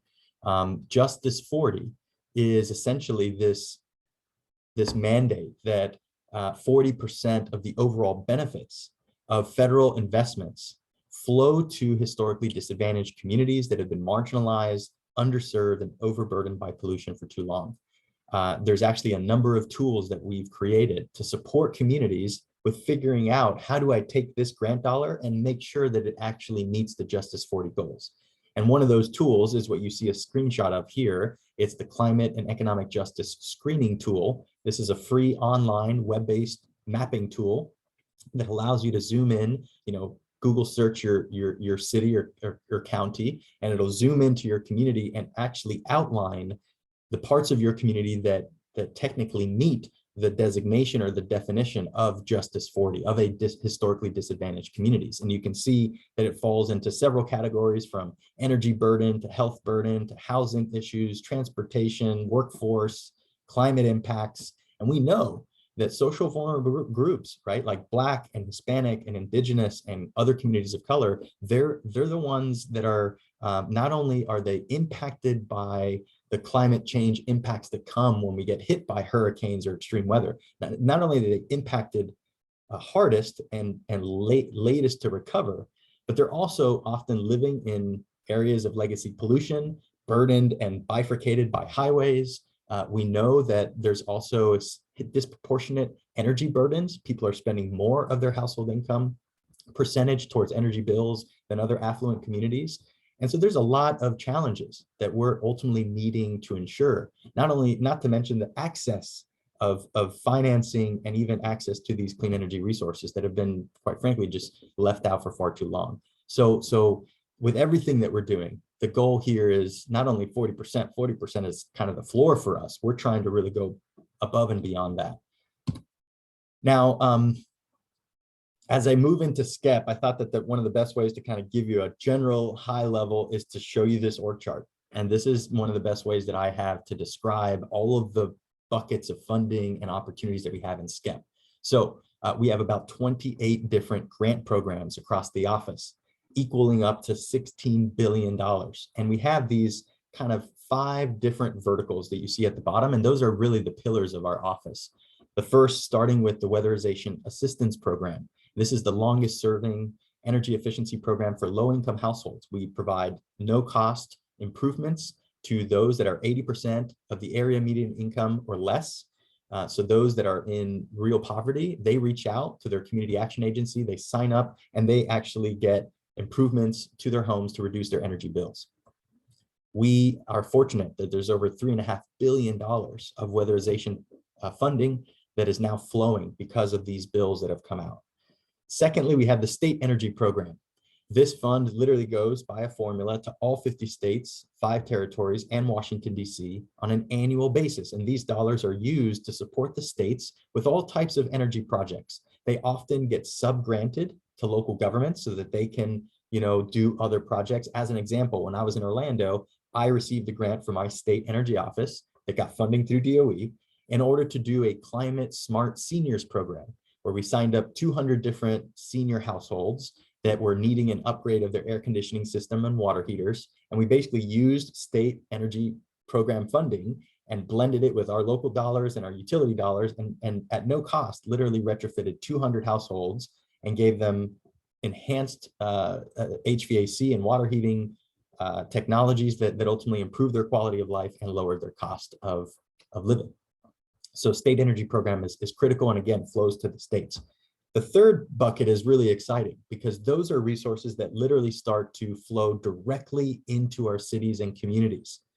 So I will say that there's about $1.2 billion in this bucket, and it's broken out into several grants. One of them I'll get into here shortly. In fact, most of these I'll get into shortly with other slides. So I'm going to move forward onto the fourth pillar, and that's really the Inflation Reduction Act rebates. I will also speak to some of these, but these rebates will flow to low and moderate income households and help them with retrofitting their appliances and making deep home energy efficiency improvements and getting real cash rebates for doing that. And the last pillar there is around community engagement. And that doesn't necessarily have grant programs, but it's really a technical assistance team, a team of energy experts that are now being lifted up in our shop in order to support communities with navigating the funding and the technical assistance to better understand whether a certain project is applicable for a particular grant, or even to really do some deep analysis about what the clean energy future might look like for a given city or county, right? And so we're building up an entire service that over the course of the coming months is going to start to roll out into the public and be able to provide, again, not just a virtual front door, but also a physical door for you all to come and join us. So just really quickly, as I flow through the rest of this, I know that I've hit about 30 minutes and I got a few more just to give you some color into these funds. So the bipartisan infrastructure law I talked about really has about 6 billion of the 16, 6 billion of it is focused on the bill. And you can see here that it's a wide-ranging investments. Everything from at the top 3 are focused on workforce development and training, to really put funds to help train the next generation of energy auditors, of installers of these energy technologies, and of course, helping universities to create new centers that help to incubate those types of leaders, right?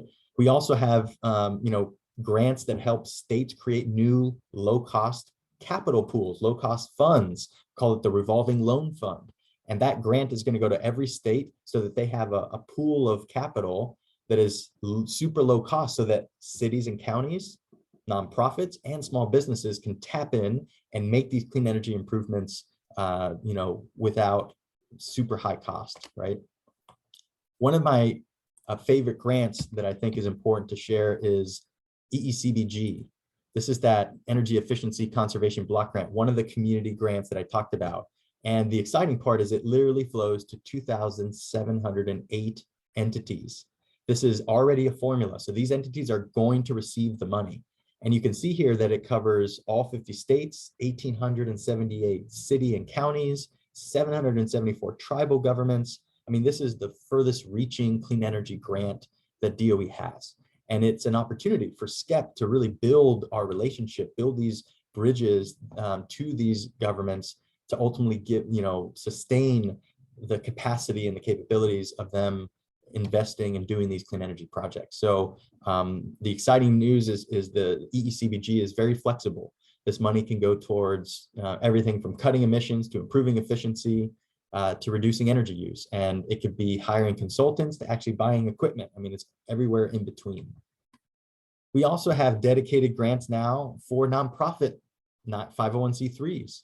Many of us know that our food shelters, our homeless shelters, our childcare facilities, these are often run by 501c3 nonprofits. They're often fiscally constrained. They don't have a lot of resources to improve their own facilities to reduce energy use. And so now we have $50 million that will be coming out actually in just a couple of weeks. In 2 weeks from now, there'll be a funding announcement that will basically open the door for nonprofits to apply and get funding to help retrofit their facilities.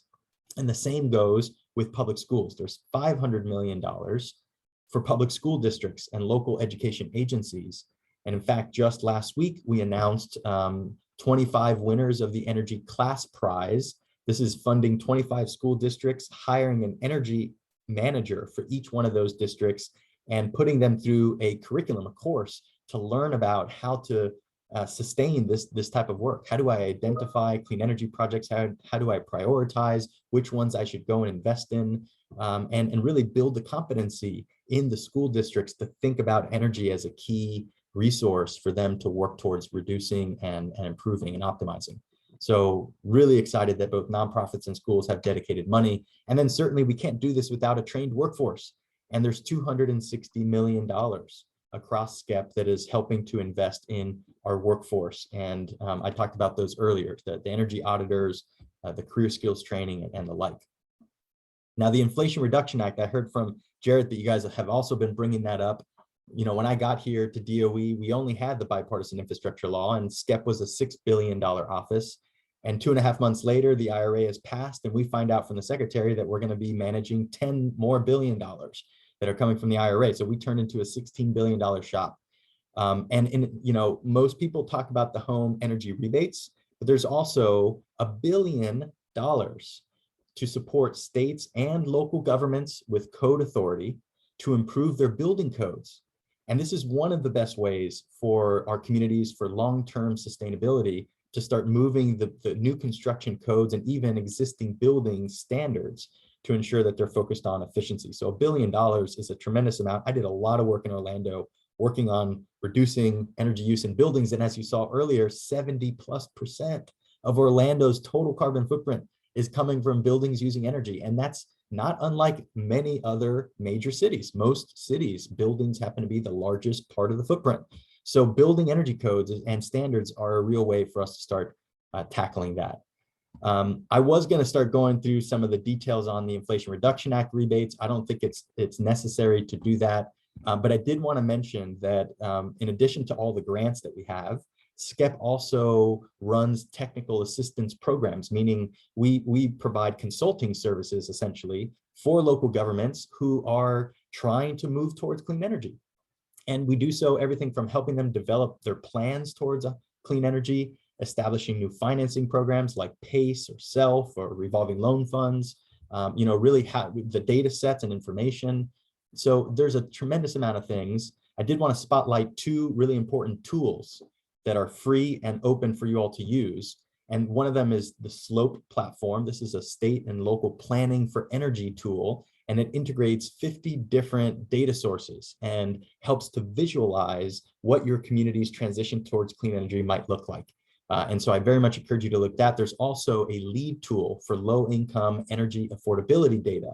And as we're all trying to be more intentional about where these resources go to support those that need it most, this tool helps to pinpoint in your community where those census tracts are in most distress, where are they in highest energy burden, and how might we best target those limited dollars to make the biggest impact. So those are tremendous tools. We continue to move forward this community engagement team at DOE, and this is just to show you that there's actually a tremendous amount of support. There's over 24 program offices at DOE that are working together to ensure that as we start rolling these funds out, that we're doing so in a way that meets these communities where they are and helps them to connect to the various other program offices that can support them along their journey, right? Because the grid deployment office has resources that a community can use for resilience hubs at their neighborhood centers, right? And the manufacturing and energy supply chains, they have funds that their businesses can use to bring supply chain manufacturing to their communities, right? So the idea is really thinking more holistically here and leveraging not just the 16 billion in SCEP, but really the 100 billion at DOE to support these communities through that. We're doing a very, we're piloting how this might work in 25 of the priority fossil transition communities. These are coal and power plant communities that have been identified as going through a transition, meaning in the next year or two, there's a coal plant that will be closing or a coal ash landfill that needs to be repurposed. And we are supporting out of SCEP this interagency working group where we have 11 government agencies working together to try to help these communities through this pivot. And so if you go to energycommunities.gov, you can see a lot more about that. My last slide here is just how to stay connected. There's a tremendous amount that I've thrown at you today, and it really didn't even scratch the surface. There's so much here happening. So in order to stay connected, I encourage you to check out energy.gov/bill. This will keep you up to speed with all of the bill and IRA related email updates that are coming out of the Department of Energy, not just SCEP, but across the DOE. I also encourage you to sign up for the SCEP monthly newsletter. It's on our website, energy.gov/SCEP, and you'll see every month we come out with a tremendous newsletter. It has a ton of resources, upcoming funding announcements, tools, data sets that essentially these communities can use. And it's not just highlighting SCEP programs. We really try to cover all of the program offices that have some type of news to share with local and state governments.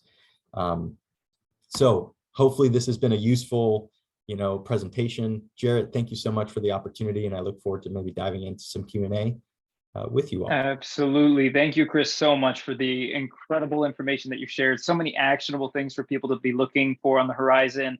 And I can't help but feel that you brought a little bit of Orlando with you to DC. And while I'm not an Orlando Magic fan, gotta agree, this is a magic moment that we're sitting in right now. So just incredible the work that you and your office are currently doing.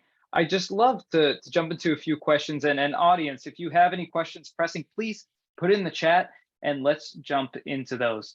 But I'd love just to lead off and say that all these resources on the horizon sound perfect for many of the attendees of this event. And so how can a community best be prepared for these opportunities? Or even furthermore, the large sums of monies, what is the timeline for fund deployment that the DOE is looking at right now? So these funds are all coming out in different timelines almost on a regular basis. And I will point you to the energy.gov/BIL website, because it literally has the full table with every single grant, what the timeline is of the funding announcement, when it closes, who the eligible recipient is, right? Really trying to demystify this for you all. First and foremost, I think it's critical that a city develops a plan towards clean energy. And we have a lot of tools. I talked about the SLOPE tool that's out there. There's also a new initiative called Communities to Clean Energy, C2C. And it basically leverages the supercomputers at our national labs to run simulation and emulation of your current energy mix and how to get to your goal. And so it really starts to uncover some exciting pathways towards clean energy. So first and foremost, I think you need to understand where you are, where you want to go, ensure that your community is engaged in that process and you're bringing about residents and community-based organizations and other stakeholders like your utility and transit and universities and certainly groups like UN USA chapters to the table and make sure that you all have input into that plan. The Greenworks Orlando plan, where I started out in this presentation, that really is the roadmap towards that clean energy future. And if your community hasn't started there, that's the starting point, right? The good news is also there are new grants coming out this summer One of them is called the Local Government Energy Program, LGEP, and it's intending to open up funding specifically for rural and remote, smaller cities and county governments and tribal governments to help them literally do this early stage clean energy planning. And so we have a dedicated grant program for those that are just getting started. The other thing I will say for those that may be a little bit more mature is use this magic moment as an opportunity to convene the core stakeholders in your community. When I was in Orlando, before I left to come here to DC, I held a day-long federal funding workshop. We brought together 19 government and academic and nonprofit institutions. Really, it was government and academia and quasi-government. So state, federal reps, we had the city, the county, the regional planning council, the college, the public school district, right? Like all the key stakeholders together into a room and really started to identify the climate and equity goals that all of us had. So I had them come with some homework with like one slide of your top 5 climate and equity priorities. And believe it or not, each one of us shared, and then we broke out into groups. And now there's a working group that is meeting every single month, and they're identifying the grants that are coming out. They now know who should be at the table, what projects might be worth us exploring, what partnerships have we already started to tease out. And so start getting ready. This is not a flash in the pan 1 or 2 year thing. These funds are over the course of the next decade. They have a real chance for us to, help our communities make this big pivot. So those are a couple of things that come to mind in terms of how to get prepared for these resources. That's fantastic. I saw somebody put in the chat that they'd love to see this in their small rural community. So great to know that there's a specific program that they could be on the lookout for. Yes. It seems like this, are you okay? You good? Yes. I just really quickly, there is something called the ERA grant, and I'm going to put it in the chat, and it is specifically just announced for rural and remote communities. And it's fantastic. Significant amounts of money. So fantastic. I'll put that in the chat for you. Well, and it sounds like this community collaboration that you're discussing that the DOE maybe is going to continue to push for is a lot like what Housing and Urban Development does with the Continuum of Care program, to be able to bring all the stakeholders to the table to understand what funding is available from HUD on an annual basis to really tackle it and get after it in an effective way. So good to hear that the DOE is really trying to spark that type of local connection. I have a more technical question if we could go a little bit back in time. So I want to chat about fleet farming for a second. We have a lot of people who are involved in grassroots work, but I have to imagine that cultivating crops in someone's front yard will perturb some HOAs across this country. How did you navigate that? And what advice would you give to some of the people here who are trying to create that type of grassroots ecology within their own community? I love it. So if you haven't checked it out yet, definitely please do fleetfarming.org, and you can see videos and photos and examples of how this thing works. We started out first and foremost working with the city to pass a urban farming ordinance. Essentially, it allowed for front yard agriculture within the city that enabled you to turn 60% of your front lawn into an edible landscape, 100% of your side and 100% of your back lawn. This enabling legislation, and by the way, this came about because of a turf war between neighbors in a particular neighborhood. And it went all the way up to the New York Times. There was a New York Times article with the photo of the home that had a beautiful garden in front with raised beds. And it was this whole controversy. That all the way ultimately ended up at City Council. City Council voted in favor to enable urban ag. They also enabled backyard chickens, up to 6 hens, no roosters. They also enabled urban apiaries and beekeeping.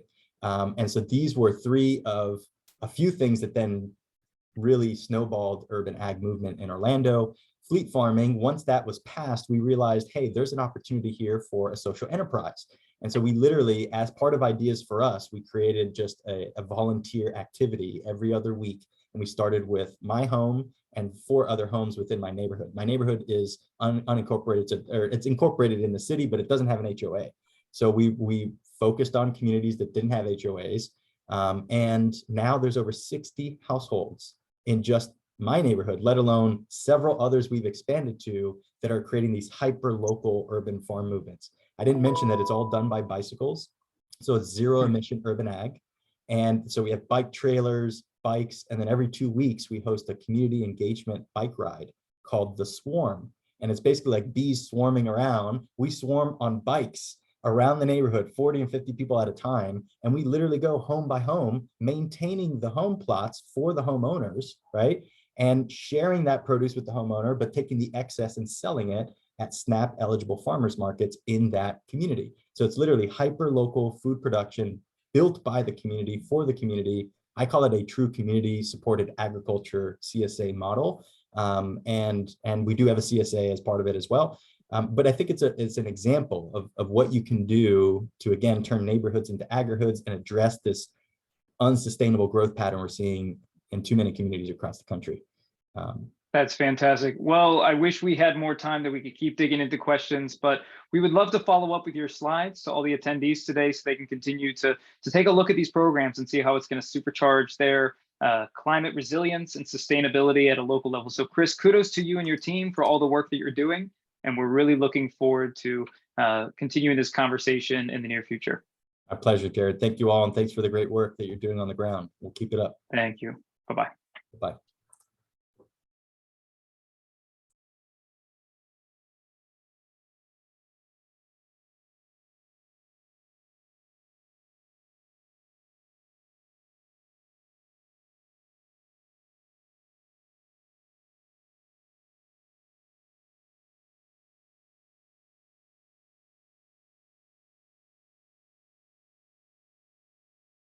Okay, I see it this time.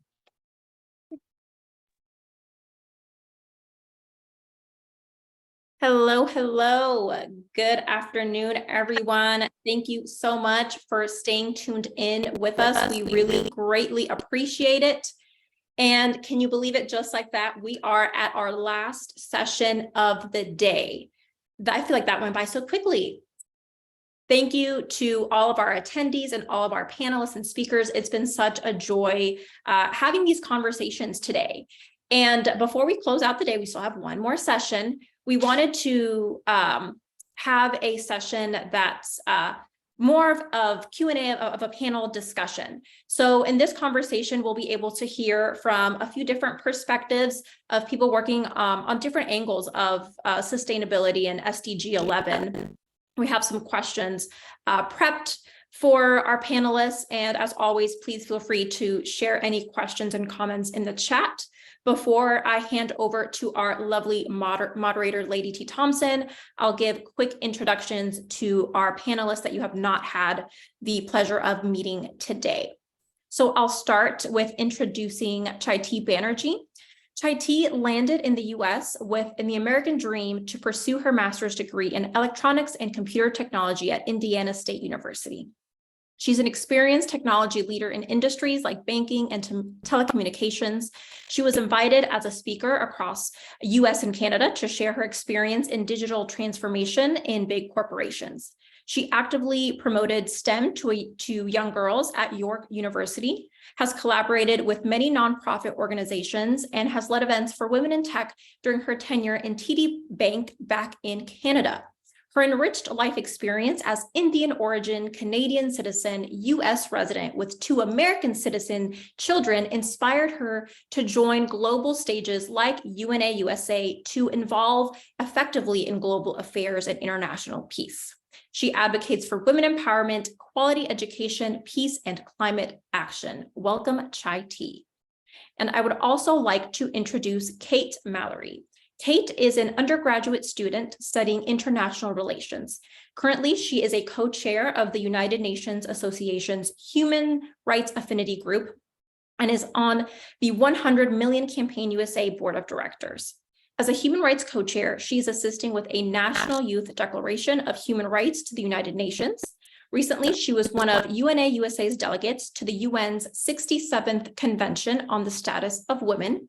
Previously, she was a youth advisor to the UN Office on Drugs and Crime and offered input on how youth can become involved in fighting transnational crime for COP11. Thank you, Kate, for joining us.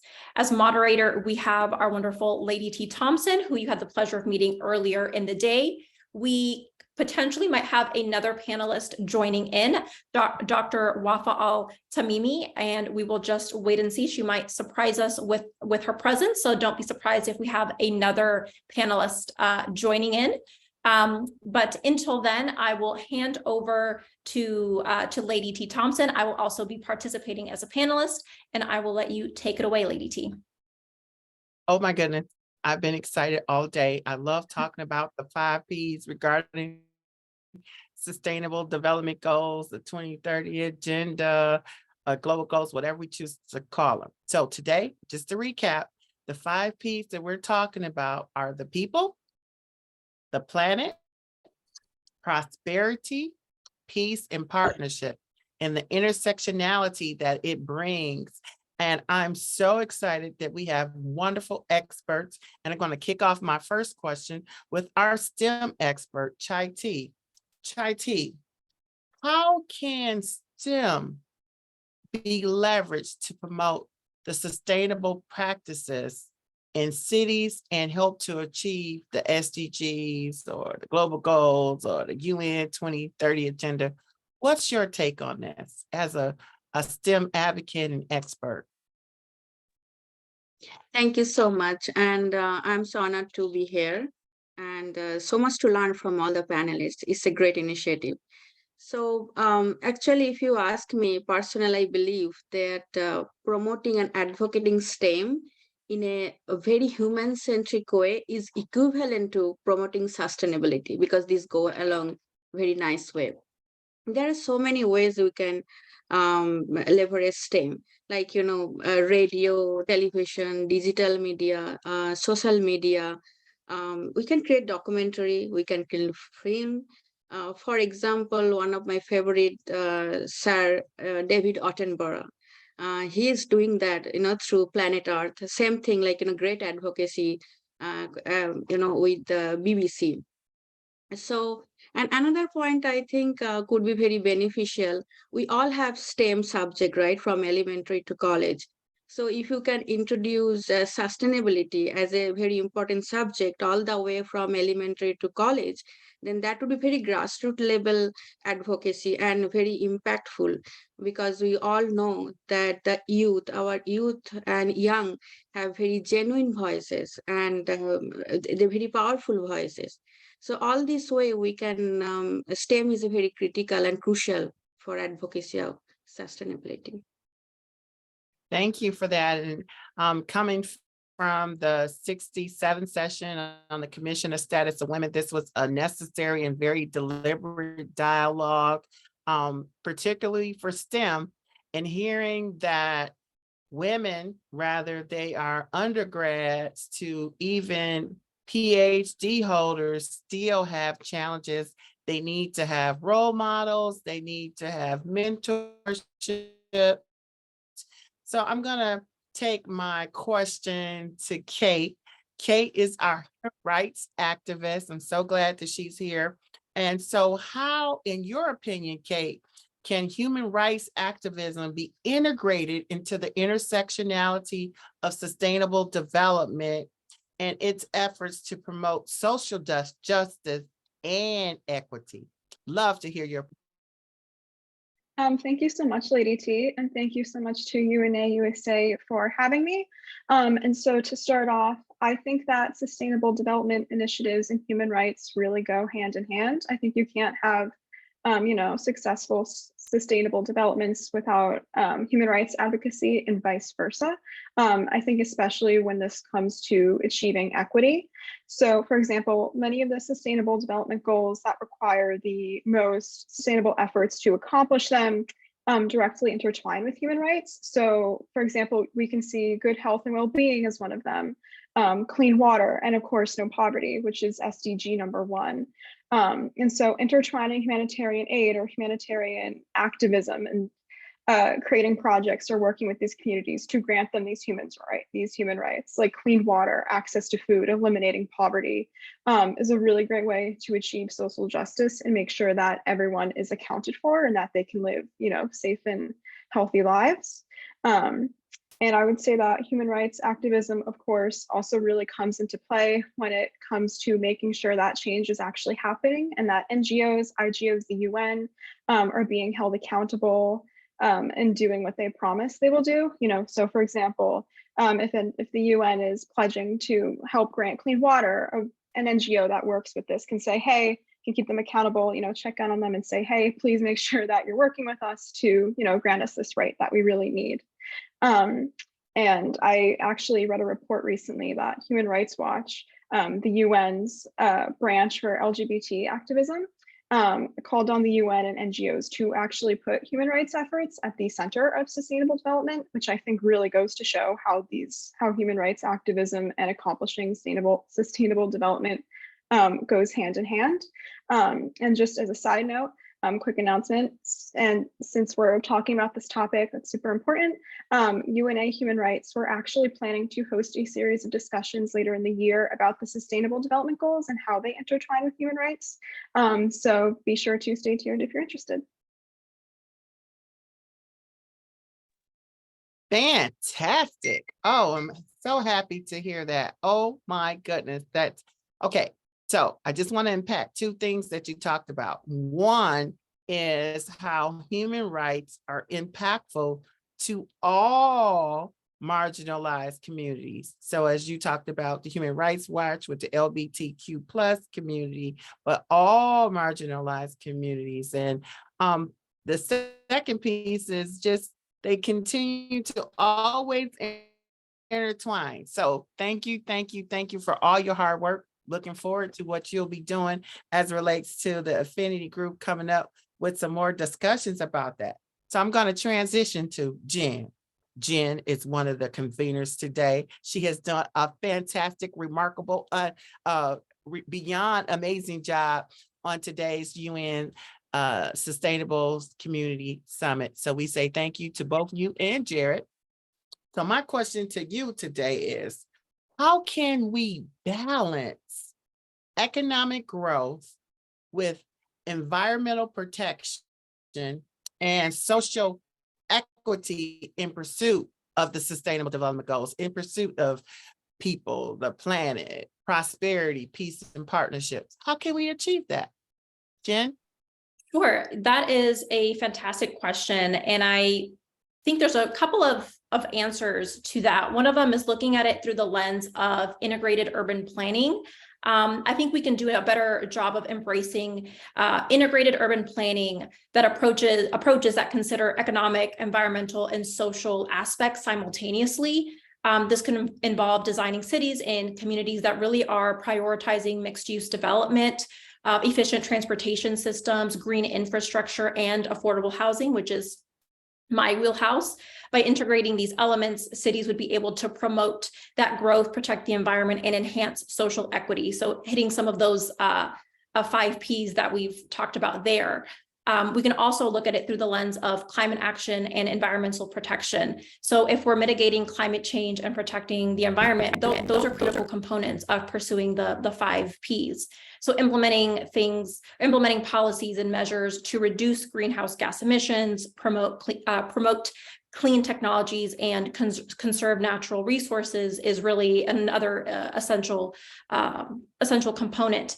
And lastly, just looking at it from a social equity and inclusion perspective, and really prioritizing that all of these stakeholders are getting the right access to quality education, healthcare, housing, and basic services for all members of society, investing in programs that are promoting social mobility and empowering marginalized communities.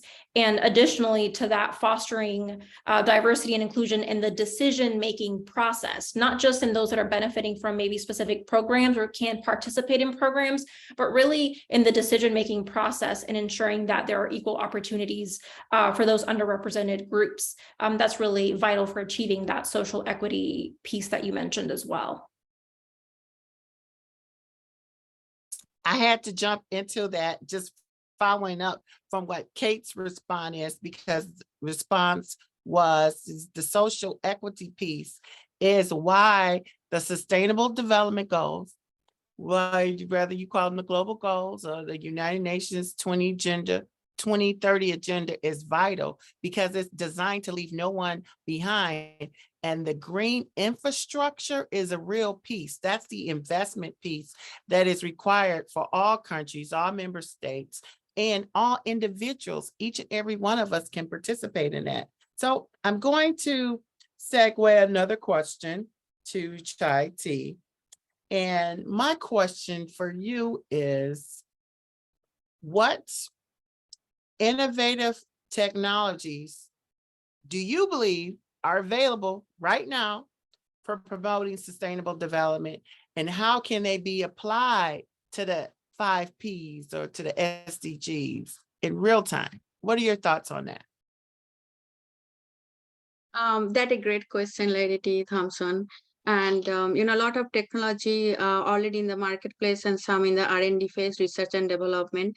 I like to touch base few of that. So first, I'll start with smoke-free tower measure. So smoke-free tower actually is implemented in many very urbanized city where pollution is mainly high.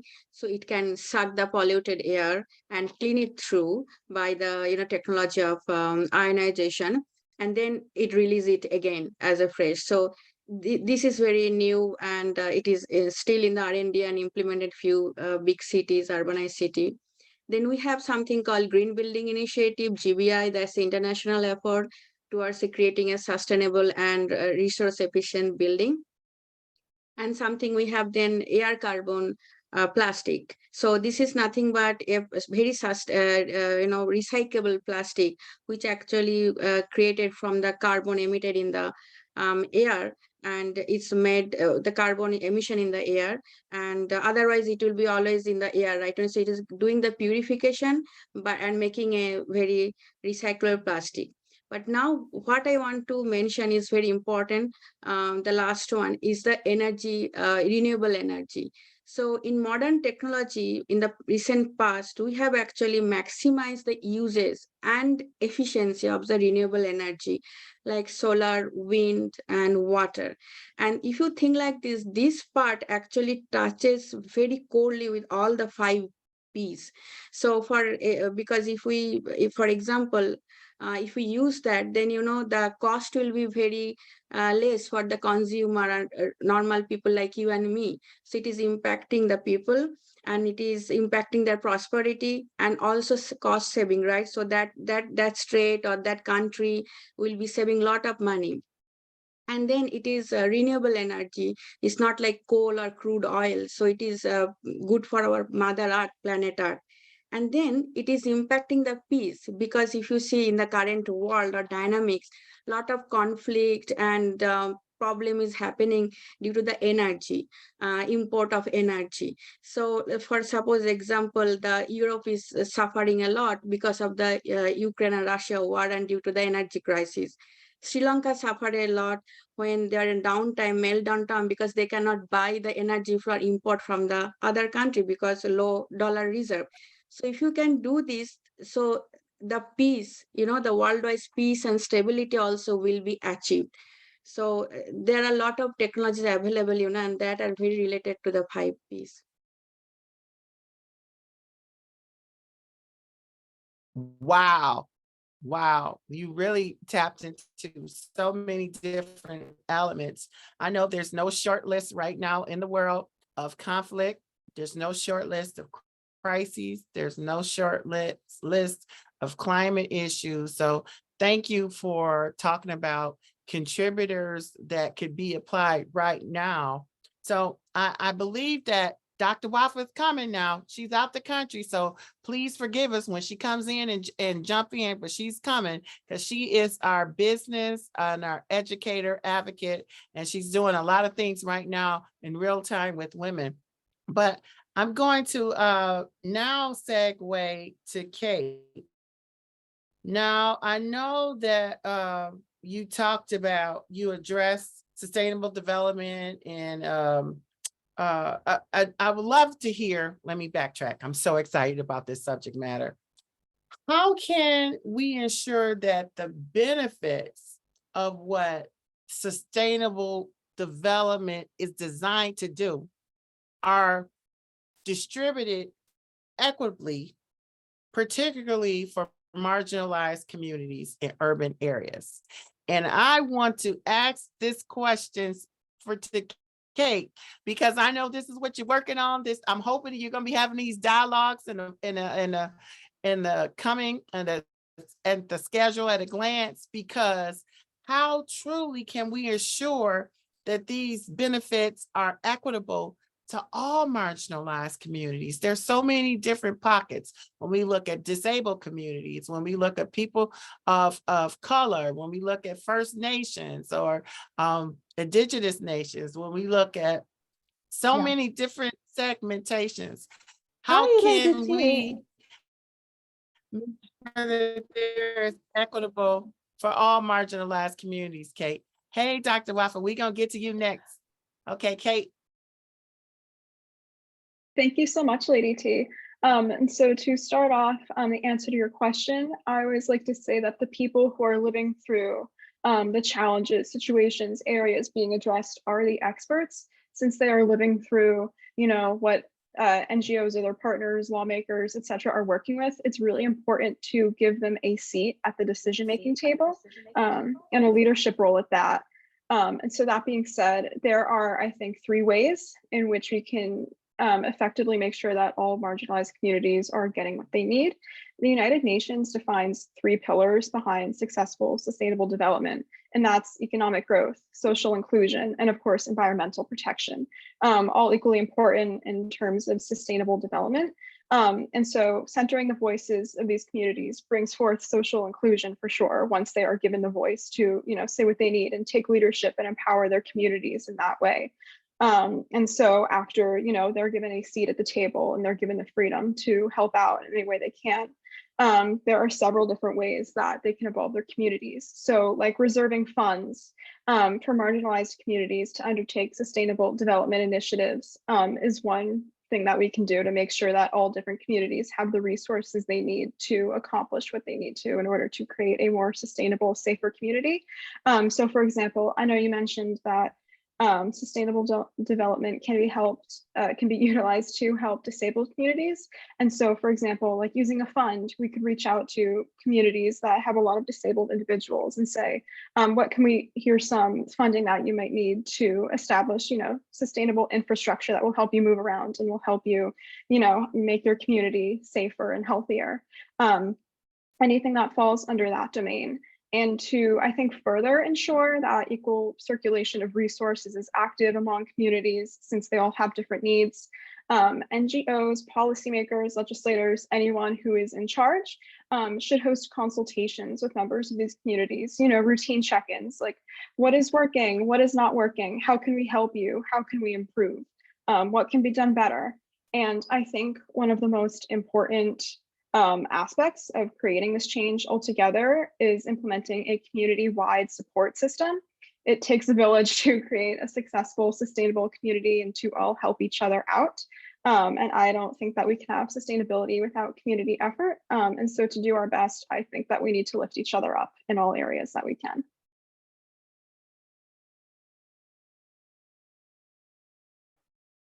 I was saying, OMG, that was fantastic, a fantastic response.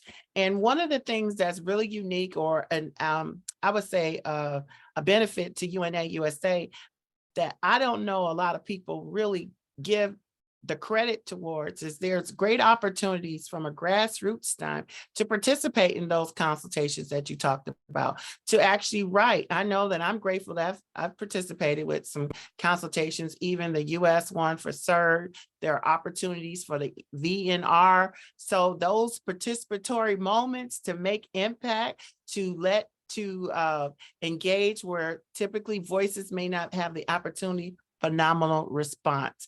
I'm so glad, drum roll please. We have Dr. Wafa. Dr. Wafa, I know, as I stated, she's out the country. We're glad to have her here. And so I'm gonna ask this really, really big, impactful question to her. She's my co-chair in crime. My co-chair for the Women's Affinity Group. But she's also a business advocate. She's been a dean at a university. She's a women's advocate. So here's my question to you, Dr. Wachter. This is a big one. You ready for it? What are the most effective strategies for engaging businesses in sustainable initiatives that contribute to the 2030 agenda? Love to hear your response to that. Yeah. Thank you so much. I am so glad to be here today as part of this panel. And I would like to let you know, I was available from the beginning of the session, but something happened, like prevented me to join you. I apologize for that. So my question, I could provide 5 strategies to engage businesses in sustainability initiatives. The first one, how we can provide clear business cases for sustainability, how we can offer incentives for sustainable practices, building strong partnership, in addition, establishing clear standards and regulations, and encouraging transparency and accountability.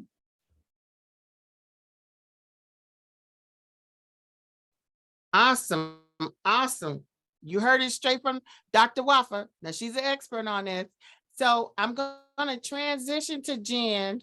After I transition from Jen, Jen's going to tell us where we are on time. And then when Jen responds, I'm going to come back to you, Dr. Waffa, okay? So my next question to Jen is, how can we promote sustainable urbanization that is resilient to climate change and other environmental challenges? Now, you tapped on a little bit of it earlier, but can you be more succinct and identify how the sustainable urbanization impacts climate change and urban and environmental challenges, Jen? Sure. So I would say expanding, and you're right, this overlaps with the previous question. So expanding on that specifically, I would start with saying comprehensive urban planning. So developing comprehensive urban plans that are integrating environmental considerations from the beginning. This includes incorporating climate change projections, natural resource assessments, environmental impact assessments into the urban planning process, emphasizing the compact and mixed use development, as I mentioned before, and the efficient transportation systems, green infrastructure, and sustainable building practices. In focusing more on climate responsive infrastructure, I would say one specific strategy there would be investing in climate responsive infrastructure that can withstand and adapt to the impacts of climate change. So this could be permeable surfaces, green roofs, rainwater harvesting systems, promoting renewable energy generation, efficient water management. Those are the sorts of things that we would need to see more of. And infrastructure really should be designed to minimize the vulnerability of cities to extreme weather events and ensure the long-term sustainability of those urban areas. Expanding from there, I would also add in resilient ecosystems and biodiversity conservation. So making sure that we are preserving and restoring the ecosystems within these urban areas to enhance and support biodiversity. This includes protecting our green spaces, creating urban parks, establishing wildlife corridors that provides multiple benefits, including temperature regulation and flood mitigation, even improving air quality.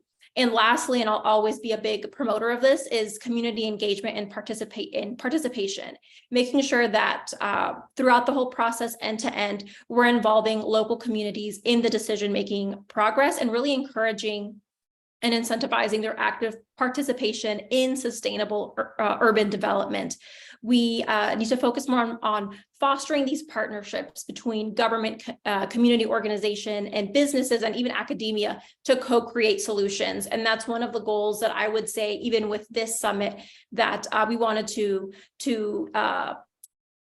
promote and continue the conversation here is this is such a large topic, and we have folks working on this topic from multiple lenses. And sometimes people who are private sector, public sector, academia, grassroots, we're not having the conversation. So bringing these forces together and fostering those partnerships so we can co-create solutions and collaborate. Fantastic. So how are we on time before I pose my next question to Dr. Waffa?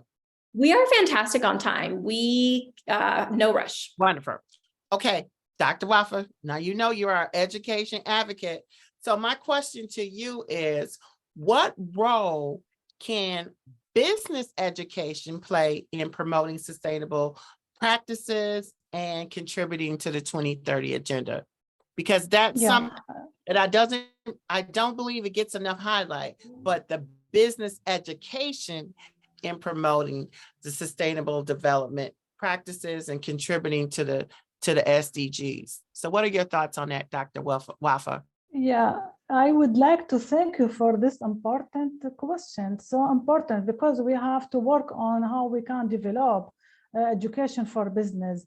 So I would like to suggest 5 ways in which business education can contribute to sustainable development. Firstly, integrate sustainability into business curricula. This is so important. Secondly, encourage innovation and creativity in sustainable solutions. Thirdly, promote responsible leadership and ethical behavior.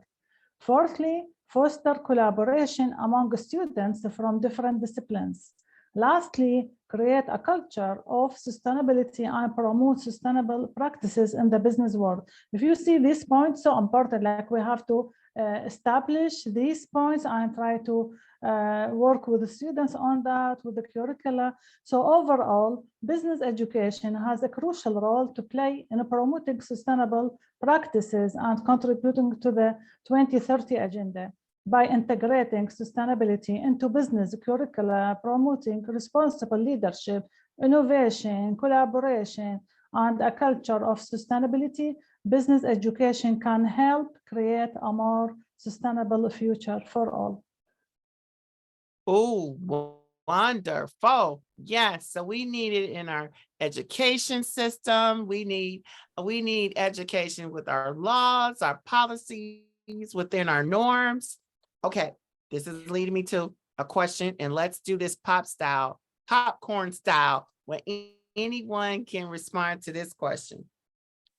How can we all are advocates, and everyone is a stakeholder with this conversation. Yes, you who are listening in, those who will be watching recorder later, you too are a stakeholder in this. So how can we leverage the power of social media and digital communication to engage citizens and promote sustainable practices in every single city? How can we do that? Because everyone's a stakeholder. So who would like to take this question? Popcorn style. I would like to answer this question. So important, social media, how we can promote the sustainability. First, we can share information and resources, and how we can facilitate dialogue and feedback, promote behavior change, crowdsourcing ideas and solutions, and showcasing success stories.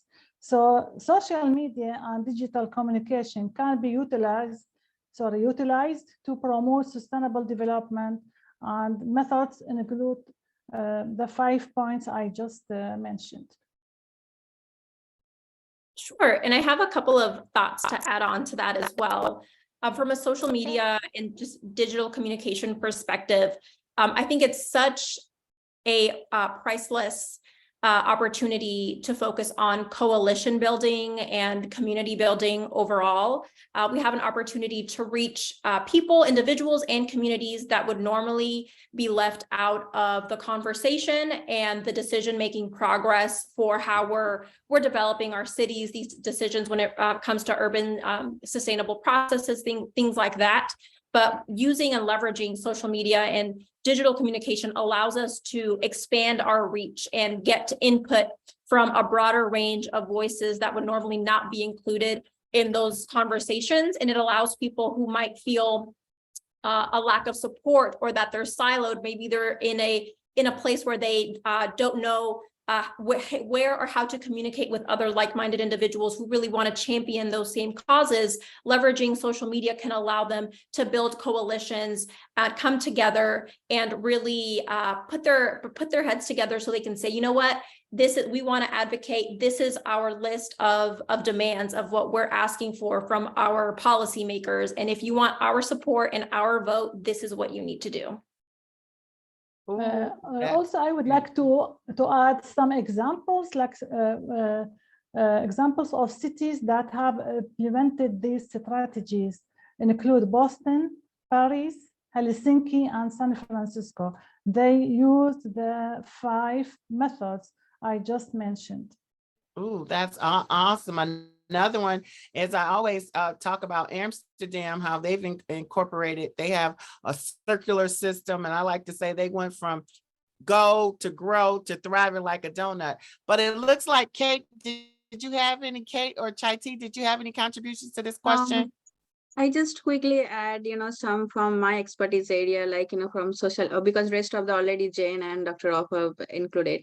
It's like we can include that data mining with the artificial intelligence, with the social media in a very ethical way. But of course, we need consent and permission ethical way, but we can do wonderful with this combining of data mining, artificial intelligence, and we can think maybe other way around, because this is the topic and point. Maybe all the social media platform can prove that this is not only, because we have so many time question about is it social media is good for anything, but this is the good case for them. They should come out and say, hey, social media is, we can do wonderful like sustainability.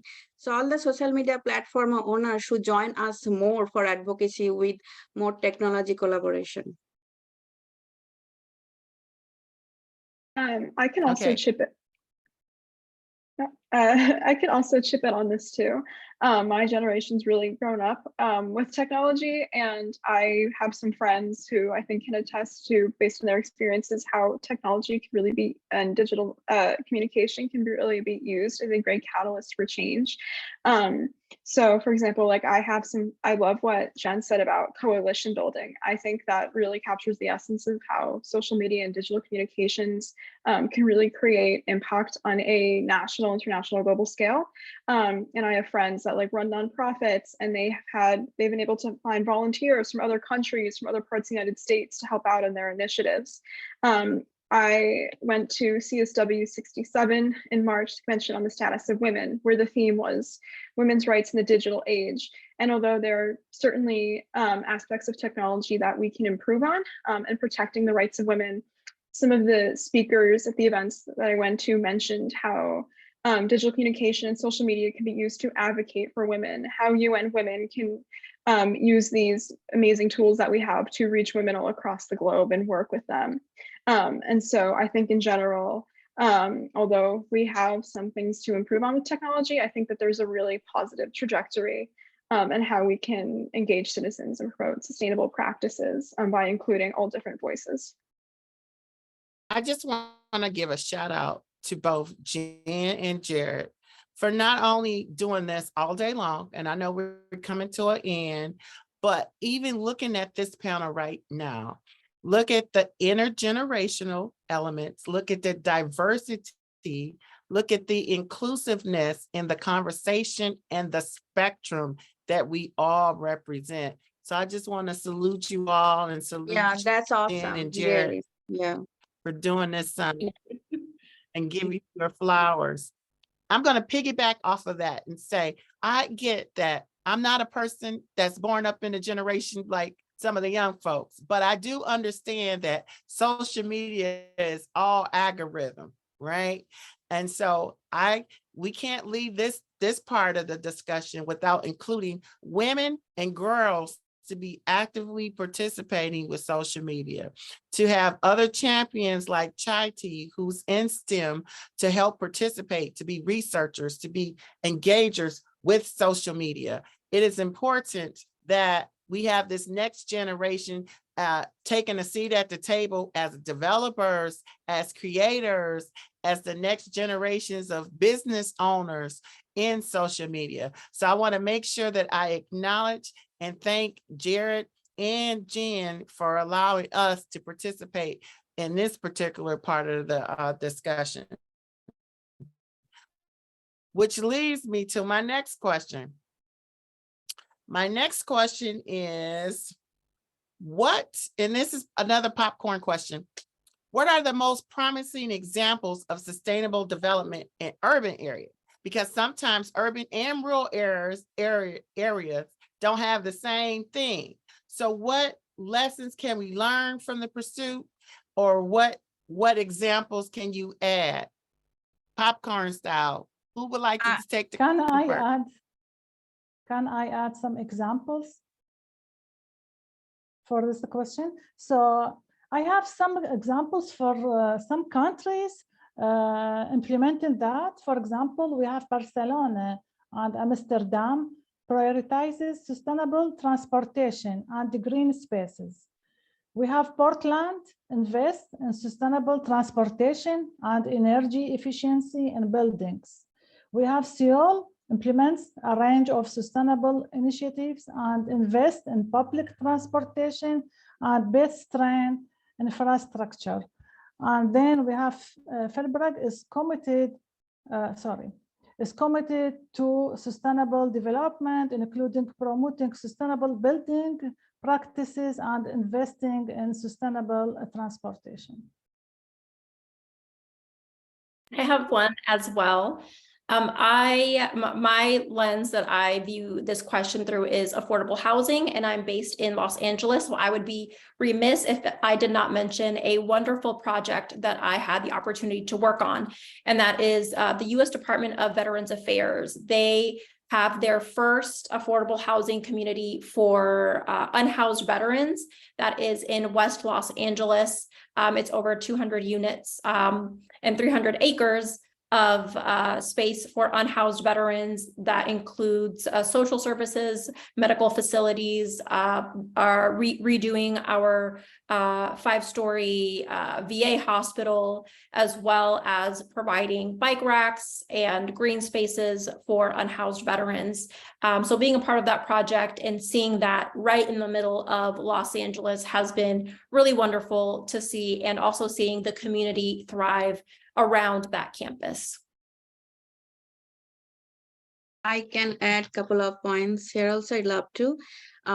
Like here I'm in New Jersey, right? So New Jersey as a plastic is completely banned. So this is one of the great example, and recently it is like our year and so. In Toronto, back in Canada, I have seen that they are very strict on recyclable, like, you know, always three different boxes of the bio and recyclable and waste. And though the Greater Toronto is highly populated, but they are very strict of implementing green belt. So they will not let any building do in this green belt area, though the demand is high. And then a few months back in the spring break, I went to Florida and I see wonderful things. They're making a community. They're saying e-community. So whole house is completely on the renewable energy, like no other. So completely on the solar. And for Florida, it is a little bit easy also. And most surprisingly, in the garage, they have installed Tesla rechargeable install in the house itself. So it is like almost renewable home. You do not need anything on the outside. And then, of course, you have example of many states is promoting solar installation. Government is giving incentive. Government is giving incentive and encourage for the battery-related car, you know, Tesla car. And also nowadays, I have seen, including myself in last couple of years, whenever you're buying any appliances, you always check for the appliances is energy efficient or not, including even the bulb. So, you know, these all are the very great example that we are following now. And it's only we can say it is doable. If we put our brain and heart together, this is doable, absolutely. Oh my goodness. I have an example. Last year, I was going to the United Nations Economic Commission on Africa, and it was in Kigali, Rwanda. At the airport, they had designated individuals who, upon arrival, they asked you to get rid of any plastic bags and bottles upon arrival. I was so impressed. I'm like, wow, can you imagine at points of entry in this country, if when you enter in, you ask for people to release their plastic bottles and plastic bags, and then take what you collect and use that in a very responsible and accountable, recyclable way without the PFAS, because, you know, we can't have the PFAS. Tina taught me well. Can't have that. So that was something that still resonates when I talk about sustainable development examples of how little bitty contributions make a matter. Anyone else? Any other contributions? Going once? Going twice? Okay, where are we on time? Does I have another question? Do you have? I believe we have time for maybe one more question, but I also want to give space for my wonderful co-host, Jarret. If we don't have time, please feel free to chime in. If I don't hear from you, I will assume we have time for one more question. Okay, so this is not a scripted question. This is a question that I like to ask wonderful women, wonderful change makers, wonderful champions. What three words would you say that you're doing or that resonate with you when it comes to the sustainable development goals? What are the 3 words that you would like to say about yourself as it relates to your advocacy, your work with sustainable development goals or the 5 Ps? And I'm going to call you out. And I'm first going to start with Chai T. What are your 3 words that you like to say about yourself and the work that you've been doing? Education, people, and peace. Ooh, beautiful. Okay. Next, I'm going to call on Kate. What are your 3 words? Great question. I love this one. So if I could choose the 3 words for me, I would say, I think advocate. That's